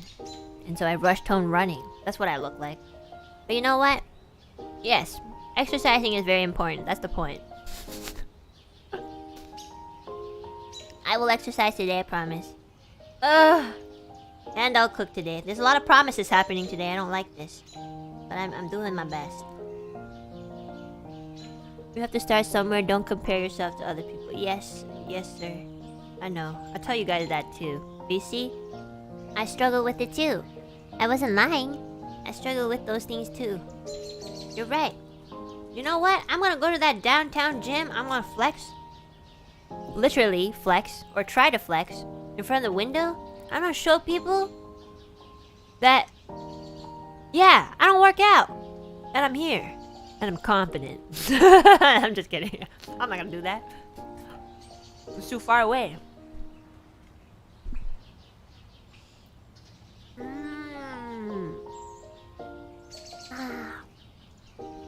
I'm kind of just lucky that I have a fucking high ass metabolism that it like literally takes away fat from my breasts. But well, at least whatever I eat doesn't like, you know, stay there. So yes, I'm a little bit too skinny, but you know, I guess I get to get away with certain things. But yeah, I should still exercise. What was the point of this conversation? Oh yes, I need to exercise so that I can probably improve my physical body, so that I can improve in my passion. Yes, I totally forgot the point of this conversation. Anna, can you touch elbows? Yeah, I can touch elbows. There's nothing in the way of my elbows anyways. Yeah, more stamina. Yeah, stamina is... I need more stamina. I have really bad stamina. You know what? I think I want to start embracing my small ass breast. You know why? Because if I really had to run, I can run pretty fast, honestly. Like if I really had to... Like if somebody chased me with a knife, I think at that point I'd be very ambitious to like try to run away. And I wouldn't have anything in my way, honestly. Like, I really wouldn't. I'm very light. Like, I feel the lightness of my upper body. I can, like, if one time I raced one of my friends and like I felt very light. Like, I didn't feel like I was going up against anything. Which is, you know, to be honest, a little bit sad, but at the same time, I'm like, you know what? It might be useful.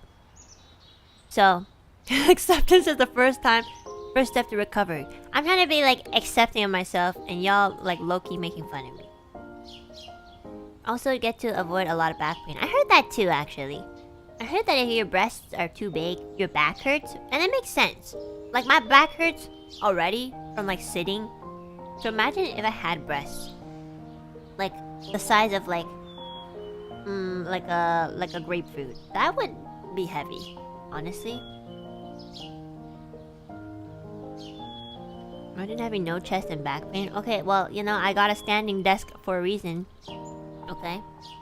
So, yeah, honestly, like, if I had to run away from a murderer really quickly, and that murderer was also pretty fast, I think if I were to run alongside Alira and Solen, they die first. So, you know what? Congrats! Your asset was a disadvantage. So, I'll let everybody know your last moment. Thanks, guys. Rip the dragoons. I know. But honestly though, I'm actually serious. Like, one time I was jumping and my roommate was like... So you know jumping jacks, right? Everybody knows what a jumping jack is? Yeah, one time we doing jumping jacks, you know, exercising. And my roommate wasn't wearing a bra. And she was like, oh my god, I have to wear a bra. Otherwise, like, my boobs actually hurt when they're like bouncing in the air. And I'm still doing my jumping jack, looking at her like, okay. Pussy. Oops, I said that. Pussy, I mean. So she's like, bro, it actually hurts. And I'm just like, I don't care. I don't know what that feels like. So, yeah, I'm honestly, come on. You know what? It's fine. I have a lot of advantages. I can sleep on my stomach. I can wear a long t-shirt and don't have to worry about it, like, not covering up my ass because there's not a lot of things in the way. I can probably pretend to be a boy for some reason. Or, you know, I could probably... I could probably cosplay, you know? I could probably cosplay more characters, you know? Because I wouldn't have to subtract anything. I just have to add, yeah. And, I could...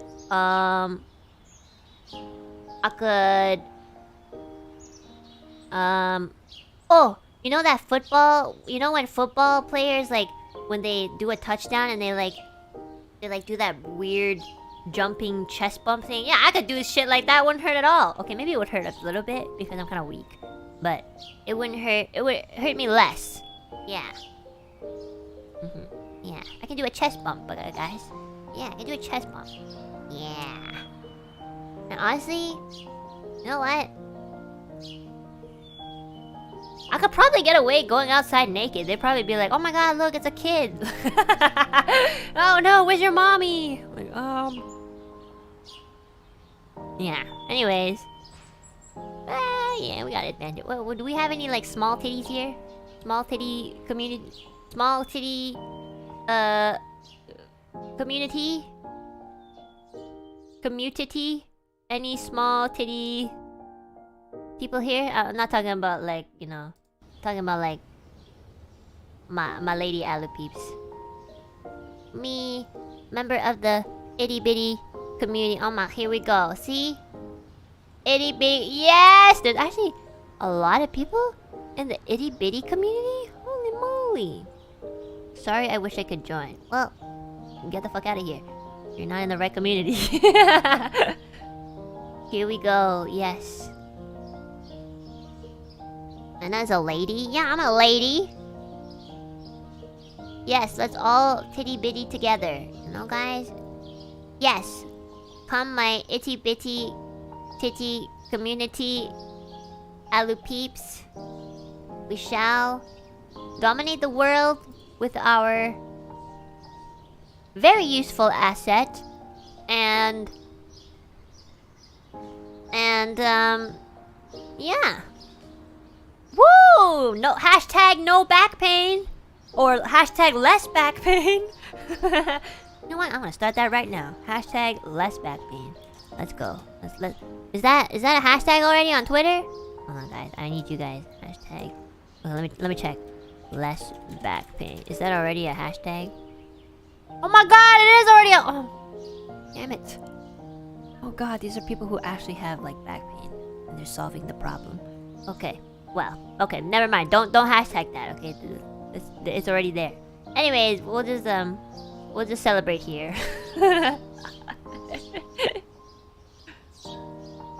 Slightly less back pain, yeah. Anyways, you know what? You know what's better than acids that are in your face all the time? I like acids that are more humble, like your ass. It's always behind you, you know. It's always like peeking out, like whoop.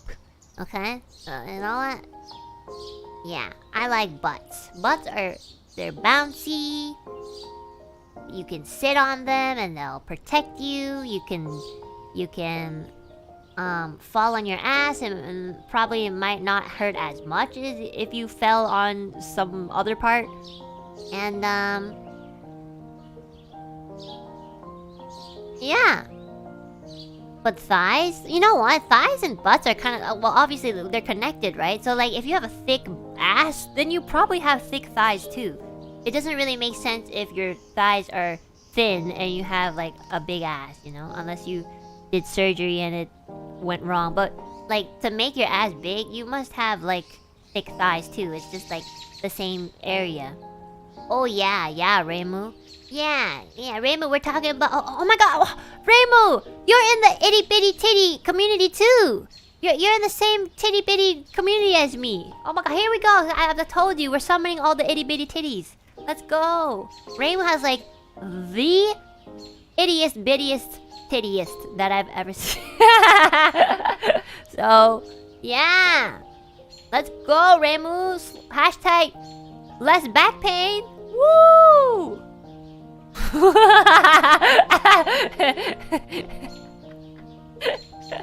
What? There's no shame. We're embracing it. We're in the middle of embracing it. Okay, I've come to accept my terms. It's time for you. I wouldn't mind a little bit of back pain. Well, that's because you don't have back pain right now, so you don't understand, okay? Look, Reimu, your back is like your biggest asset. You really want that to be in pain? Exactly. Your back is so beautiful, it's so smooth, it's so there. So you want that to be in pain and hurt? Exactly. Don't hurt yourself. Anyways, we were like moving on to the topic about butts, and I was saying that I think I appreciate butts more, honestly. Like, you know, it's nice. I think if I had to pick between a flat chest or a butt, I'd rather get a flat chest because you have more advantages if you have a flat chest compared to if you have a flat butt. If you have a flat butt, I'm sorry if anybody here has a flat butt. I'm sorry, Reimu. But if you have a flat butt, you're basically sitting on bones. It's really painful, you know? Once upon a time, I was a skinny teenager, like very skinny. And my butt was always hurting because I had no fat. My butt ain't flat. I don't know, I can't really see it, so, you know, I'll give you the benefit of the doubt, you know? You have a nice back, so maybe you have a nice butt too. Can't really see. But, yeah, sure. Anyways, I still like your butt, Reimu. It's cute. You can train your butt though, unlike chest. Yeah. But would you really? Would you really do your squats just to get a nicer ass? I think some people would, but... Like, but if you had to choose, would you really choose having a nice butt over chest? Yeah? With the poo-poo particles? What do you, like... Okay, that would only ever be a problem if you don't clean your butt, okay? That's a you problem. Me? I clean my butt. My butt clean. Okay? If somebody kissed my butt, they wouldn't get salmonella. That's what I'm saying, okay? You would probably not get anything. Maybe just like normal Enna germs, but definitely nothing nasty. I clean my butt, okay? Oh my effing god. Well, it's true. I do clean my butt. You know? And don't make up the excuse, I don't have a bidet, Anna. Shut the fuck up, okay? If you have water, you can clean. If you have soap, you can clean, okay? You got bleach? Okay, don't use that. But, yeah. Okay, there's many methods, okay? You don't need a bidet, okay? It's very bougie, expensive. Sometimes you can install it. But the Sakura leaves are turning brown now. No, they're not. Exactly. Shower, wash your butt. Exactly. Girl, we don't have a sink by the toilet. Okay, but where do you shower? Okay, if you guys have a place to shower, that is the place to wash your butt, okay? Or there's this thing called wet wipes, okay? If you're in the public and you don't have a shower immediately to be accessible, there is a wet wipe, okay? There is the wet wipe method, okay? I don't like to use it because it's not very good for the environment, but if I'm outside and I needed to take a poo-poo, okay? The wet wipe is my option, because where am I gonna clean it? Exactly, so, yes. Always wash your butt. What's wrong with toilet paper? Well, it's dry. Okay, it's dry. It's dry, it doesn't get off everything. You know? Okay, let's just look at your white table. Pretend you have a white table. You make a stain on it. Okay, the stain dries up very quickly. You use regular napkins to try to get the stain off. It gets some of the stain off, okay? But it doesn't get completely, like, all of it. You need a little bit of help. You need a little bit of liquid. You need a little bit of water. You add a little bit of water, and then you wipe, and ta-da, the stain's gone, okay?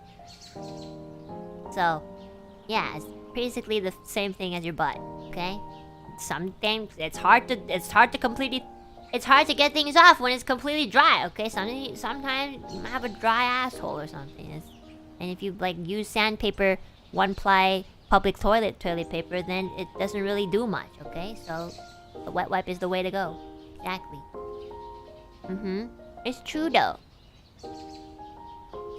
As a Filipino, I was raised to wash my bum after pooing with my hands in a bucket of water. You see that? This person's using a bucket of water. See? They don't need a sink. Just use a bucket and some water. There you go. There you go, guys. You got a bucket, you got water, you got a bowl that you'll never use again. Use that one. Be creative. Solve your problems.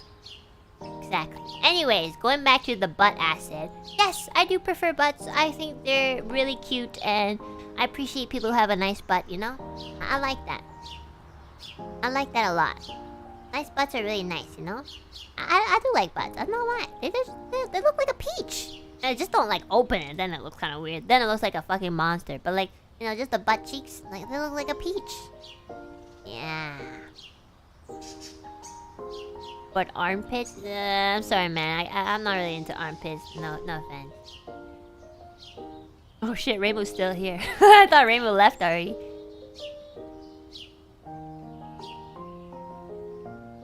And I love your Lots of Life a cappella cover. Thank you so much! Thanks for listening! Yes, I am a butt person. It's cute. I think butts are not as appreciated as breasts, you know?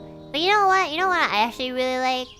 My low-key body part fetish is like I don't really know how to describe the area. It's like the neck and shoulder area. So like the entire neck to shoulder, like just right before we get to the chest area. That area. Like, you know where the collarbones are? The nape? Yeah, sure, the nape. Yeah. I like that. It's smooth. Yeah.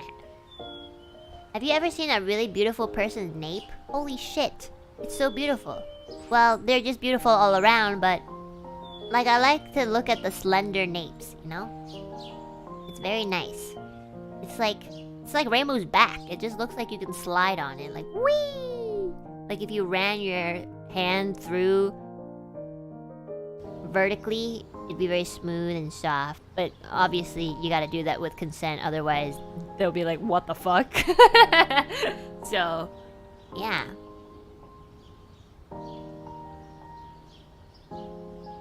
Like when ladies wear those fancy dresses that show off that area. Yeah, like you know how like when people wear, I don't know, is it called a mock neck?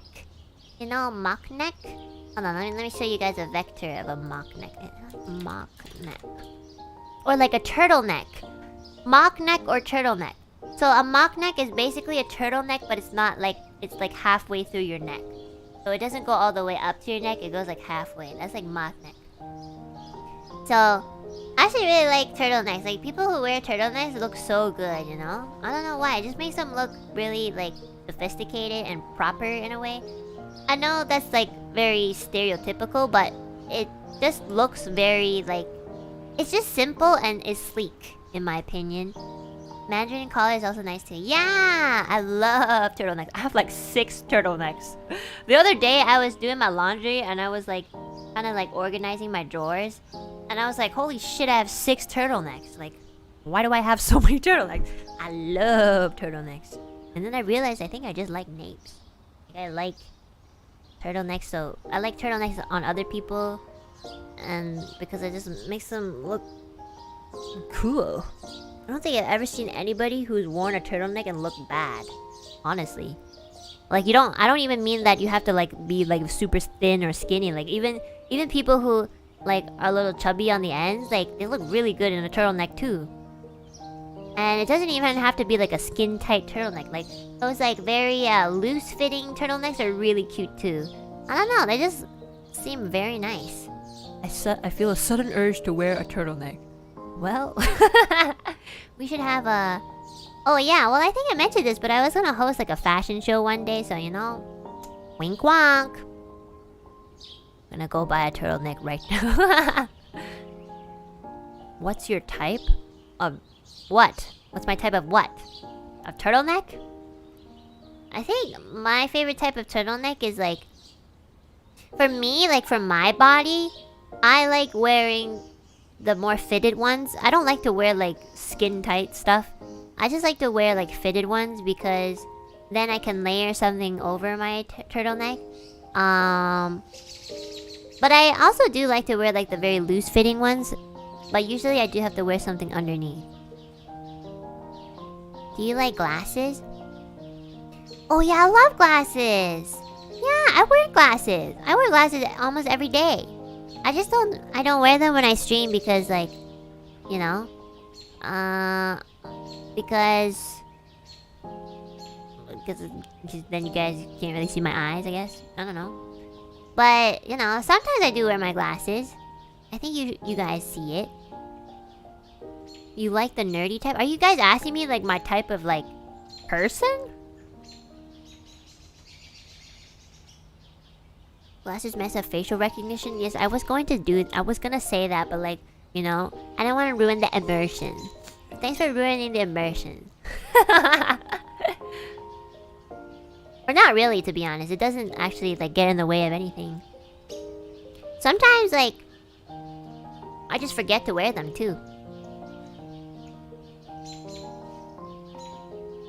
Immersion? Don't think about it, guys. Don't think about it, my characters from another anime. Don't think about it, okay? Don't break the fourth wall. Don't think about it.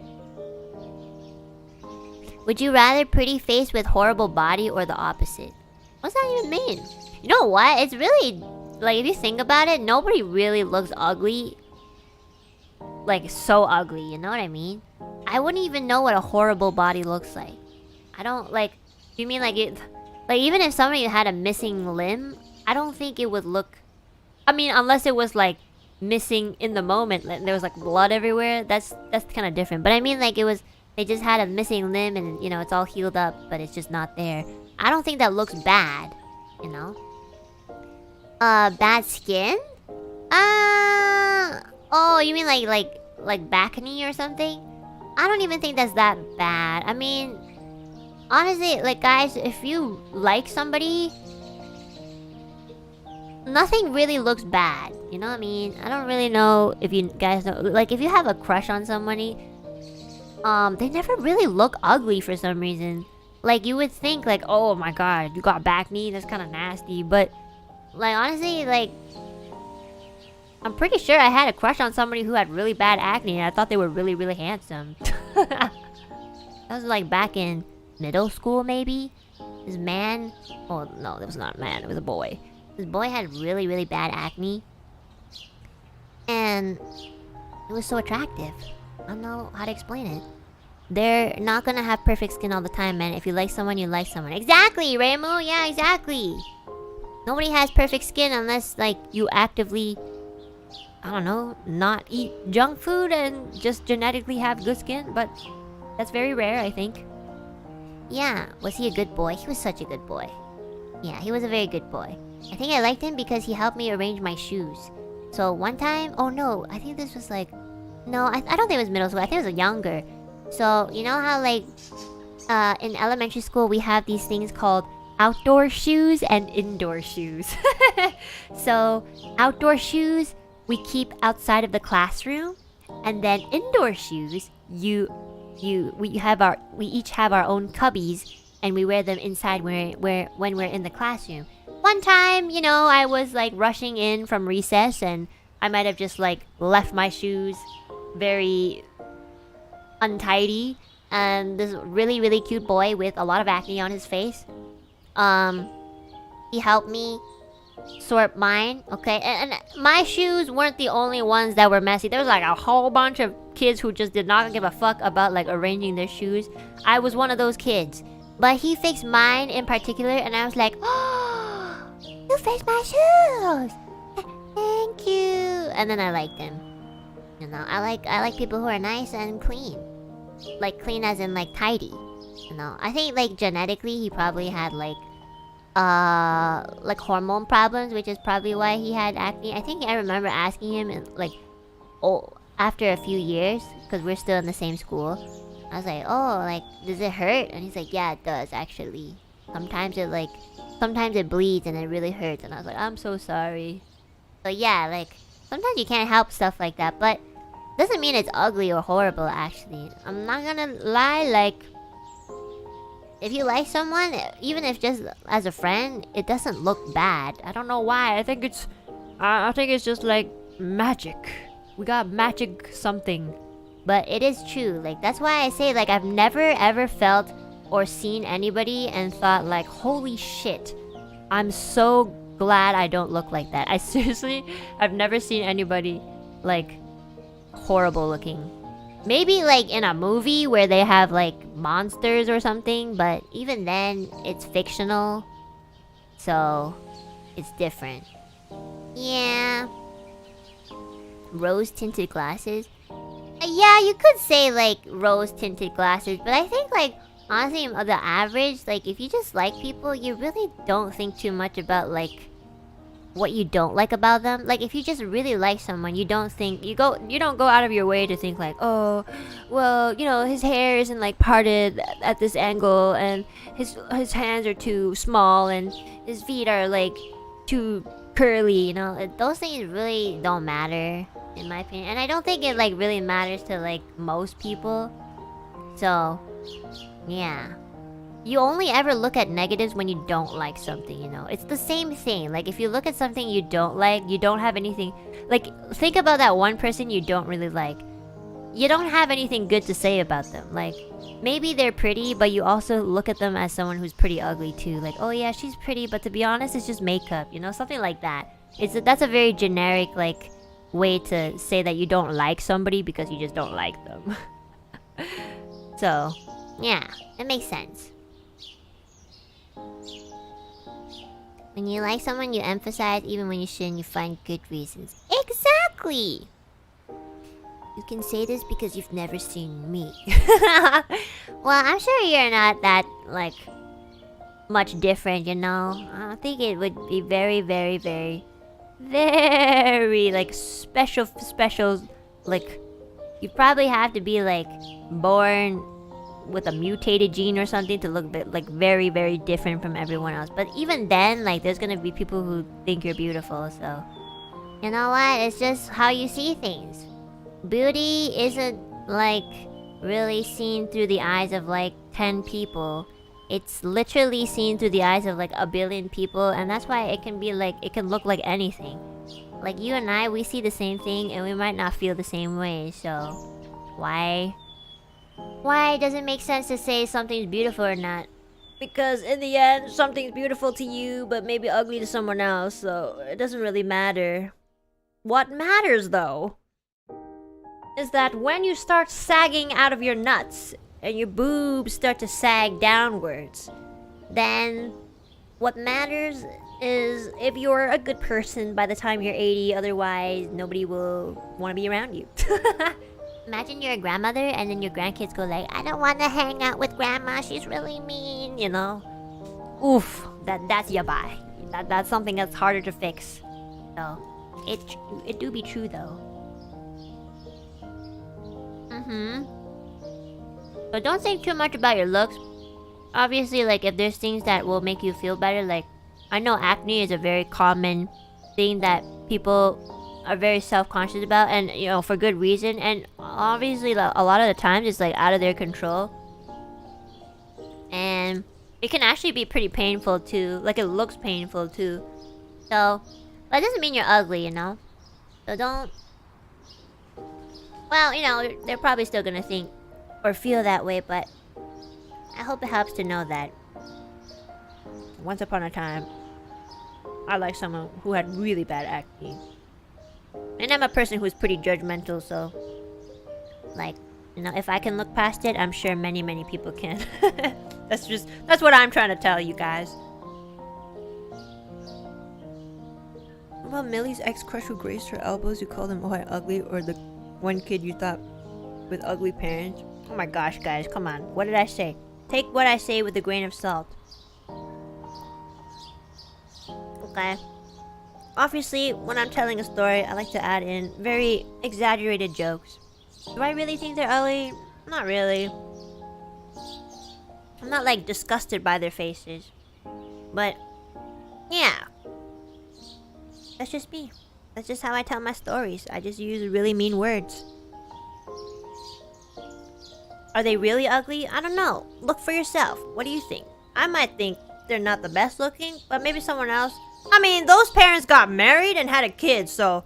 They're beautiful to each other, at the very least, you know? Why does my opinion matter more? Are they ugly just because I said they're ugly? Exactly. Exactly, guys. Do you have a picture? No, I don't have a picture of the parents. That's kind of weird. If I had a picture of those parents, I'd be really in big trouble. Okay? Those parents had a kid that was like around 3 years old that I taught in Japan. So if I had a picture of his parents, oh my goodness, I would have a big problem. A really, really big problem. Very big problem. That would be very scary. And I think if I let that one slip, then you guys have a right to be like, I think Enna Alouette is a criminal. That's a little like, okay. So yeah. Most of the time we only say someone's ugly just to piss them off. Yeah. Yeah. To be honest, it's true. I call some of my friends ugly. you know. One of my really, really good-looking friends, I call her ugly because I don't know. I just like to tease her about it. She knows I'm teasing. She knows like I'm just teasing her out of fun, but she has this really cute reaction where she's like, "Do you really think I'm ugly?" And I'm like, "No, of course not, you bitch. What the fuck?" You know, it's just like when people tease me about my voice. You know, everybody's always holding their noses and thinking it sounds exactly like me, and I'm like, you know what? It kind of sounds like me, but not really.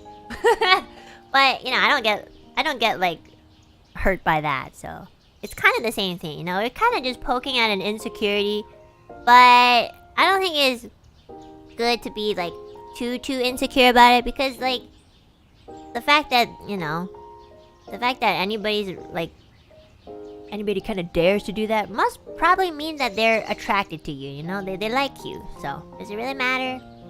Not really. Well, that's just the way I feel. I find your voice really charming though. Yeah, so what am I saying? I find people attractive, even though you guys were saying that you know, while I was telling you guys what I felt about the acne thing, I was saying, yeah, I definitely have liked a few people who had acne, and it wasn't a problem for me. So it's the same thing. I'm just insecure about my body. I know, bro. Me too. I am too. Your voice is different. That's why I like it. It is definitely different. My dad used to say that people tease you because they like you. There's some truth to that. Yeah, I mean, like, honestly, personally, I'll just speak for myself. Like, when I like somebody, I don't really feel like... I feel really uncomfortable if I went to them like, I love your hair so much, and oh my gosh, I've been looking at your hands the entire time. They're so slim. And some people actually do that, and it's natural when they do it because they feel comfortable. But for me, I'll be like, oh, I really like this person, you know, as a friend or whatever. But I wouldn't go out of my way to compliment them, okay? Like, it really feels out of my character. It feels a little cringy for me, just like when I do it. Like, I wouldn't be like, oh my god, your hair looks so good. Like, it's so good. Even like when Millie looks really, really cute whenever I meet her, I still feel embarrassed to kind of compliment on it. It's kind of weird. I don't know why. It's just me. Like, when Millie's wearing a really cute dress, I'll be like, oh my god, like, where did you... I wouldn't like compliment her directly. I wouldn't say like, oh my god, you look gorgeous and stunning. I'll say something along the lines like, oh my gosh, where did you get this? Like, where did you get this shirt? Because that's kind of like the equivalent of me saying, oh my gosh, you look really good today. But, you know, I just have a lot of trouble, like, doing that sort of thing, you know? That's just me, you know? It's just me. It's a me thing. So, I'll be like, yeah, it looks, like, I'll start off with, where did you get this sweater? And then she'll be like, oh, I got it from here. And they're like, oh, cool, it looks really nice on you. So, like, I'll gradually go into it, you know what I mean? So that's just my style. That's how I do it. If anything, I'll always be like joking, like, oh my god, we look like ugly bitches, we're so nasty, you know? It's easier for me to say shit like that. I don't know why, but it is. So, roundabout way of complimenting. Ease into the compliments. Exactly. I don't know how to like go up to someone and be like, you know those strangers who go up to you guys and you're like, oh my god, I love what you're wearing. I can't do shit like that, you know? I just keep it to myself. Be like, oh my gosh, she's so pretty. Like, something like that. But I'll keep it in my head. Not, you know? So there's some people who like come up to me and they'll be like, oh my god, where did you get this bag? It's so cute. You look so cute. I'm like, okay. I don't know who you are. I'm gonna go the other way now. I'm gonna go to the direction that you're not walking towards, so I don't have to talk to you and have a conversation with you. Yeah. Sometimes I do that. I feel like if you can do that, it's really admirable. I wouldn't be able to do that. I'm too shy. So.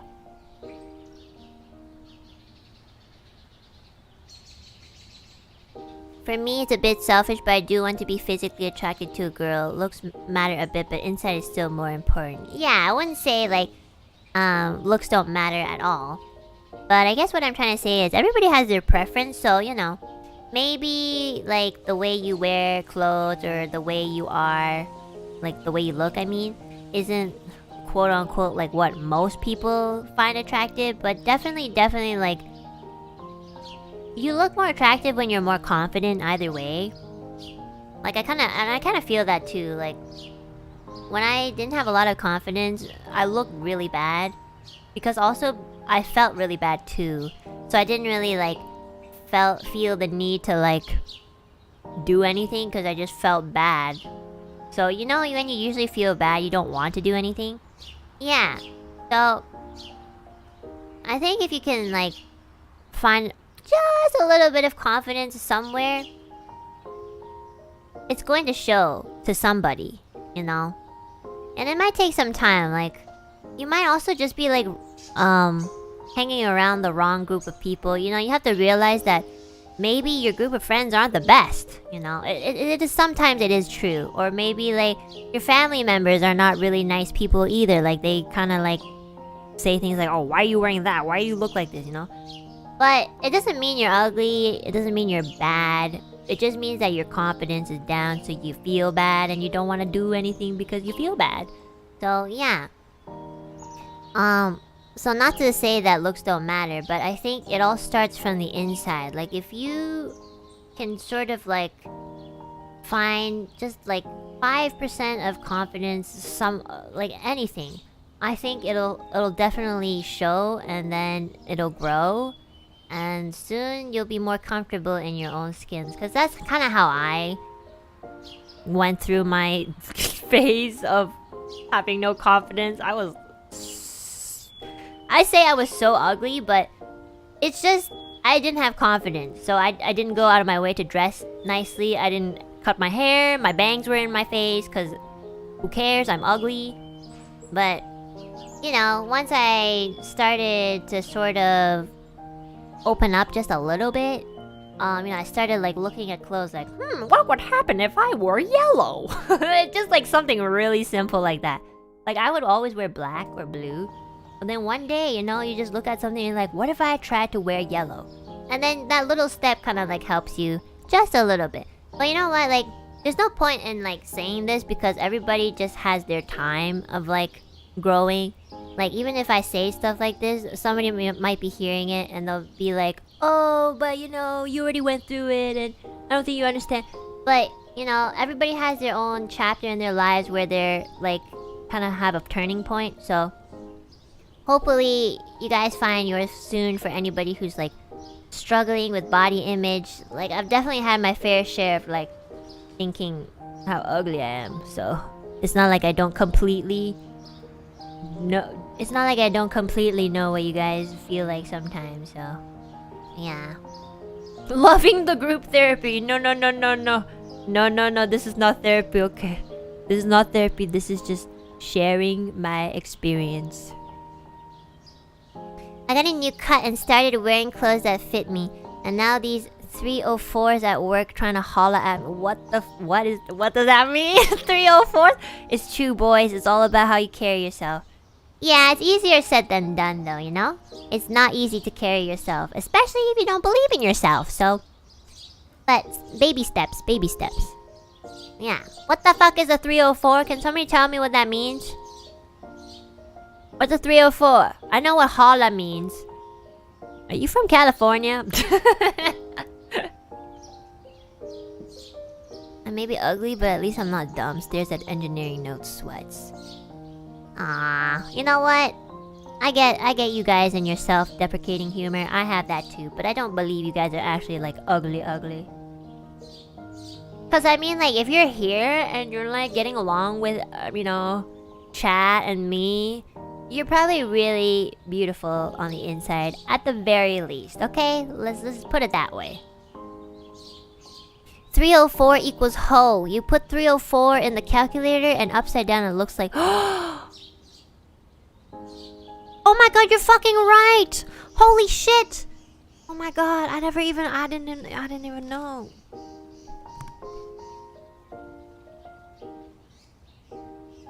Oh my, you're right. Oh my god. Damn, I never thought about that. That's so weird. You're right. Oh my god, I'm baffled. Wow. Yeah. That's true. Alright, thanks, man. Thanks. Anyways, yeah. I know you guys probably like a handful of you guys don't really believe me when I say like, oh, you know, Ashley, somebody will think you're beautiful, somebody will... But, you know what? It's kind of true. There's so many of us in this world. Like, beauty even differs between like culture, so... You know? That's how you know that it can be very different. But anyways... yeah, I hope like anybody who struggles with like confidence or self-esteem issues or body image, like, you know, I really want the best for you guys. Obviously, I don't want you guys to feel that way. Coming from someone who's like experienced it before, it isn't really easy to like just be like, yeah, I'll be more confident. It really takes a lot of time. I just hope one day you guys will get there. But yeah, like, you know, do what's comfortable for you, and just know that you're not alone. Like, there's a lot of people who struggle with things like this, including myself, so you're definitely not alone in that aspect, okay? That's all I'm gonna say. Love is what sees inner beauty. I like how you guys are like writing very, very like poetic sentences. Hell yeah, brother.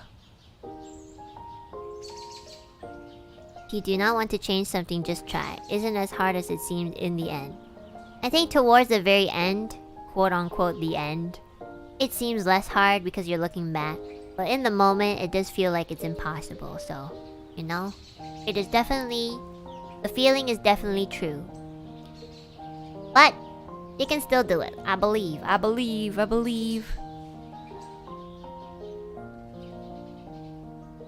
BGM really selling it? I don't hear the BGM. I don't know. Oh yes, it's the Sakura BGM. Wanted to be very chill today. Okay, I got off track. I was supposed to be reading super chat, and then you guys like, I don't know what the fuck. We were talking about something degenerate. I think it was boobs and butts, and then we got into like body image, and now I'm like, like today we're flipping. Usually we're like wholesome, and then it gets chaotic. But today we were chaotic, and then it got wholesome. I'm like, oh shit, what's happening, guys? You like veins in the arm? I hope so. That probably means they're alive, no? It doesn't matter who they are. I like them alive. Thank you. Yeah. Thank you. Yeah, I do like veins. It means they're alive. Okay. Gator, thank you so much for the super. Are those birds I hear? Those are part of the copyright-free outdoor summer day sounds. Yes. Healy, thank you so much for the super. The D&D collab was amazing yesterday. I like how in character you got with Girthloth.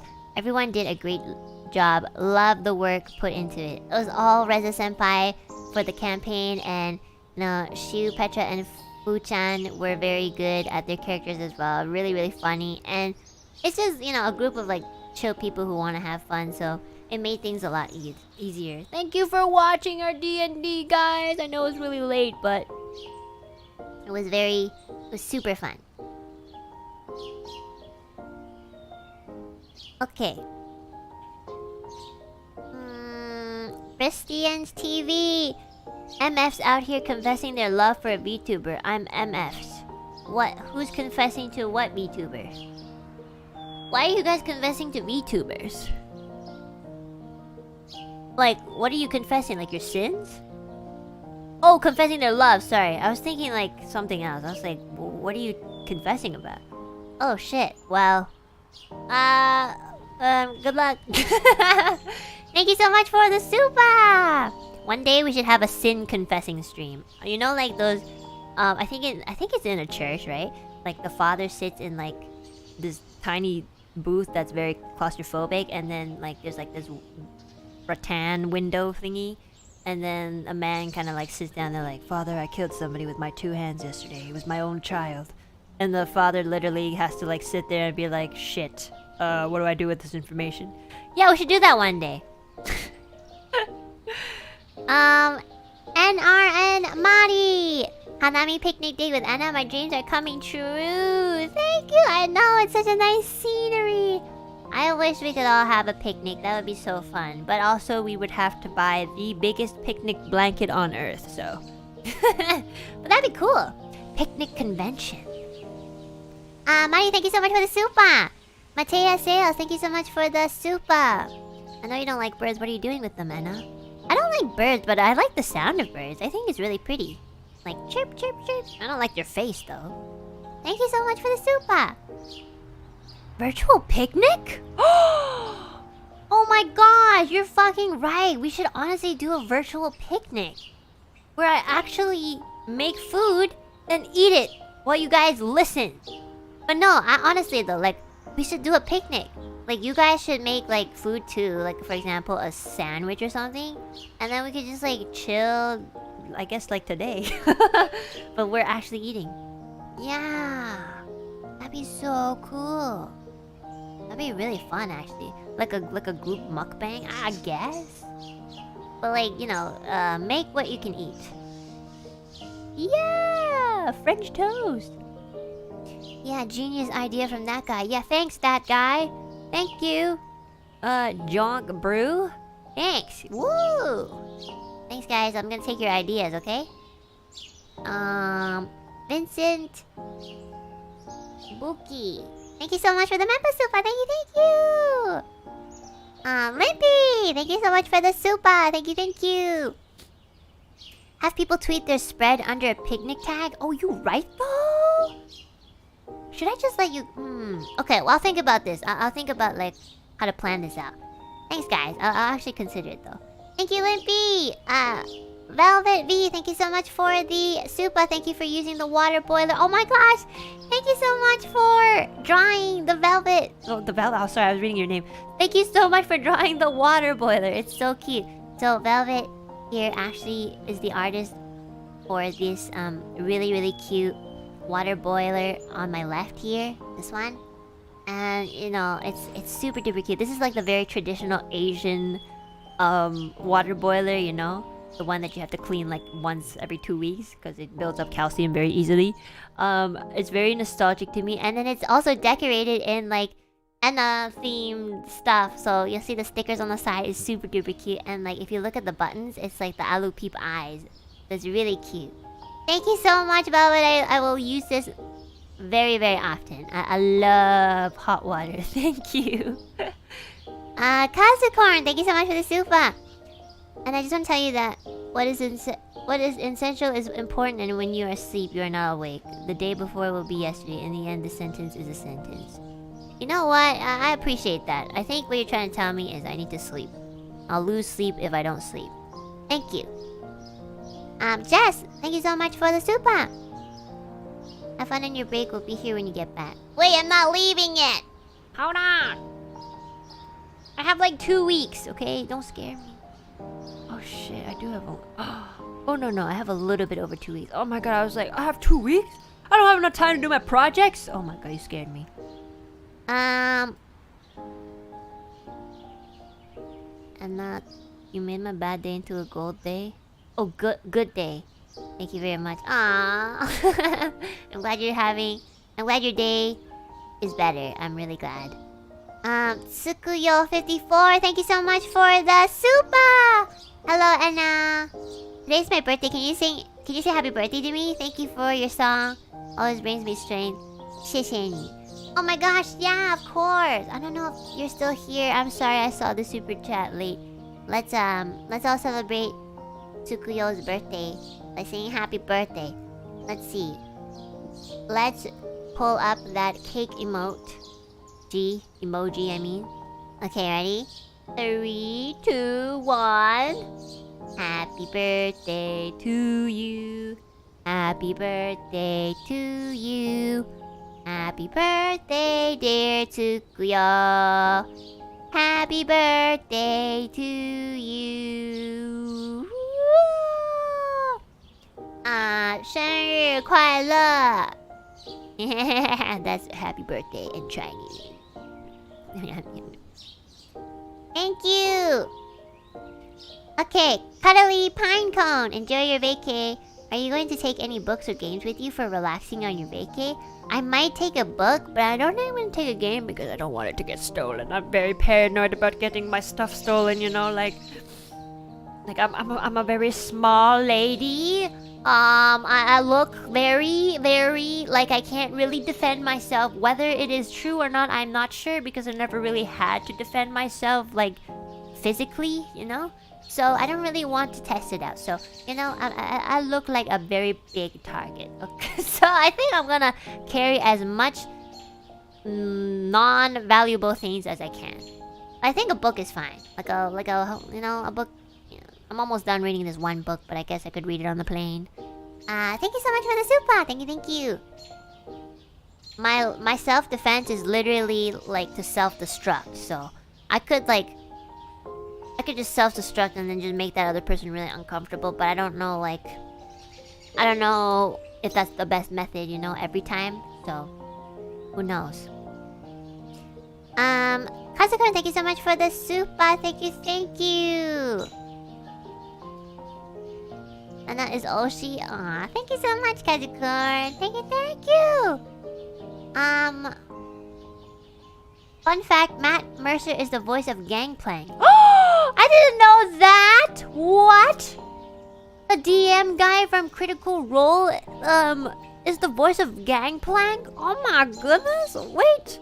Doesn't sound anything like Gangplank. That's so cool. Oh wow. Thank you for letting me know that. He does a lot of voices. Oh shit. Matt Mercer's in everything? Oh, I gotta like search up like a list of what he does. Holy shit. I didn't know that was him. Matt Mercer's also English Levi? What? Who is this man and why is he so powerful? Very prolific voice actor and he's a story writer and he's good at like being the DM of Dungeons and Dragons? What? He's Yusuke in Persona 5? Dante and Devil May Cry. Oh shit. Oh my goodness, he is everywhere. What the fuck? Alright. Yo. Guys, my new Oshi.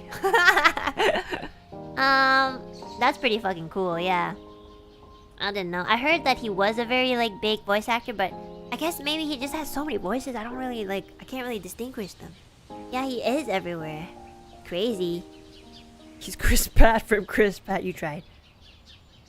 He's been my Oshi, bro. Yeah, he sounds really cool. I should like learn more about him. I honestly didn't know too much until Fuchan introduced me to until Fuchan introduced me to Dungeons and Dragons and told me about this Critical Role channel. So yeah, I don't know like too much about him, but I guess I knew him from before from his roles.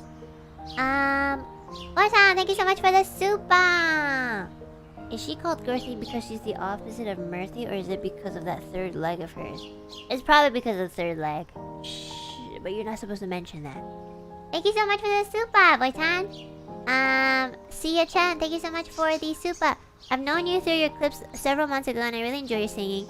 I'm glad that you're getting better at showing your strengths on streams. Hope you have a nice week. Thank you so much. I will always do my best. I'll do my best. There's probably gonna be some streams where I'm like low energy or dying or more depressed than usual. But you know what? I'm a little less afraid to just, you know, be how I am that day because what else am I supposed to do? I don't really know how to... I don't really have a good poker face, to be honest. Like, if I don't feel too good, I usually just like... It's either I'm not streaming or I'm just there. Physically. Yeah. Thank you, Sia, for the super. Oji-san! Hi, and I love your cooking streams. I wonder what's the hardest dish you have ever cooked and what's the most terrible dish you ever made? I think I remember my most terrible dish because I was kind of like experimenting. So I made tomato and egg noodles, but I wanted to make it like fancy for some reason. And so my idea of like making it fancy, because I guess like the tomatoes that I had was very sweet and not so much like... Yeah, well, they were just like super duper sweet, right? Tomatoes are sweet, sorry, I don't know what I'm saying. But, so I wanted to make it like tangy. Like I wanted to make it tangy, like a little like savory, sour, and sweet. So I did this horrible thing where I added in like black vinegar. And usually like if you add a little bit of black vinegar, it's okay. But then I added in like half a lemon for some reason, and it just turned into like this like nasty. It was just unedible. It was so sour and it was just gross. Like imagine eating like super sour eggs, because it's egg and tomato noodles. It's just so nasty. I don't know, I just wanted to make it tangy, and I didn't really understand that like adding in lemon and maybe infusing it with like black vinegar must have not been a good combo. It was disgusting. Yeah, that's a lot of acid. Yeah, it's pretty nasty. I couldn't eat it. It was actually too like acidic. You were doing so well, I know. I just ruined it. I don't know why I added half a lemon. That was probably like when I first started cooking. I just wanted to like experiment, and I thought it was a good idea, but it wasn't. So yeah, that was like my most terrible dish. I think I made that like 12 years ago, maybe.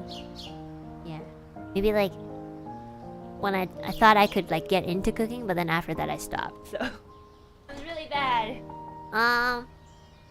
But my best dish or hardest dish, I don't think I make anything. I think the hardest dishes are probably baking, because I'm really bad at baking. But I did make like this matcha chocolate cake once, and that was the hardest dish because like I really had to like follow instructions, and I had to like, it took a lot of time. Like I had to like put it in the fridge for a couple hours and then like do stuff, and I didn't have like a mixer, so I had to use my hand to whip cream. It was really hard, and it actually turned out pretty good. It's like one of those it's not one of those fluffy cakes. It's like, how do you say it? You know, like those New York cheesecake texture? It's like those type of cakes, but I don't really know what it's called. What is that called? You know, like that type of texture? Is it just like, it's not fluffy. It's a little dense, but it's still like a very common cake. I think it might just be called a dense cake. I don't know. I don't know if there's like a name. No, it's not sponge or fluffy or anything. It's actually pretty dense. Adobo? No, not adobo. It's a cake. I'm talking about a cake, Aru. Chiffon? A pound cake? I guess so. Okay, I have no idea. I just made it look good. Oh, okay, no, like, okay, let me explain it. Okay, you know how like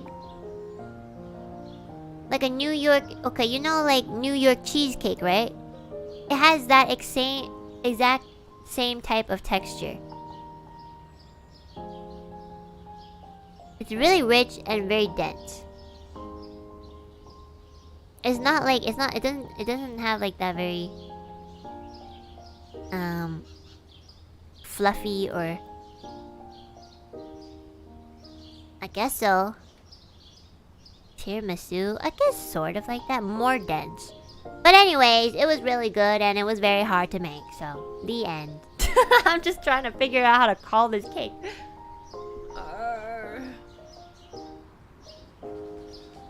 Did you bake it? Was it a Basque cheesecake? I think I baked it. I can't remember. I think so. I can't remember if I did. It was a very long time ago. I think so. But it was very dense.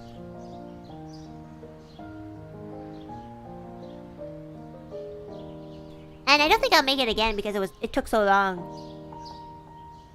It took like 2 days to make. It was very long and very time consuming, and I was very impatient. It's so dense, it's a pie. Honestly, it was kind of almost like a pie, but it was definitely a cake recipe. Anyways, that was the hardest dish. Because usually, like, cooking isn't too hard for me to do. Oji-san, thank you so much for the super! Soup! Thank you so much for the super! Beware of your glove breaking and someone zooms into your fingerprints. Well, honestly, if they could do that on They should just use their power for good. Because I feel like FBI's don't even do that. They probably like, I don't even think if they like, if you can like look at fingerprints and be like, oh yeah, I see the exact pattern. That's like pretty insane. That's like superpower level. So Thank you so much for the super soup. Matt Dom, thank you so much for the super. Oh, I already answered your question earlier, Matt. Thank you so much. Tokirin, thank you so much for the super. Sorry, I really want to send you a super chat, but I can only speak Chinese and Japanese. Oh my god, I don't know what. You can speak Chinese and Japanese to me. I need to learn anyways. So, I don't know what you said here, but let me translate it. Hachi mi desu. Like, I know these two kanjis, but I don't know how to read it together. Hold on. I'm so bad at Japanese kanji. My god. 初見です。 Shoken desu. Oh! Shoken desu means, I recognize the two kanji, so it's like first time watching, I guess. So, thank you! Thank you so much for joining us today! This is going to be one of the more wholesome streams, so I apologize in advance. Oh, new viewer, is that what it means? Ahsoka. That's really nice. That's a nice term to learn. How do you say it again? 初見です。 Shoken. Ah. Thank you so much, Tokirin. Thank you. ありがとうございます。Thank you. Brony Stinson. Today I learned Tom Kenny literally squeezes the SpongeBob laugh out of his throat like pushing toothpaste out of a tube.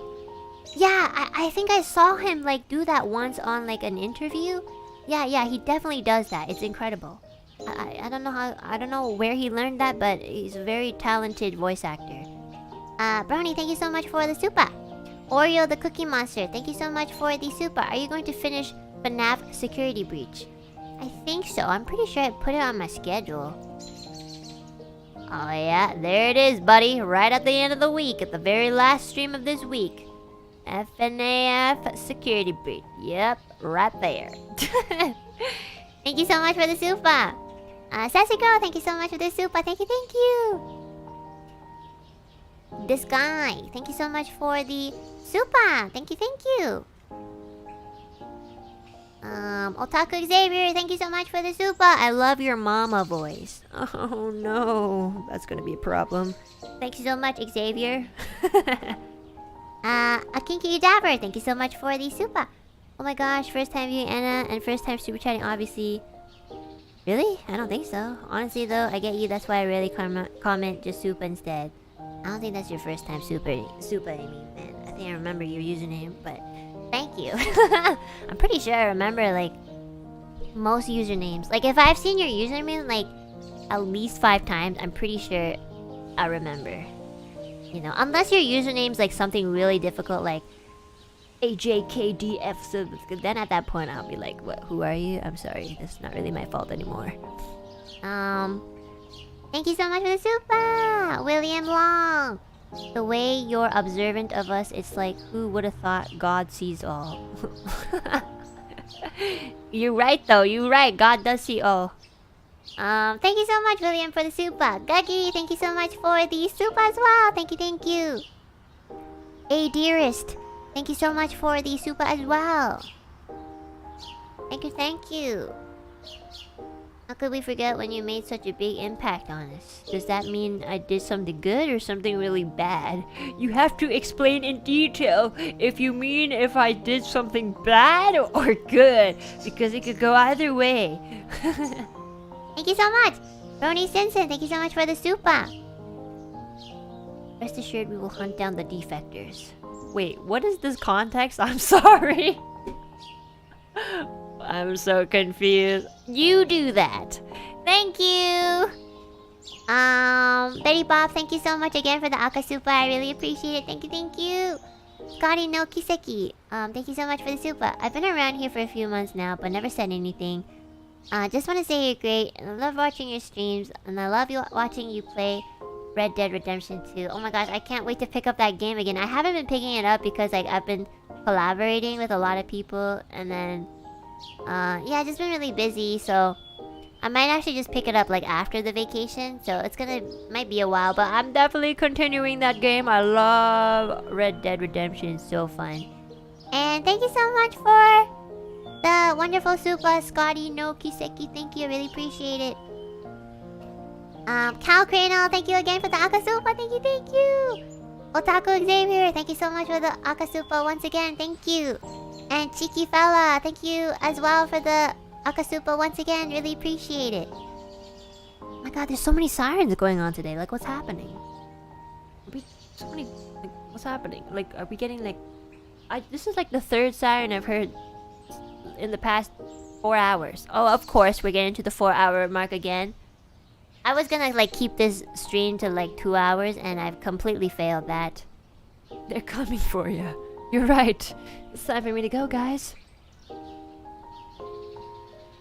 FBI open up?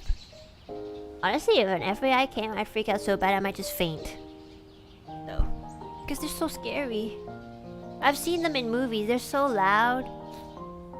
They're always like... They always sound like the same guy. I don't know why, like... Every time there's an FBI breaking in scene... I swear, there's like this specific voice they always use.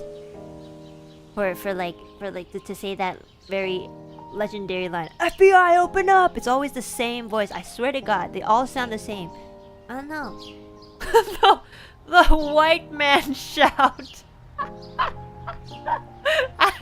I mean, not necessarily, but the voice is very, very similar. You can't really see them either way because they're wearing so much stuff on them. That's funny. Recycled sound. You are right. Well, I don't know if it's recycled, but they all do sound very similar. It's funny. That's a funny joke. Waitan, thank you so much for the super. Enna intelligent and holistic with a wicked sense of humor.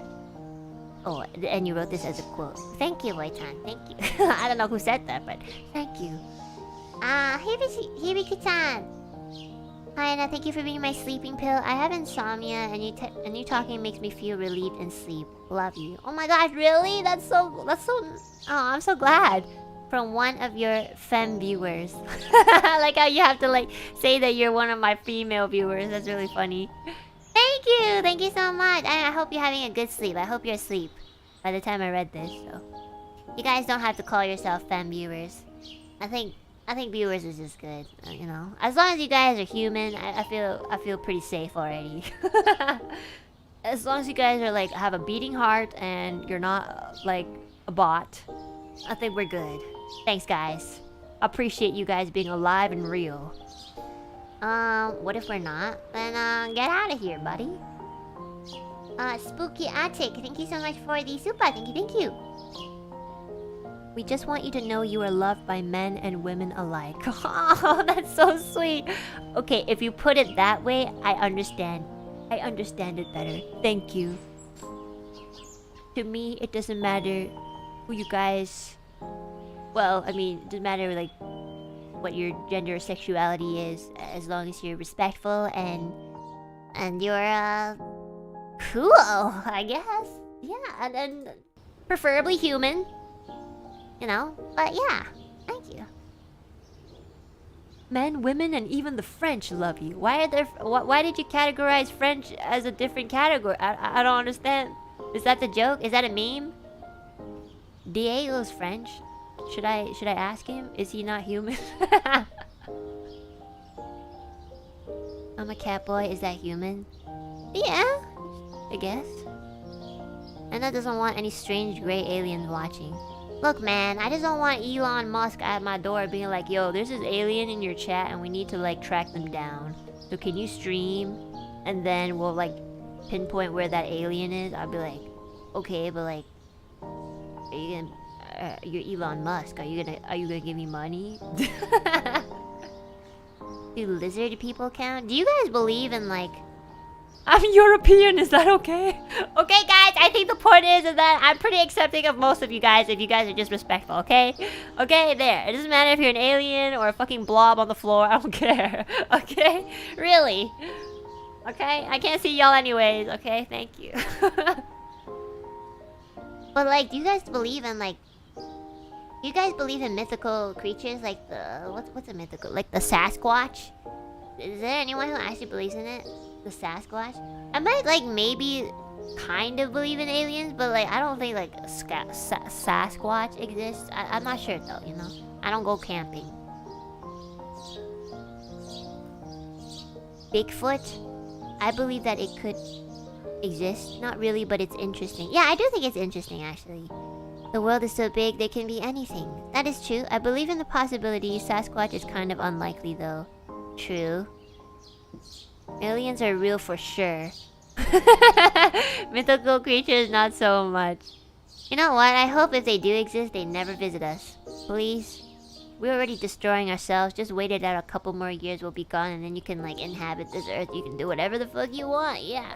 Just wait it more. Just wait. Give me a chance. Let me die first, and then you can do whatever you want. Okay? I don't want to be here when there's like things coming in the sky. I mean, like, and they like fucking communicate with us through like high-pitched frequency, and only dolphins can understand them. And then we have to like train a fucking dolphin to like speak English, and then like convert the high frequency and back into English so that we can understand. Holy shit! I don't want to be there.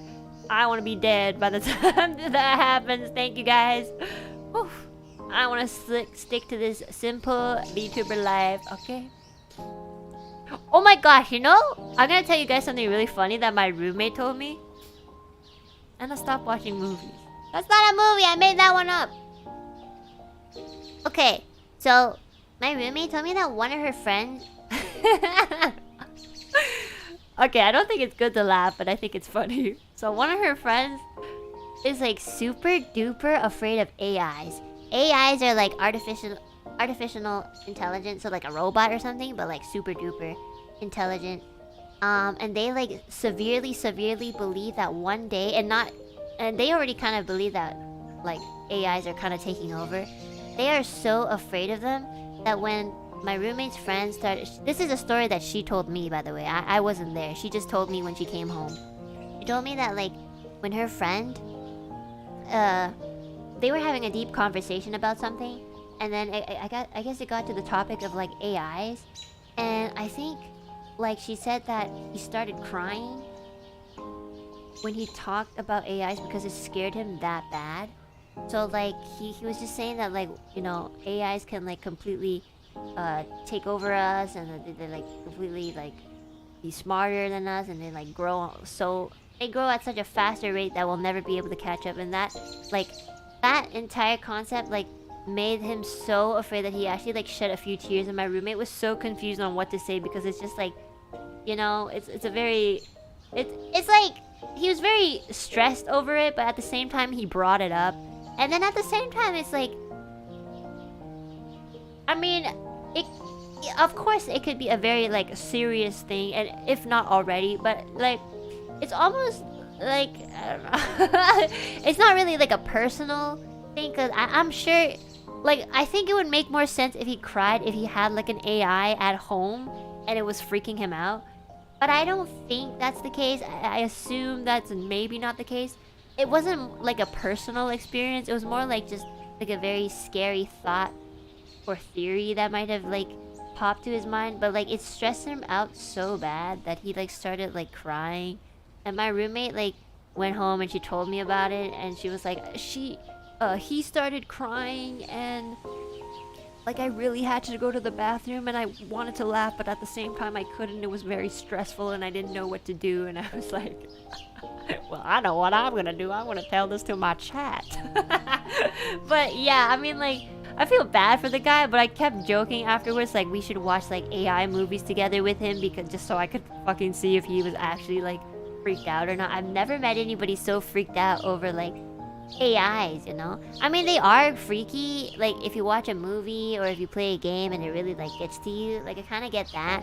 But I think it's just, like, the fact that it was so random and he, like, got super stressed over it. But you know what? It's kind of mean to make fun of him, but at the same time, it's like... You kind of brought up the conversation, though, so... I mean, there's no AIs right now. So, well, at least around them. So, yeah. It's easy to believe in that if you don't know anything about computers and programs. Well, you know, apparently, like, he, like, works at a PC shop or something, so I don't think he's, like, unknowledgeable about technology. So maybe actually he knows something that we don't. Maybe he's, like, maybe he knows something, you know? You never know. Like, this could be a more deeper thing. You know those movies where, like, people are, like, they work somewhere and in the back door they're actually, like, creating something, like, very sinister but, like, world-changing, but then it backfires? Maybe he's part of those things, you know? You never know, man. And I just, like, completely spilled his secret to the whole world. And then I'll be gone tomorrow because of this. So, you know, if I'm not here tomorrow, you guys know what happened. It's definitely my roommate's friend, you know? That's where you can start. Maybe he was actually just talking about me. VTuber. Maybe he's afraid of VTubers. You never know. How do you know that I am not pre-recorded? How do you know that I am a real person or not? The fact is, you will never know.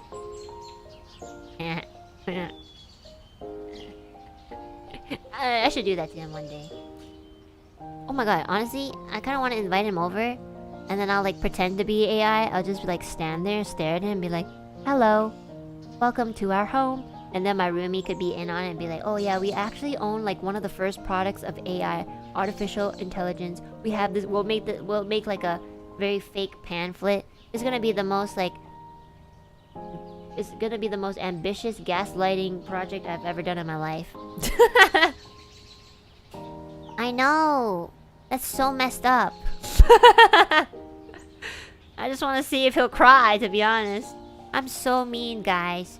But, you know, but I just want to poke fun at him. I'm sorry. Oh, D Flowin, thank you so much for the super. Thank you. Someone is going on vacation. You better live it up and enjoy. Remember, what happens in Vegas stays in Vegas. Bro, I'm not going to Vegas. But, thank you. I will make sure whatever happens in Vegas stays in Vegas, even though I'm not in Vegas, so. Thank you so much. D Flowin for the Akasupa. I really appreciate that. Thank you. Okay, let's continue. Spooky Attic, thank you so much for the super. Thank you. Surnams, thank you so much for the super. Canadian gang, let's go, Canadian gang.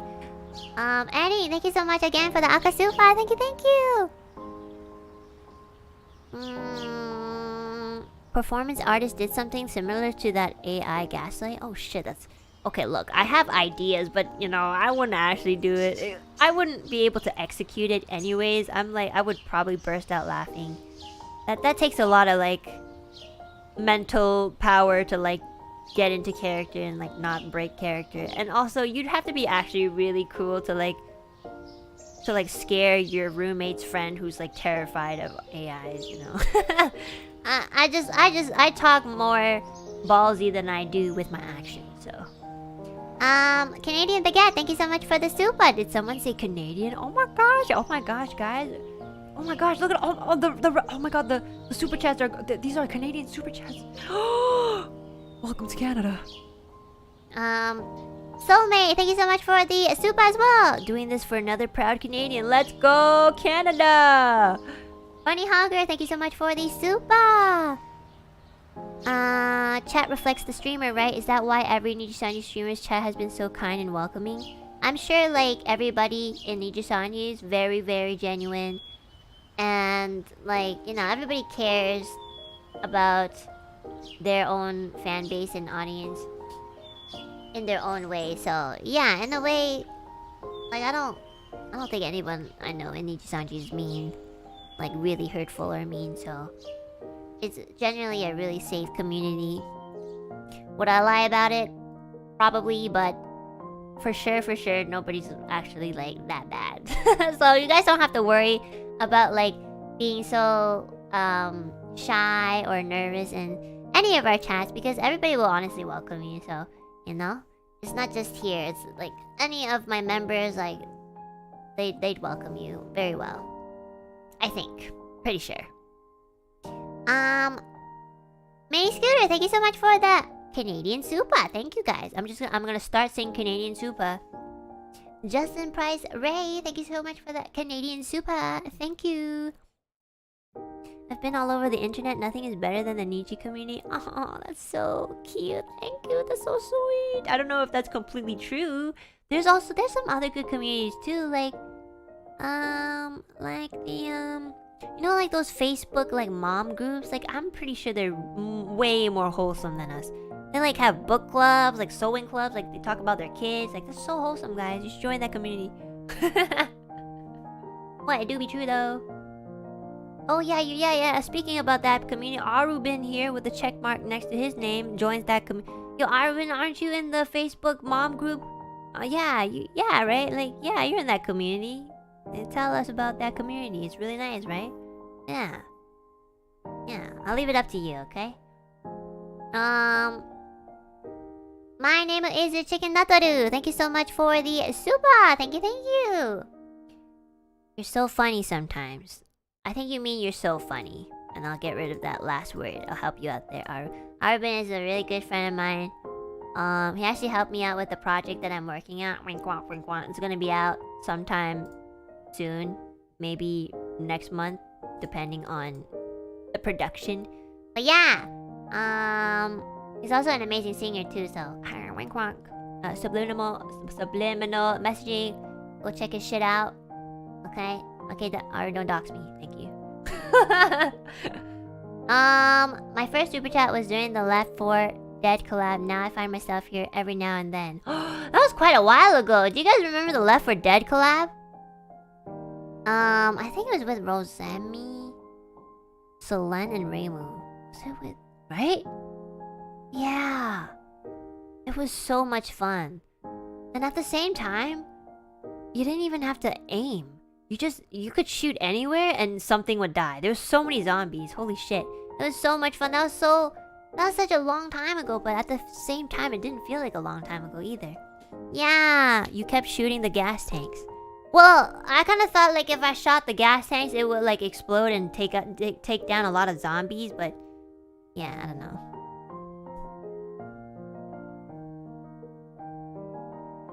You normally killed Reimu. Well, that's not what I did on purpose. I just, you know, I just have bad aim. But to be honest, I did see this clip where like Reimu told me to shoot something, and then immediately, right after she told me that, I think I did like a 180, and then I like aimed at Reimu like on the dot. So is my aim really that bad? Because like, damn, like my aim was so good. It almost looked like I did it on purpose. It was so funny. And I didn't even notice that until like it was clipped. I didn't realize I was shooting Reimu. This entire time I was playing, I didn't even know I was shooting at Reimu. I only knew when the clippers clipped it because they zoomed in that I was like shooting Reimu. And I was like, oh shit, I don't know. That's so fucking funny. It's not your fault. Reimu tends to run into the line of fire. This is the first time that somebody said it's not my fault. Thanks, guys. Okay. Micah, thank you so much for the Canadian super. Still laughing at your Pomo Leaf speech. Here's $14 Canadian. It was a joint collaboration with me and Alvin. We have very similar mindsets with Pomo Leaf, I think. Pinkerton, thank you so much for the super. Thank you. Now you got me wanting a voice pack of you just pronouncing bougie brand names. Glad you're more financially stable now. Am I allowed to do that? I think they're too bougie to care if I actually sold myself saying their brands in a voice pack. Louis Vuitton, Goosey, Mikel Kors. What else? What else is there? What other brands are there? Prada. What's another brand, guys? Supreme. Oh shit, what the fuck is that? Balenciaga. Actually, I know what Balenciaga is. I actually went to this store one time and I tried on their shoes and it was so nice, and then I looked at the price and then I walked out. With their shoe on. Just kidding. You know, something I noticed that they do is they sew on the number so that you can't actually walk out with their shoe on. It's kind of fucking smart. That's so smart. They sew on like the number. They sew on a number on the shoe so that you actually cannot, unless you're okay with that number, then you'll always have the number 3 on your shoe. Yeah, it's so smart, man. These people are so. Givenchy. Givenchy. Givenchy. Givenchy? Givenchy? I don't know. I actually don't know how to pronounce that one. Martisi et François Gerbot. Mona Lisa is not a brand, is it? I don't know. You've thought about taking them? Okay, have you guys tried Balenciaga's? What's it called? It's like a sock shoe. It's actually so nice. I looked at them like, what the fuck is a sock shoe? Come on.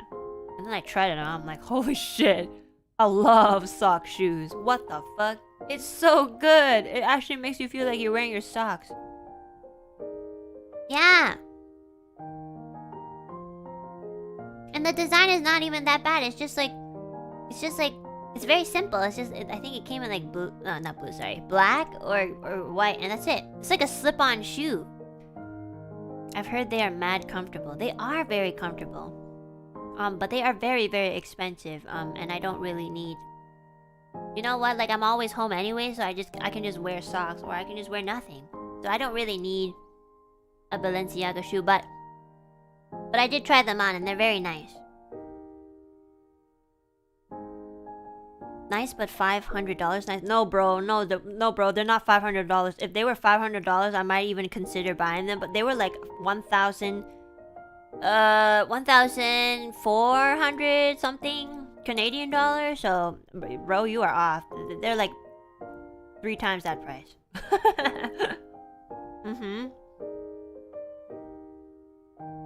Yeah. I tried it on before I saw the price, because if I saw the price first, I wouldn't have tried it on. I'd be like, I'm too scared. Gift for Rumi-chan? I think Rumi-chan's fine. Rumi-chan actually has like a few branded shoes, to be honest. She likes fashion a lot. Yeah, she likes brands. Well, she likes brands, but she doesn't like overspend either. She just has like a few items. I think she has like this Coach wallet thingy, and I was like, wow, cool, bougie. This girl lives more bougie than me. Yeah, she's fancy, but you know, she takes care of things. You know what? She cleans her shoes, guys. I don't even clean my shoes. Like unless I like step in mud or something, I'm not gonna like go out of my way to like clean. She like cleans her shoes, like for real cleans her shoes. It's weird. They're not even like dirty, you know, but she cleans them. It's weird. And I should totally do a shoe stream, and then you take off your shoes, then you take off your socks and wiggle your toes around. That'd be so hilarious and wholesome and funny. I think you're the only. You look like I don't know why you put so much emotes after that, and you look like a bot. You look like you're trying to sell me an idea, usually like the same one as like the hot webcam, and then you put a bunch of emotes at the end. I almost like timed you out because I thought you were a bot. So, yeah. You know, you know what? I think that might work better in your dreams.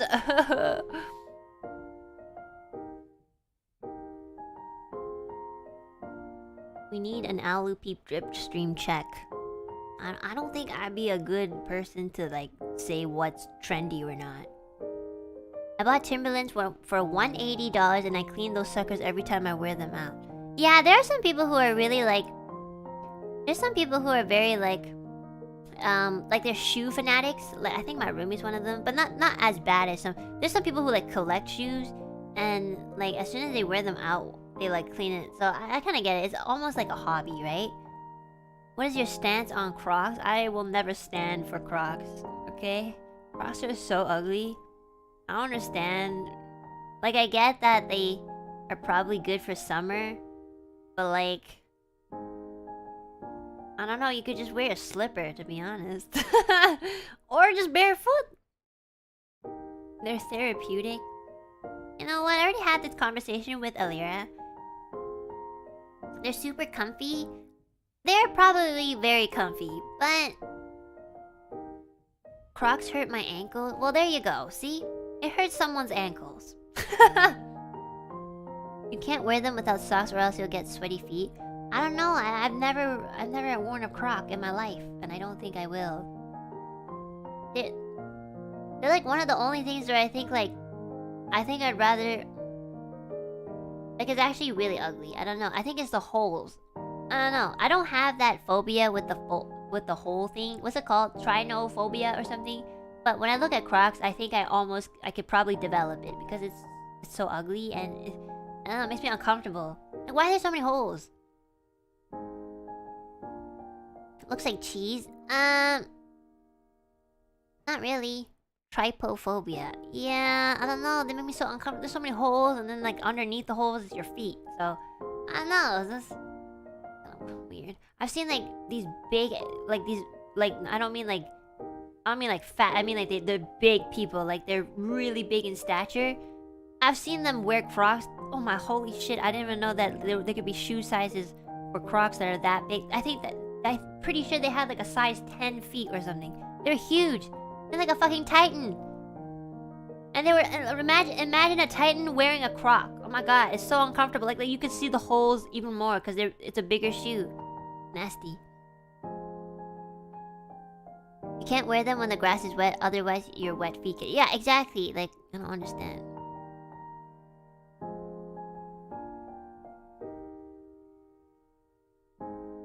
I would rather get a nice pair of sandals over Crocs. Okay guys, moment of truth. Let's go. Let's make a poll right now. Crocs, nay or yay? Okay. You must defeat Lyra Pandora in her weird like for Crocs. Okay, while you guys do that, I'm gonna continue Supas. Layla, thank you so much for the Supa. Thank you. Mirrorline, thank you so much for the Supa. Anna, it's finally my turn. Can I get a birthday wish? Oh my gosh, why is everybody's birthday today? I'm so glad to find your channel. Becoming an Alu Peep. This community is one of the best community that I have joined. You guys are the best. Oh, thank you. But honestly, it's just you guys. I didn't really do anything. Okay, guys, let's sing happy birthday for our friend Mirlin here. Really cute icon too. Ready? Let's sing it in a way where we're advertising that Crocs are bad, okay? I'm sorry, I need to use your birthday as an excuse. I hope you don't like Crocs. I'm gonna just pretend you don't like Crocs, okay? Happy birthday to you. Crocs suck and they should be gone. Happy birthday, dear Mirrorline. I hope nobody gets you Crocs. Woo! Yay! Oh, look at that. 63% nay. Well, I should just like... I'm gonna send this to Lyra. DM her and be like, yo, look at this.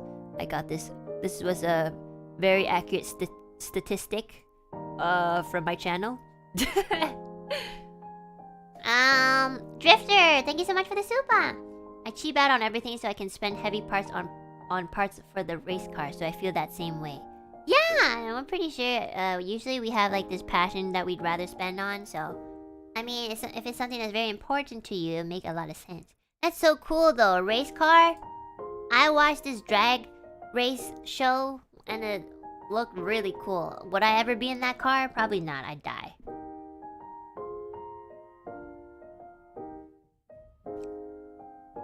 Crocs are so comfortable and convenient. I'm the type... Okay, I'm not gonna read that out because you're a Croc lover. I'm sorry. I cannot... Oh no, it's down to 60%. What? What? I think everybody who likes Crocs are asleep, so... Don't tell them. Keely, thank you so much for the super. Thank you. Kuraka, thank you so much for the super. Thank you. 4 months, damn numbers, I suck at math. Yeah! 4 months! Yeah! Thank you so much for becoming 4-month members. Holy shit, we're at the 4-month mark? I'm baffled. Damn, that was quick. Thank you so much. Kuraka, thank you. Oh no, I lost where I am. Where am I?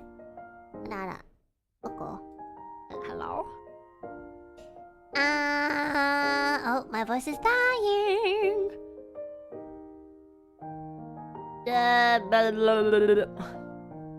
Mateo M, thank you so much for the super. Thank you, thank you.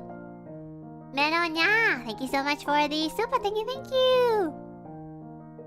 58%? What's happening? Hello? Are you croc lovers like... Are you guys the lurkers? Are croc lovers lurkers? Proc lurkers? Oh, proc lurkers. Oh, stay quiet, croc lurkers. There's no need for you to say anything. I'm gonna end the poll now before it gets lower.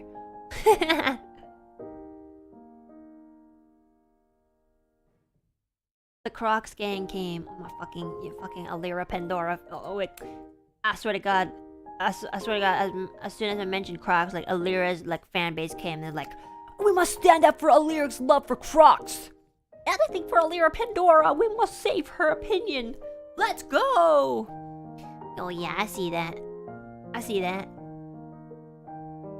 Alira sent them here. Fucking Alira Pandora. Bitch, I know where you live.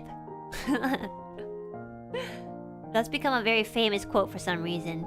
I don't know why, but fucking Alira Pandora, bitch, I know where you live is such a famous quote. I don't know what happened, but it's come to the point where even Alira's dad has seen it, and I'm just like, oh shit, I'm so sorry. I mean, like, I do know where your daughter lives, but I would never do anything to her.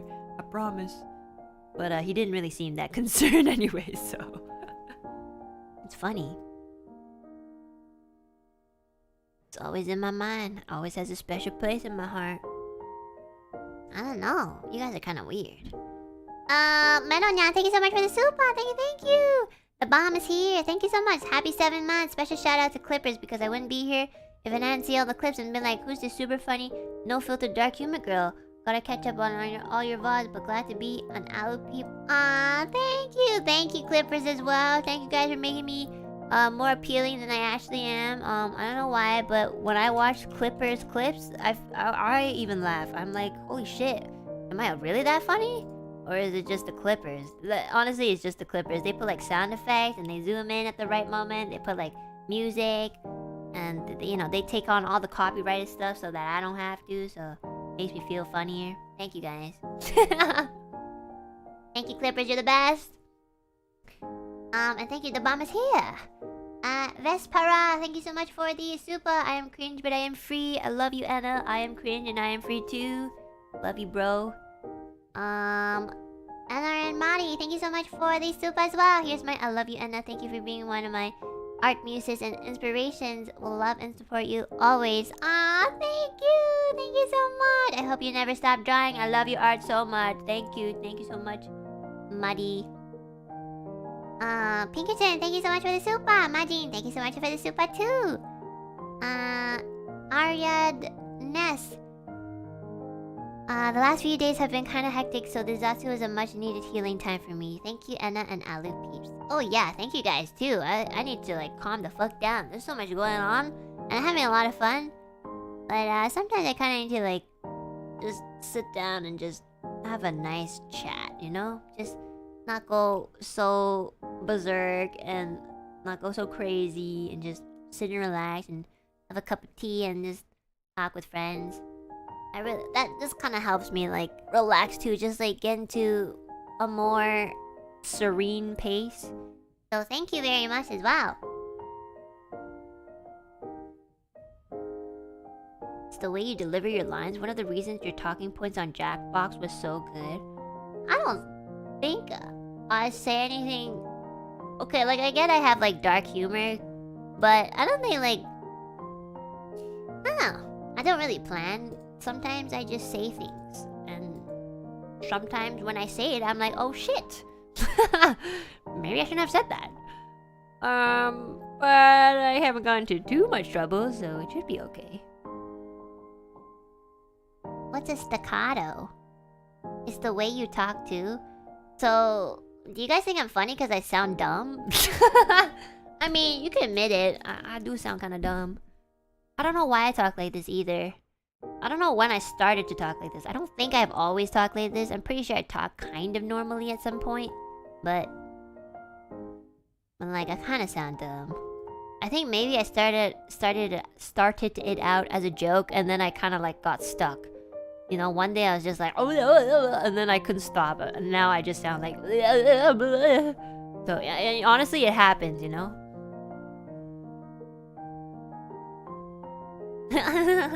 Oh no! Look at all the people trying to stand up for me. It's your deadpan delivery of jokes. I don't sound that deadpan. Do I sound deadpan? Really? I guess I could sound deadpan. I think it depends. I think if I'm really shy, I come out as deadpan because I don't know how to... Because then I don't really know how to like... Be like, ha!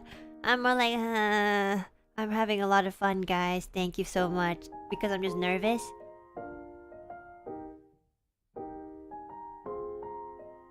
Oh, it's like a sarcastic tone? Okay, yeah, I admit I'm a bit sarcastic.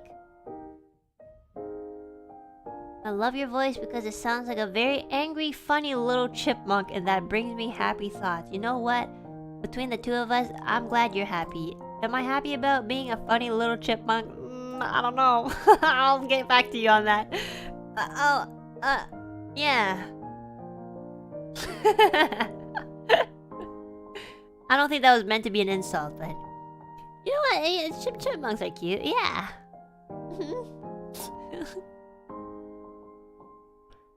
You have some pretty great comedic timing. Like, some of your jokes are placed at great points. I think I might get that from my dad. My dad's pretty sarcastic too, and he's always like, ever since I was a kid, he like always like roasted me non-stop.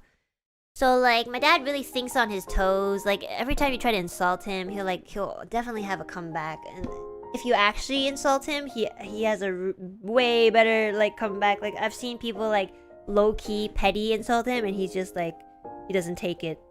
Like, he just like, he gives it back but harder, and it's so fucking funny. And I think I just kind of like picked up on that. But he doesn't in like, he does that in Mandarin. So, you know, I guess I kind of converted it to English, so. I don't know. Like, we have different humor too. Like, his jokes are more... I don't know how to explain it. Like, my jokes are more like deadpan sarcasm. And he's sarcastic too, but he's not as sarcastic as me. He's not vulgar. He's like... It's almost like he's businessman jokes, you know? Like, I don't know how to describe my dad's jokes. Like, for example, like, I'm trying to think of one. I think one time there was like this lady who was just being really mean. Like, so we were in Japan, and you know how like in Japan there's like these trains dedicated for women to be on because there's so much like groping that happens on trains. Because in Japan, like, trains get filled up with people, and sometimes people don't really know how to keep their hands to themselves. So they have like dedicated sections of the trains for like women. And we were kind of just like, the train came and we like almost missed it, so we kind of just like jumped on a random section of the train. Unfortunately, like unfortunately we ended up on like because I was with my dad, which is why I say unfortunately, because like they're very sensitive about it. Like, honestly, I don't think it's a big deal as long as you're not like touching anybody. But yeah, my dad accidentally got on the women's side of the section, and you know, nobody really had a problem with it because, you know, usually if that happens, like, you kind of like respectfully just get off the next stop and just like move over. But we just didn't want to miss the train. But there's like this woman that just would not have it. Like, my dad didn't do anything. He just got on the train by accident. Obviously, we were like, we almost didn't catch this train, so we kind of were like, we almost didn't catch it. Like, yeah, like, oops, we're on the wrong section of the train. We should move after. And like, oh yeah. And then that lady was just like so mean to him. He like went over to my dad and he's just like, you know, this is the women's side of the train, right? And my dad's just like, how do you know I'm not a woman? I almost like, good thing I did not laugh, because I think if I laughed, that lady would have been so mad. My dad. But the thing is, it's the way that he says it, you know? He doesn't say it in a way where it's like, he doesn't say it like derpy, like, oh, how do you know I'm not a lady? He actually, like, he has a very serious tone all the time, you know? He doesn't have like my nasally voice. so I can't really replicate it. But he's just like, he looked straight at the lady and he was like, "How do you know I'm not a woman? Why do you assume I'm a man?" And that lady just did not say anything. She was just like, "Well, you're obviously a man. You look like a man." And he's like, "What does that mean?" And I was like, "Oh shit, Dad, you're going into like you are going in some like territory here. We are going like, this is some like, you go into the future, Dad. Oh my goodness." Like he was like, "Wait a this was, mind you, this wasn't like any recent time. This was when I was a kid. So like nowadays, like yeah, it's more talked about, you know, like gender, sexuality and stuff. Like just like over 10 years ago, it was not even like mentioned that much more, like that much, honestly. So honestly, my dad was way ahead. And I don't know how the 2 months. Yeah, seriously, my dad is basically my mom and my dad sometimes. It's so funny. He's very nurturing. Yeah, he played the card. He played it so seriously too. And I actually thought he was like kind of like, I almost bought it too. I was just like, wait, is he like serious? Like because you know, my dad has never really referred to himself as a woman before, so I think he just said it to prove a point, but also just to kind of like point out her ignorance, like, hey, I'm not doing anything and you're the one coming up to me and like calling me out, so like I'm gonna call you out. Like, why do you assume I'm a woman? I mean a man. And you know, I get his point, but even then, like, he was so serious that I was like, Dad, do you need to talk to me about something? And he's like, no, I just wanted to prove a point. That lady was being really rude, and you know, I told. Like when we got on the train, like my dad kind of apologized. Like, you know, in Japan, like common courtesy and mannerism is very important. So when he kind of got on, he was just like, oh, I'm gonna like go to the next section of the train after this stop. And then everybody was just kind of like, you know, bowing their heads like, oh, okay. Because, you know, like, because it's not that we don't want to make like the women on that section of the train uncomfortable. It was really just an accident. So I think it's like it's a nice gesture just to kind of be like, oh, I'm gonna go on to the next train. It's the same thing as like sometimes when there's a lot of people and you have to kind of shout out, oh, I'm getting off at this stop, so that people kind of like know and try to make way for you, or they're okay with you like squeezing through, because you've kind of already like announced like, oh hey, I'm gonna get off this train. This is sort of like a courtesy thing in Japan. I don't really know if they do it like in other countries, but I think it's a pretty good idea. It's just to kind of let people know like, hey, it's okay, I'm gonna get off, or I'm gonna, you know, go around, like, because these things happen, right? But that lady was just giving no fucks. Like, she was just so mean. Like, and then my dad said the meanest thing. Like, she like kept talking about like, oh, you know, like you look like a man, you smell like a man. It was like she literally said that in Japanese, you know. And my dad was just like, even if I wanted to grope somebody, I wouldn't grope you. And I was like, Dad, please, please. Oh my God. I was like, oh shit. I just want you guys to know I was like 12 or 11 at the time. I was like, oh shit. If I were my age now and I heard that, I'd be like, let's go, Dad! Woohoo! Let's go, King!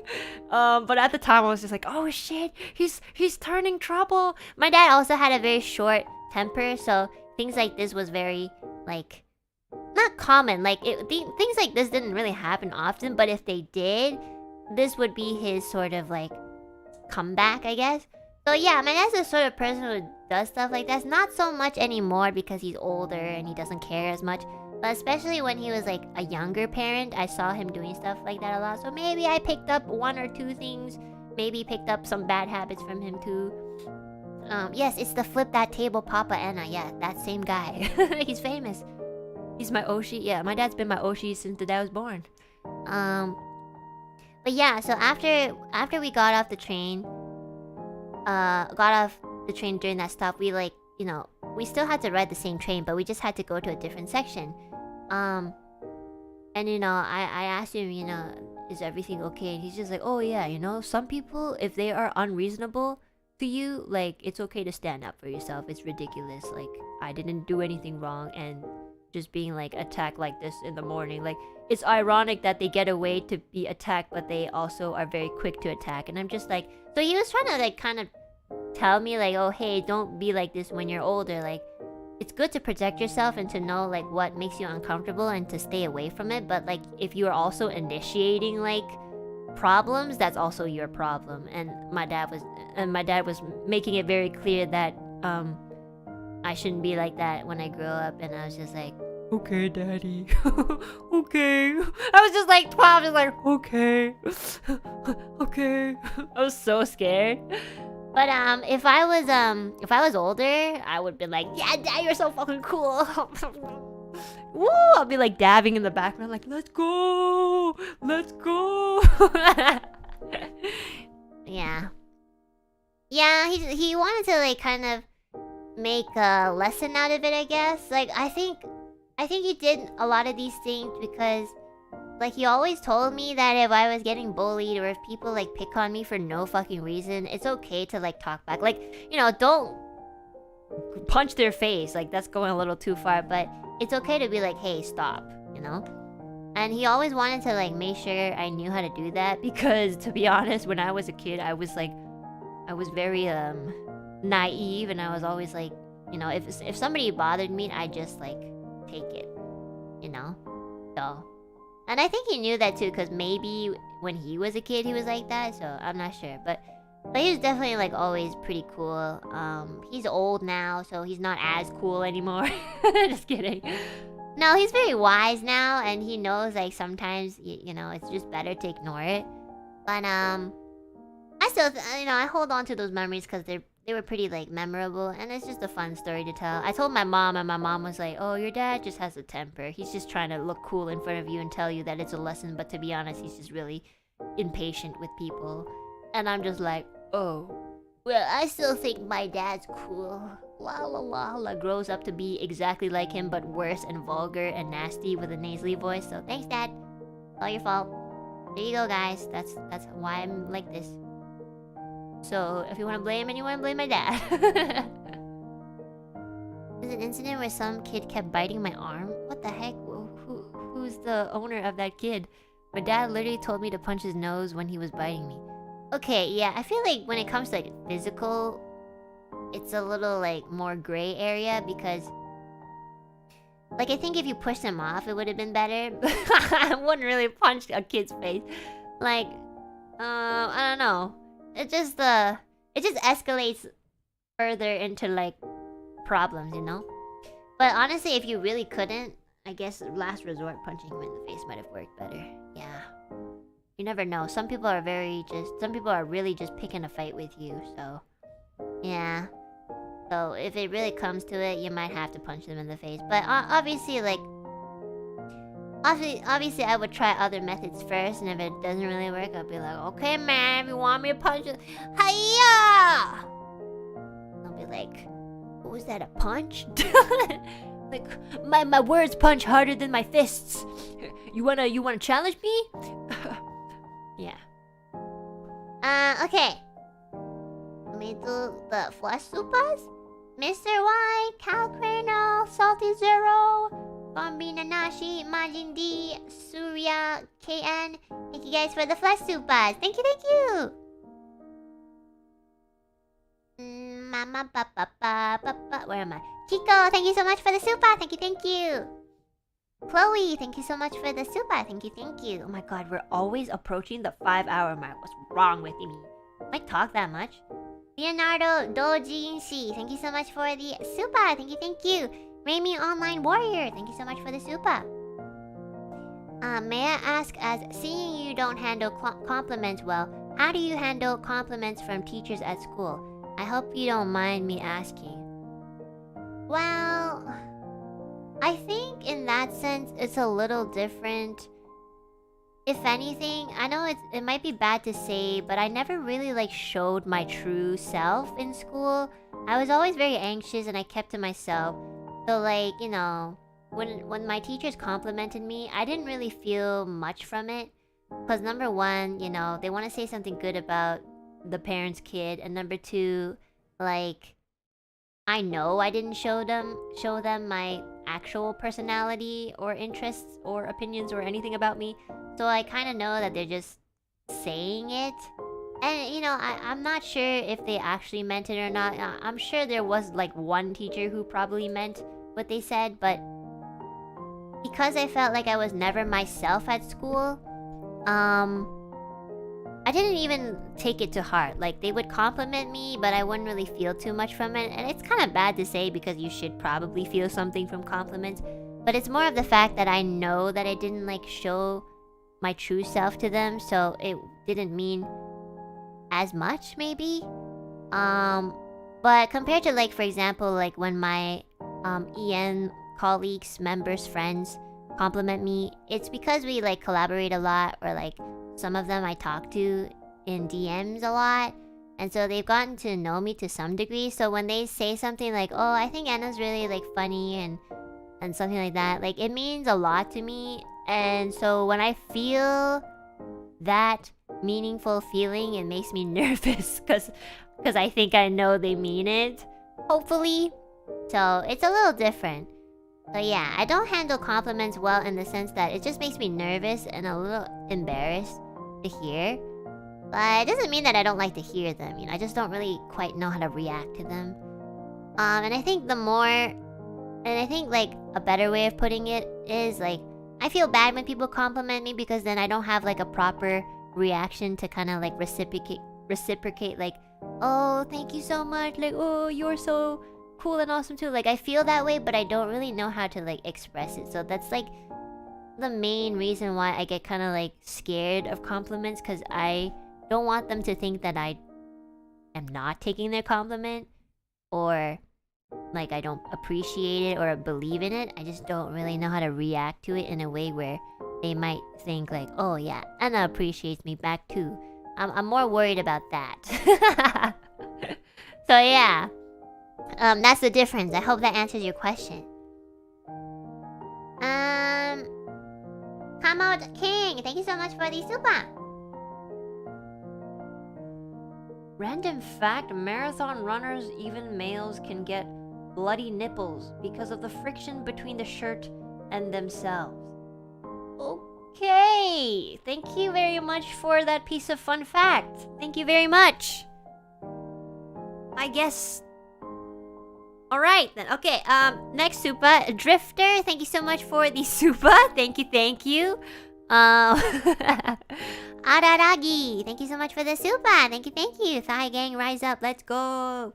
The heel, thank you so much for the super. Thank you, Dr. Enna. We should all wash our butts. No one likes doo-doo butt. Exactly. And if you do, please keep it to yourself. Thank you. Oh, Reimu Online Warrior, thank you so much for the supers. Thank you. Pan Devil, thank you so much for the super. Thank you. Pinkerton, thank you so much for the super as well. Thank you.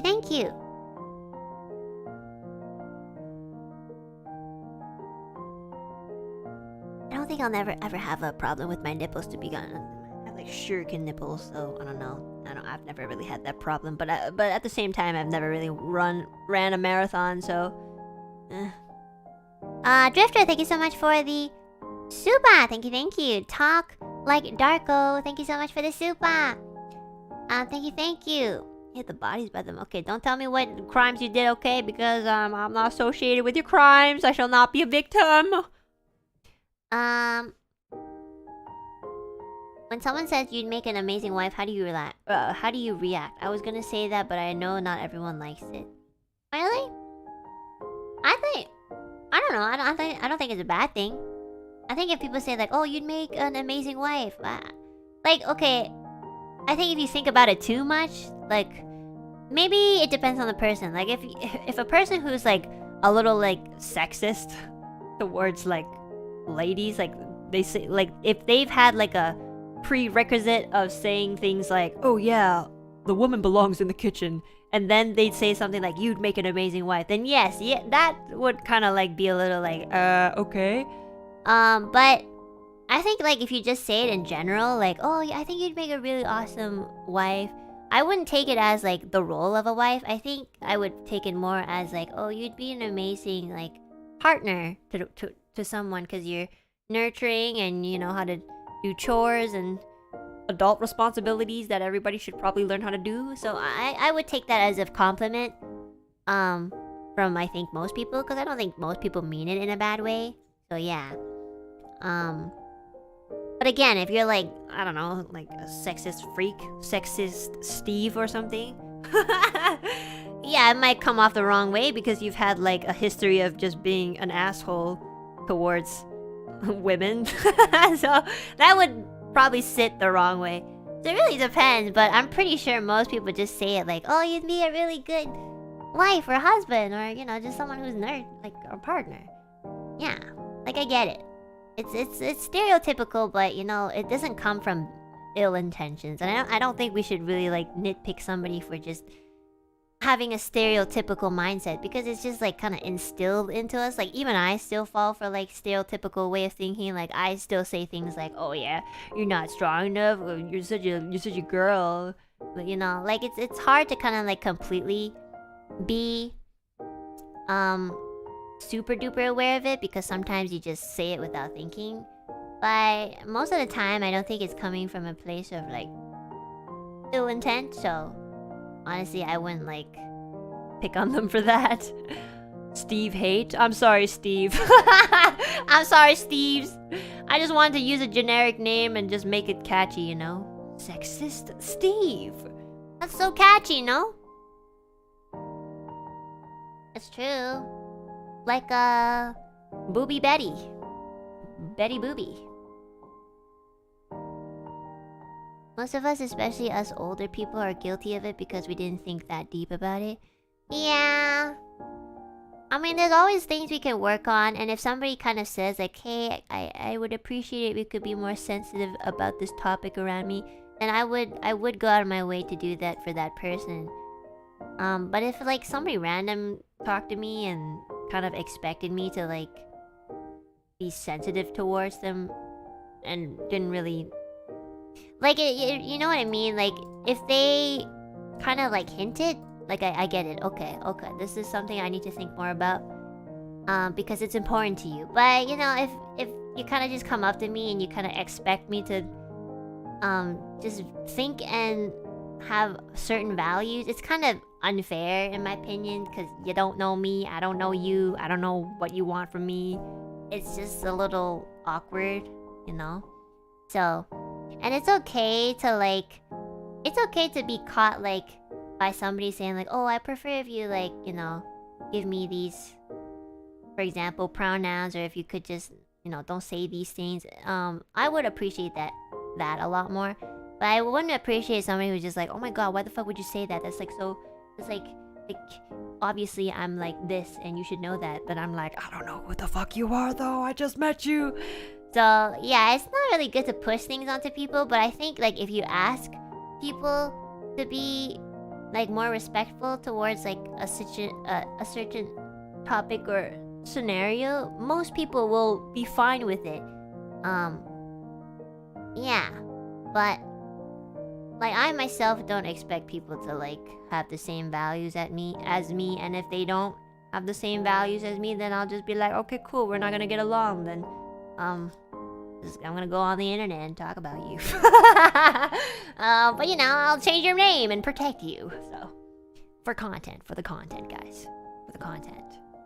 But yeah, I mean, it depends on what the other person is thinking. Yeah, it's meant to say you're a very kind and caring person, but of course, saying it to someone who doesn't plan on settling down, it's odd. True. Yeah, exactly. Like going back to the wife thing, if they've kind of like mentioned like, oh yeah, I don't want kids and I don't want to get married, it's kind of like, I think, and if you like kind of knew them as a friend or something, it would be a little bit insensitive to sort of be like, oh my god, you'd make an amazing wife, because it's not something they want to be, and you kind of know that. And it kind of just shows that you weren't paying attention to what they want, so you know.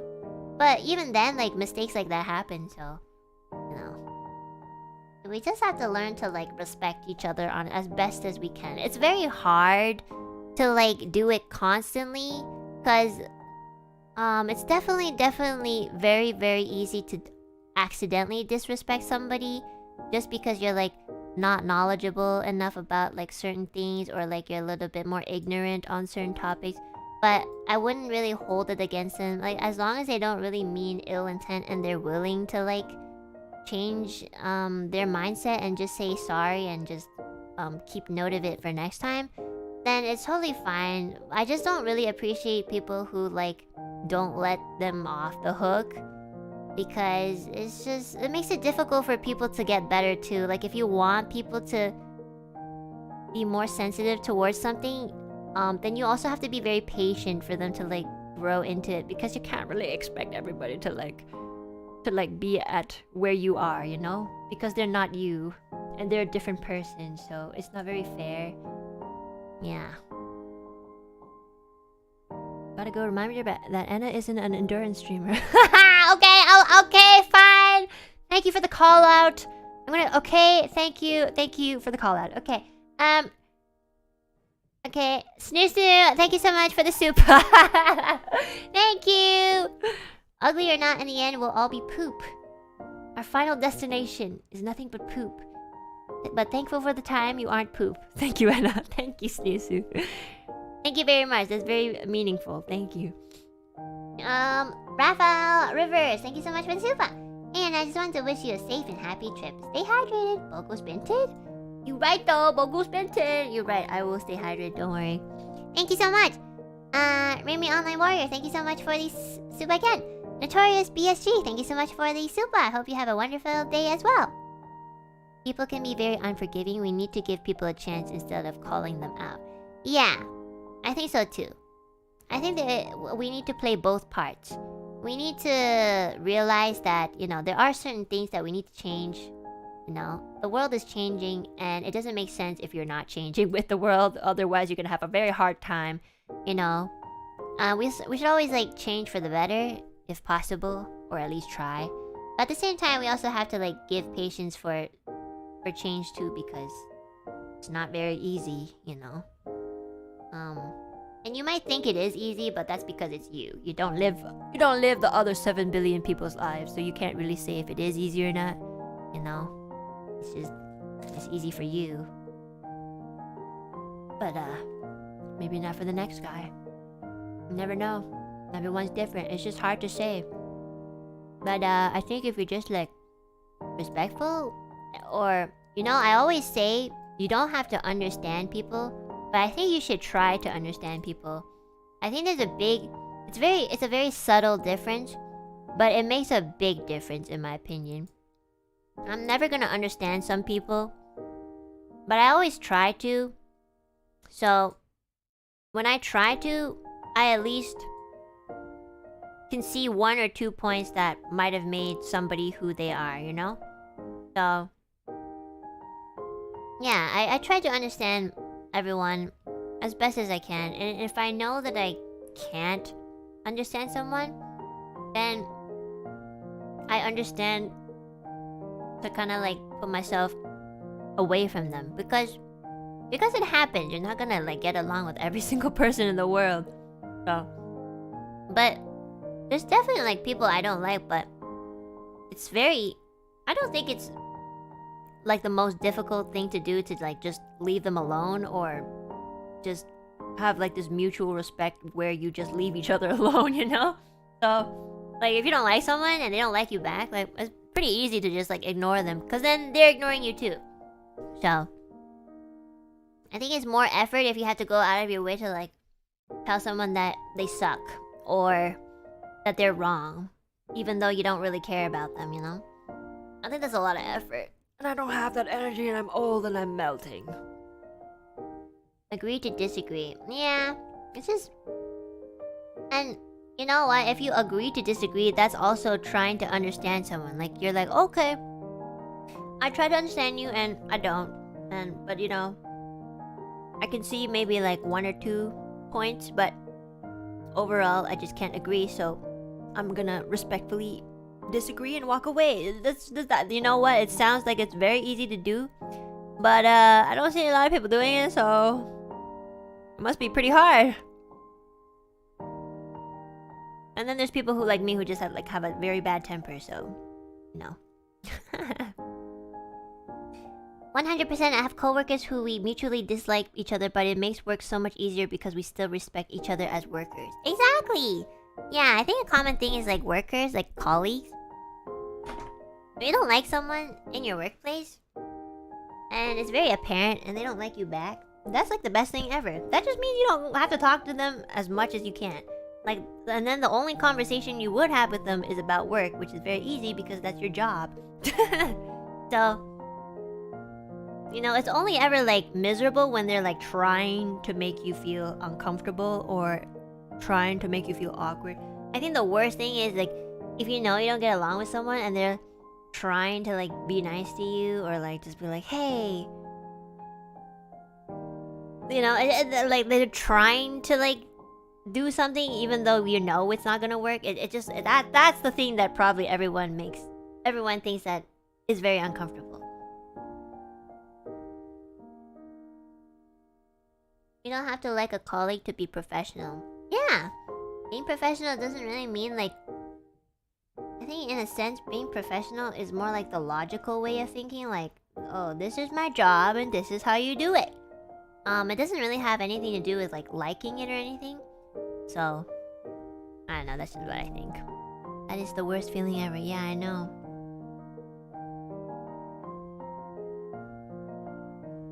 I would want to note that while I 100% agree with this, do note that it isn't always case where the other person's beliefs might inherently be dangerous to you if they act on them. That is very true as well. You know, it's always a different case.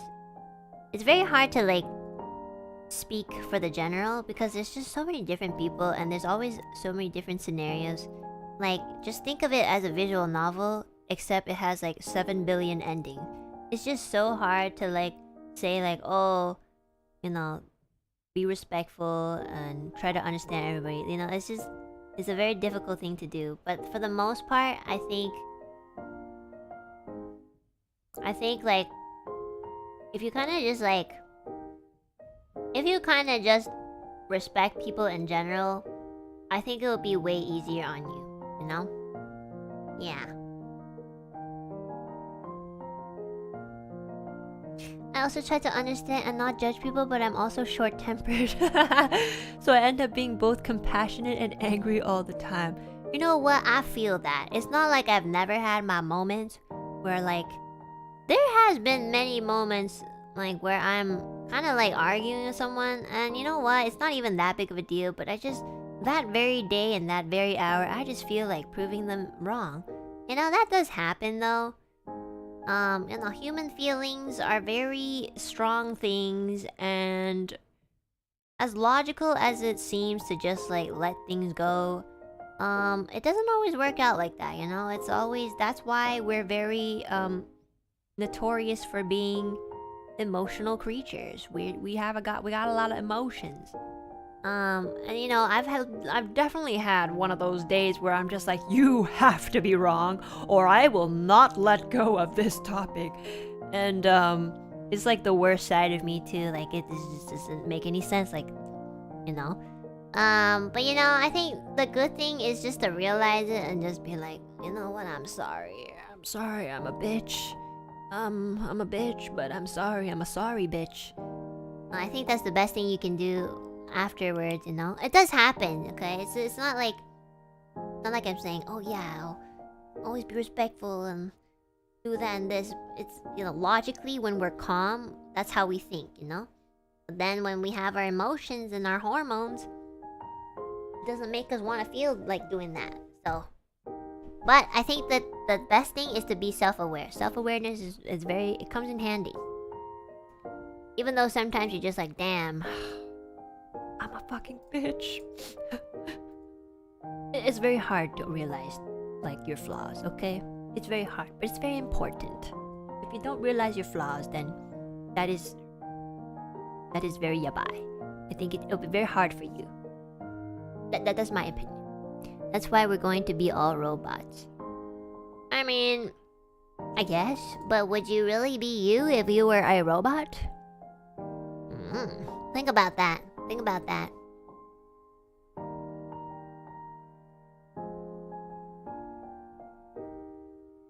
Just like Enna isn't self-aware of the time when she goes on tangent. Okay, guys, alright, okay. D-Flowin! Thank you so much for the Akasupa again! Thank you, I really appreciate it! The callouts are real! The Frost Bear Circer! All Canadian music hits mini karaoke would be funny. Oh god, you know what? I don't even know like any Canadian music hits. I'm sorry. I only listen to weeb music, but if you guys have any Canadian music hits that you guys want me to check out, then please leave a comment in the description below. Thank you so much for the Canadian super. Bob Nexus, thank you so much for the super Crocs for life gang. Oh, I take that thank you back. Fuck you. Keelage, thank you so much for the super. You and Albin can form Albin and the Chipmunks. That's so funny. Christians TV, thank you so much for the super. I always see VTubers with 4-hour-long or more streams and think, no way people watch the whole thing. Now here I am, almost 5 hours into this one. No regrets. Oh my god, that's literally me. When I used to see like Ethyria stream for 7 hours, I was like, what the fuck is wrong with you? Now here I am, 2 hours away from being what the fuck is wrong with you. Thank you, Ethyria Pandora. Miki-tan, thank you so much for the super. I sprained my foot while getting a new job. After that, I watched a lot of Enna clips when I was a little depressed. Oh no! Thank you for bringing me happiness, and also thanks for all the clippers. Oh my goodness, I'm so sorry you sprained your leg. I hope everything's okay. I hope it's not like a long-term damage. At the very least, I hope that you've been resting at home instead of going to the job. So, I hope your foot feels better soon. Oh my gosh. Also, guys, if your workplace doesn't really manage their equipment well, you can call them out, okay? They get really scared.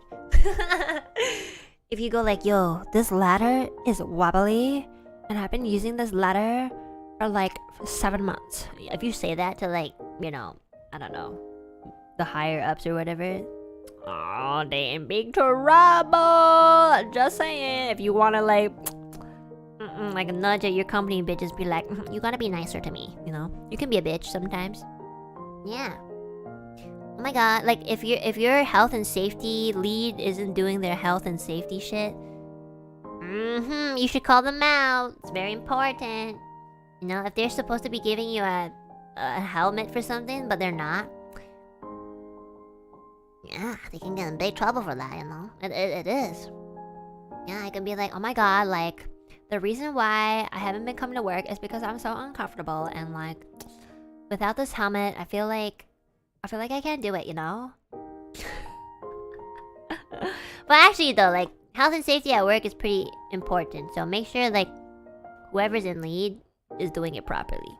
You know, one time I like slipped on a ladder, and you guys know I'm fucking afraid of heights so much. And thankfully like I didn't like get hurt or anything, but holy shit, it's because one of the steps, you know, the ladder steps, one of the steps on the ladder was like, it wasn't loose. I mean, it wasn't broken, but it was a little bit loose. So, like, if you stepped on it, it would, like, move a bit. And, yeah, that's what happens when your health and safety lead doesn't, like, get their game. Yeah. Good thing I didn't go so high on the ladder because I'm afraid of heights. But yeah, that's pretty fucking scary.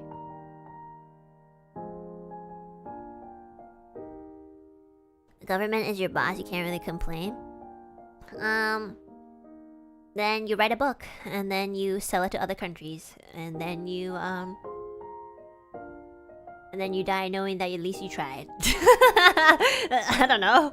That's in one of the books that I read. That's what they did. So, okay, let's continue. No more tangents. Shut the fuck up, Enna. Yasenia, thank you so much for the super. Thank you. It's 5 AM and then I was woken up by big thunder. Oh no! I hate thunder noises too, to be honest. It's such a sweet comfort to hear your voice after the shock. Really? Ah! Thanks, Enna. Choo choo, I love you, honey. Whiny. Thank you so much.好好去睡吧. Yeah. I said have a nice sleep. Or something like that. Where am I? Derek Gong. Hi Enna, was using your stream as background while driving and it was so much fun. As a student studying music, I really enjoyed your perspective on music. I find that it's something that I can't see myself doing, so that pushes me. So that pushes me. Oh wow, that's so interesting. That's so cool. I always have a very big admiration for people who study music because I tried to, I guess, at one point, and I can't sit down and like study the theory part of it. That's just how, I don't know, like this is something I have a lot of trouble doing. So I really admire people who like can actually discipline themselves to properly study, not just music, but just anything. I've never been a study student. I've always just been like hands-on. So, and I learned so much more from hands-on. Like I don't know why, but when I learn things on paper, it doesn't really get to my head. Like if I see it or hear it and like experience it, I learn so much. But then like when it's on paper, I'm just like, what? So yeah, I have a very good appreciation for people who can do proper traditional studying. I wish I could do that too. So good luck on it, and you're doing great, Derek. You're doing great. Everyone has different learning styles. Yeah, I know. It just sometimes it's difficult when like it just caters to like one style, I guess, of studying. And I know that like it doesn't mean that you're not like smart or anything, but it is a little hard to like to just like know that you're not following what everyone else can do or like can put up with. I know not everybody likes studying, but a lot of people can put up with it and they can still learn something from it. And I guess it's just a little bit more harder for me to sit down and just like I never had like bad grades, but I can't remember anything I learned from high school. Like it was all a blur. I don't remember anything. I think the only thing I remember was psychology because it was actually interesting. That's my biggest. I think another one of my flaws is like if I genuinely don't think it's interesting, like I cannot remember it. I don't know why. Like if you told me something that was like supposedly very important, but I just don't really care for it, I just can't remember it. But like at all. Yeah. That's why like a lot of the things I do remember are subjects like psychology, history, biology, because I like learning about like, you know, it's not like science is like biology specifically just teaches you like the science of life, and I think that's cool because it's like you see how things change over time and like what happens like when this becomes this. And then history is like, you know, reading a story sort of thing. So it's easier to remember. It's, you know, it's a story in a way. And then psychology is cool because you get to kind of like dive into the depths of like minds and like how it kind of like influences like people and stuff. So those are things that interest me a lot, which is why I remember a lot of things from those subjects. And then there's art too, which is like hands-on. But like math, like I don't know, like I see math and all I see is like 2 to the power of 3 times x bracket x equals, I don't know, and I don't even know. I don't understand. I don't want to understand. And I also like languages too. But at the time I wasn't like too into French, unfortunately, so I didn't learn it properly. Now I'm very into French. I'm more into languages now than before. So yeah, and then I'm probably gonna get old and I'm gonna regret everything that I didn't learn as a kid, and now I'm just gonna die stupid. But that's okay, because at least I was a VTuber at one point. Math can be fun once you understand what you're dealing with. Before that, it can be very hell. Yeah, maybe. I think I just don't like math. They teach you a lot of math you'll never use. They should teach more statistics like physical math, in my opinion.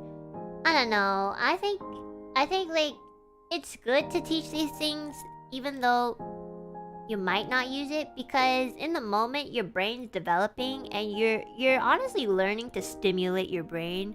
Maybe not so much to like remember and use them. You don't always have to learn something to use it. I think sometimes you just learn it so that you can just like upgrade your brain. That's how I think. So, I mean, I would honestly like I would go to school, you know, because it does help my brain like stimulated. Like, yes, reading a paragraph that I don't really care for does do some kind of stimulation. Do I like it? Not really, but you know, it does get my brain thinking. Interesting viewpoint. Yeah, I mean, like, if you're watching a TV show and you're like blanking out, that's like your brain not really moving, right? You're not really like, you're kind of just like looking at something, and sometimes like just because you look at something, it doesn't mean you're absorbing it. But if you had to like physically like read something with your eyes and then like think about each word you're reading in, that is stimulation. If you had to like read numbers and then go like 1 + 2 = 3, that's you like, you know, it's really annoying and I hate it, but it is good for you. It's like brain exercise. It's like going to the gym with your brain. So I kind of just take it like that, you know? Like, I know I'm not gonna be a fucking mathematician or anything. I'm not working side by side Elon Musk. No way, man. But at the time, it probably does help, like, stimulate your brain a little bit, at least. So, yeah. I mean, unless you just fall asleep, but that's on you, so. Wait, you're still streaming? Had time to get to the train from Paris to London. What? Whoopsies. Okay, guys. Okay, I get the call outs. Okay, thank you. Okay, we get it. My stream lasts from Paris to London. Thank you, guys. Domo Espresso, thank you so much for the super. Thank you. Oh my gosh, you're Canadian too? What the fuck? Why is everyone Canadian? For Canadian singers, what about songs from Michael Bublé? Really missed your free chats and all the best. Birds flying high, you know how I feel. You know how I feel. Actually, that song is by Nina Simone, and then Michael Bublé kind of like modernized it. So I really like her version though. Nina Simone has this like a low ass voice, the most low ass voice I've ever heard in my life. She like, oh my god. I actually thought she like was a dude first. I'm sorry for saying that, but it was so low, and I was just like, holy shit. But then I saw her, and I was like, holy shit. Like, if you really think about it, yeah, really, like, people are just people. But yeah, I love her. I love her voice so much. I love that song from her. I'm gonna go listen to it afterwards. Stars is one of my favorite songs, E, from her. I've never heard of that. I haven't really heard too much songs from her, but I've like listened to her voice before. And man, you know, I used to wish I could sing super duper high and sound like fucking Mariah Carey, like a but then I started appreciating like more like lower register female vocalists. So, and then I realized like it actually has a very nice like cadence and timbre. You know, and then I was just like, you know what? I'm a low voice singer, unfortunately. I do want to sing high and belt high, but I'm low voiced. I started to appreciate it a little bit more.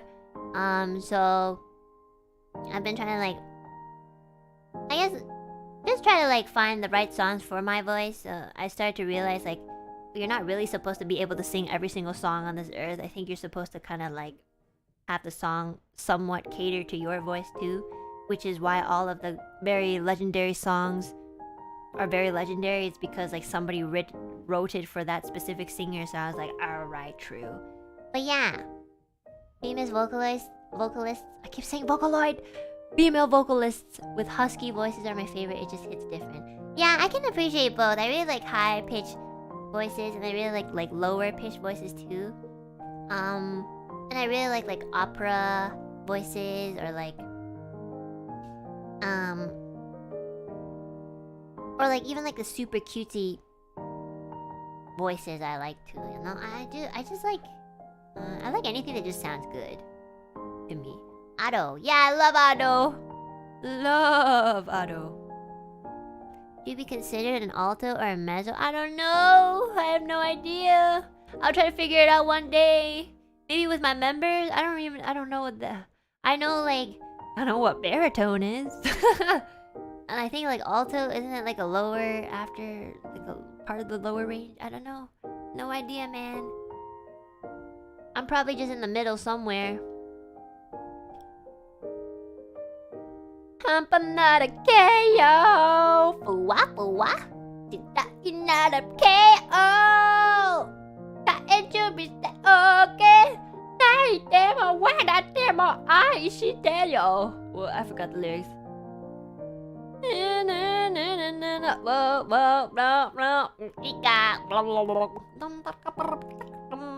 I'm trying to like sing the entire instrumental too. Okay, the Fez hat. Thank you so much for the super. First time here. This level-headed real talk is nice. Ah, thank you so much. Welcome, welcome. Are we level-headed though? Are we really? That son of a gun. Thank you so much for the super. Thank you, thank you. Oh God, math.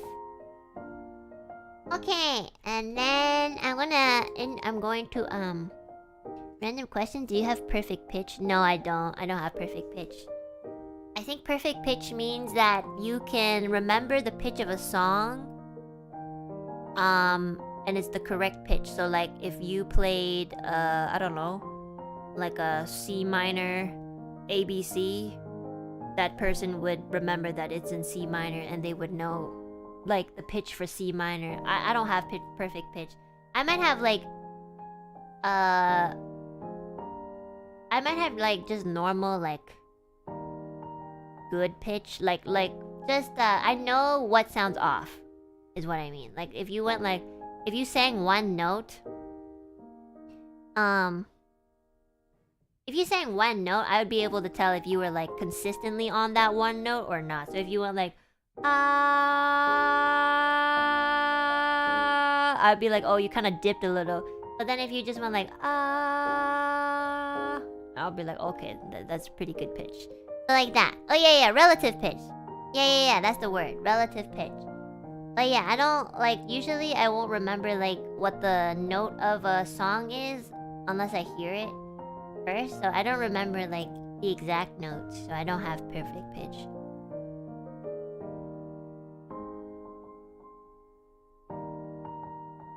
That was about a D3, bro. I don't know. I don't even play the piano. You tell me. What's a D3? D3 these nuts. Okay, welcome new members. We should do a new member chant. But not that one. I'll make one up, okay? I'll make one during my vacation. I'll think about it. Okay. Jojoy Chica 99.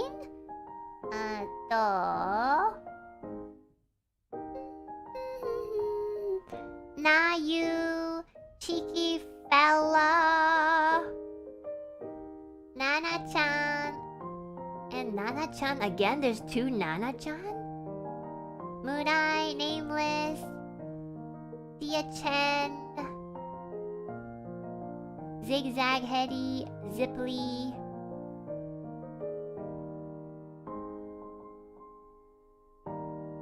Sorry, I'm making a face because I'm squinting. I don't have my glasses on. I was looking at myself. I was like, what the fuck is that face?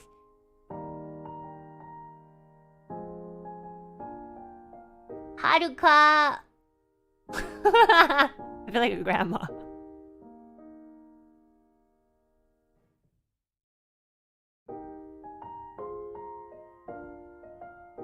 Ross Stanley. I feel like I'm reading out attendance. Kesley. Cookie. Jershel. The Law. Why is everything so spread out? Why can't they just like make a column of new members? Super Wit, Lam Alert, Kittle Cool. Holy shit, what is that username? Ian G. Winter Zeal. Mads. AI Haru. And Rhythmic Rhythmic Chimp. Welcome to the Alu Peep memberships. Welcome. Oh, you guys doing the attendance? Here, present. Welcome, guys. Welcome to the Alu Peep memberships. Just letting you guys know that I will be on vacation, so there won't be like a lot of membership content. So, just putting it out there. But I will be uploading some things while I'm gone in memberships as well. So I hope you guys look forward to that. But feel free to unmember because I'm not gonna be here after May 28th to June 20th. Okay, I'll be away. I won't be streaming, is what I mean. And thank you so much for the... Oh, and for everybody who hit 4 months, thank you guys so much. Shim, Caballero, Jolin, Cool LT, Notorious BSG, Zamo. Oh my gosh, I can't believe we hit 4 months, guys. Zasa Els, Vincent Boosie, Yu, Etsu, Haruka, Mr. ABK1, Krim, Knight, The Armored Reaper, Necromancer, Chandra Roy, Nana Chan, Wild Nexus, Cocaine. What? Oh, Coke. Oh, no. How do you pronounce that? Cocaine? But it's without an I. Cocaine. 0. Matt Dumb. Daru.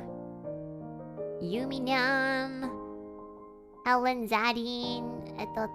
Meikaishi. Edo. Lockland. Abby. Chica. MM0. LLENN. Potato. Salty Fish. Emma Leg, Guggy, Wesley Chan, Daft Owl 15. People outside the window think I'm fucking crazy. Phobos, Orange Henge. This dummy with ugly orange glasses just can't stop clipping you. Aw, thank you. Thank you. Please, being dummy with ugly orange glass. Please keep. Thank you. Arigato. I appreciate. Wink wonk. Gangyer, Justin, Price, Mer, J Tao, Ryusei, Oray. Am I butchering everybody's username? Jarson, Luprin the 4th, Petra's Emergence. Oh, Pef, Anna looking extra cute today. Thanks, Pef. Shuho. I'm sorry, I don't know how to pronounce XXUHLE. Shuho. Saka, Kuroaka, Ross Stanley, Marilyn, Rush East, Elmoose, Ragnora. Okay, guys, stop adding the member supas. Bartel, Kuki, Yuki Alter. Okay, add on. Homura did nothing wrong. Oh my gosh, there's so many 4-month members and 3-month members. Araragi, Azurag, Neon Luminous, Montez, 12, Rawberry, J Shadow. Okay, there has to be an end to this sometime.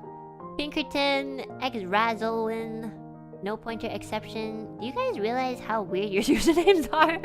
Super Width, Recco Dan, Nick Vo, The Chaptepetepeta, Mr. Caros, Jukuja, Miki Tan, Vert Clarity 2.0, Winter Zeal, Vinny, Nanachi, Missing, Birds Angels Nest, Regan, The Rowdy Peep,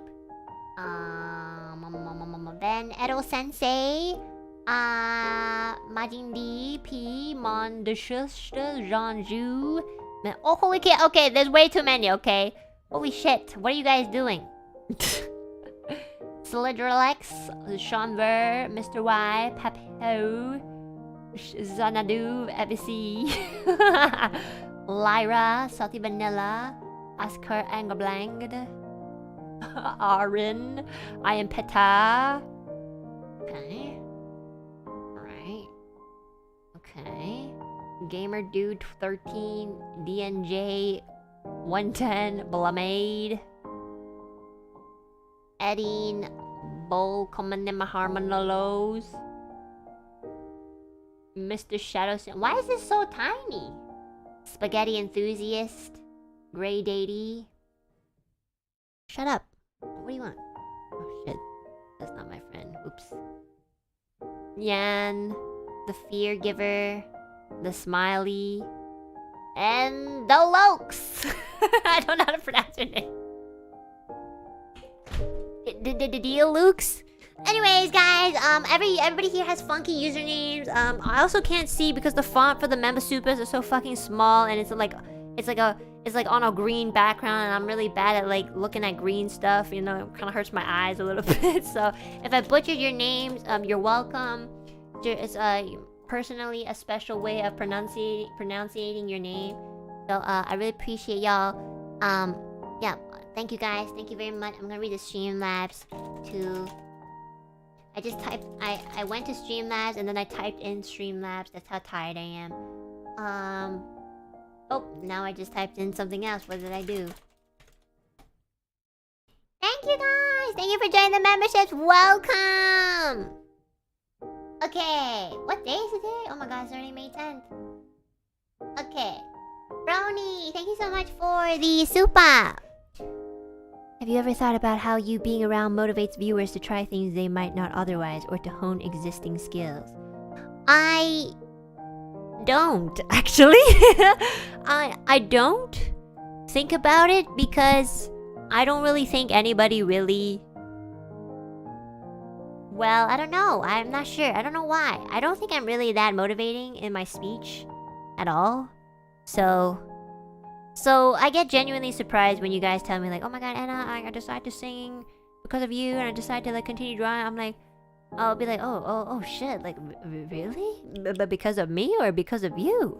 But at the same time, I really feel like it's just because of you guys. Like, you know, you guys gave me a chance, and then I said something kind of stupid, and you decided to listen, and now that motivates you. So I don't really feel like taking much credit for it. I feel like it's all you guys. So thank you.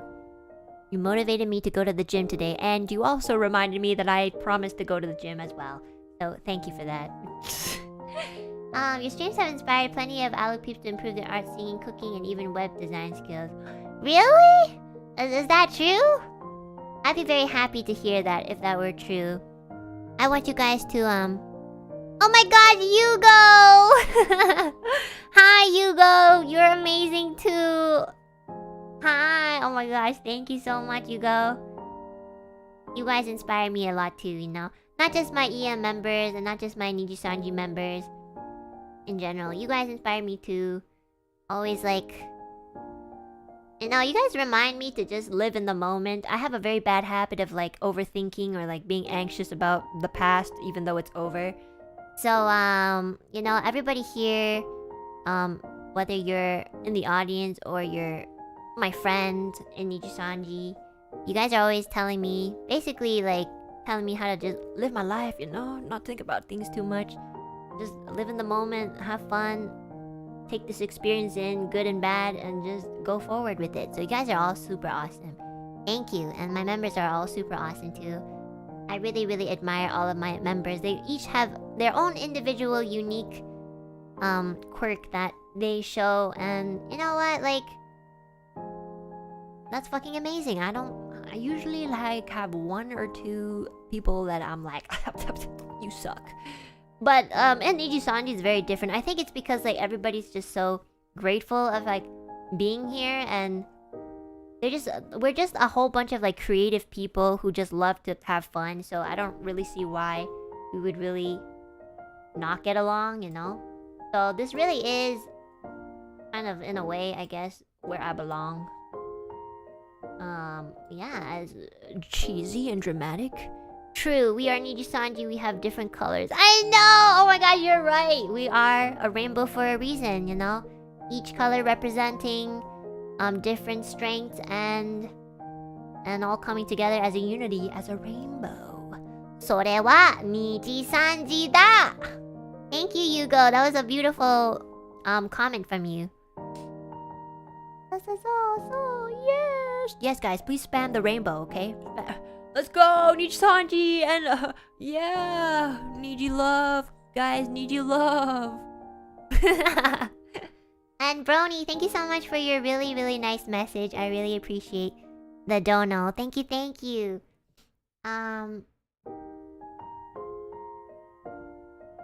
Murr. Thank you so much for the Akadono. Your dark humor and sarcasm is what made me stick around from day one. Since then, I've fallen in love with so much of what you do, and I don't see that changing. Love you, Enna. Aw, thank you. And don't worry, guys. Even if like things change, and one day, like, you know, someone else gives you that motivation, and you guys like change passions or whatever, like, you know, change is always happening. Embrace it. Embrace it. As long as you're moving forward, then you're going the right way, I think. Pretty sure. Right? Yeah. Pretty sure. Better than stagnating. Like, better than just like being in one spot. Yes. You're making me so soft right now. Don't say it like that. You gotta say it in a different way. You can't just say, you're making me feel soft. That sounds kind of wrong. Feels like I'm turning you off. Thank you so much, Mur, for the Akadono. Thank you, thank you. Hey, Enju. Thank you so much for the Supa. Here's me being smart with my money. I'll be smart with your money for you. Thanks, bro. Thank you very much. Bacon, thank you so much for the dono as well.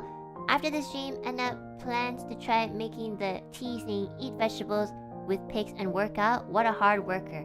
Okay, wow, that's a really good last dono message because you literally told me what I should be doing the rest of this day.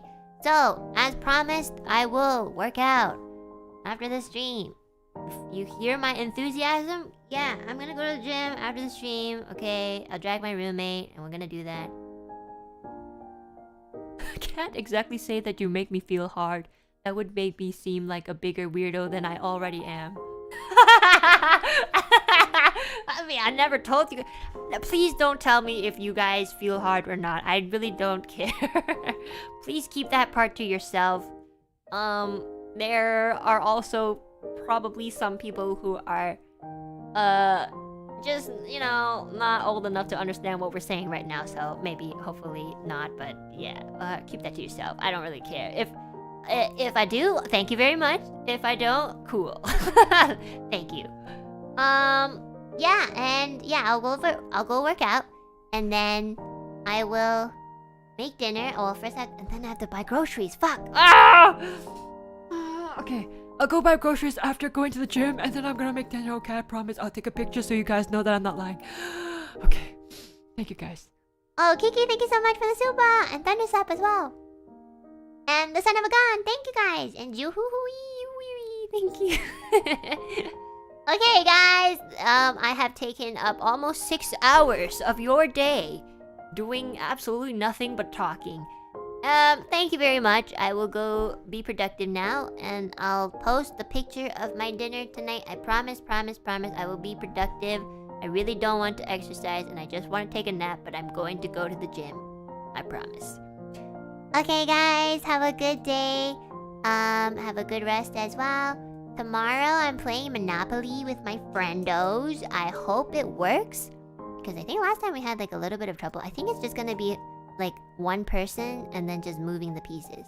So that's gonna be tomorrow night at 7 p.m. PDT, 10 p.m.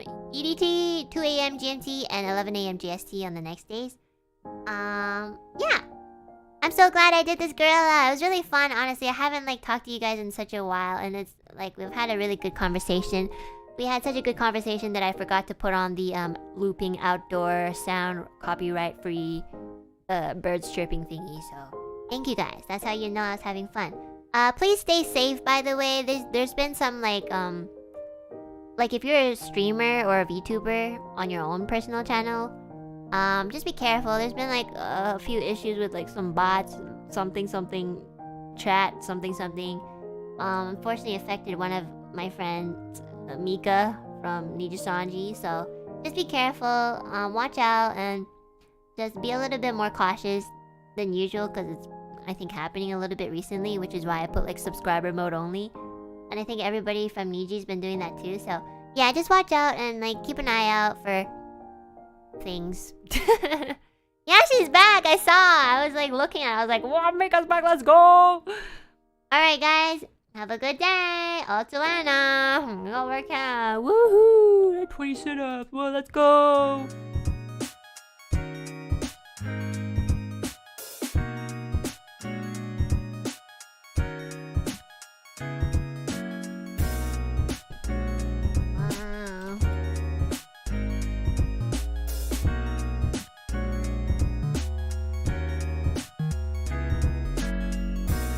Wait, am I still... Did I mute myself? Did I? Hello? Oh, shit.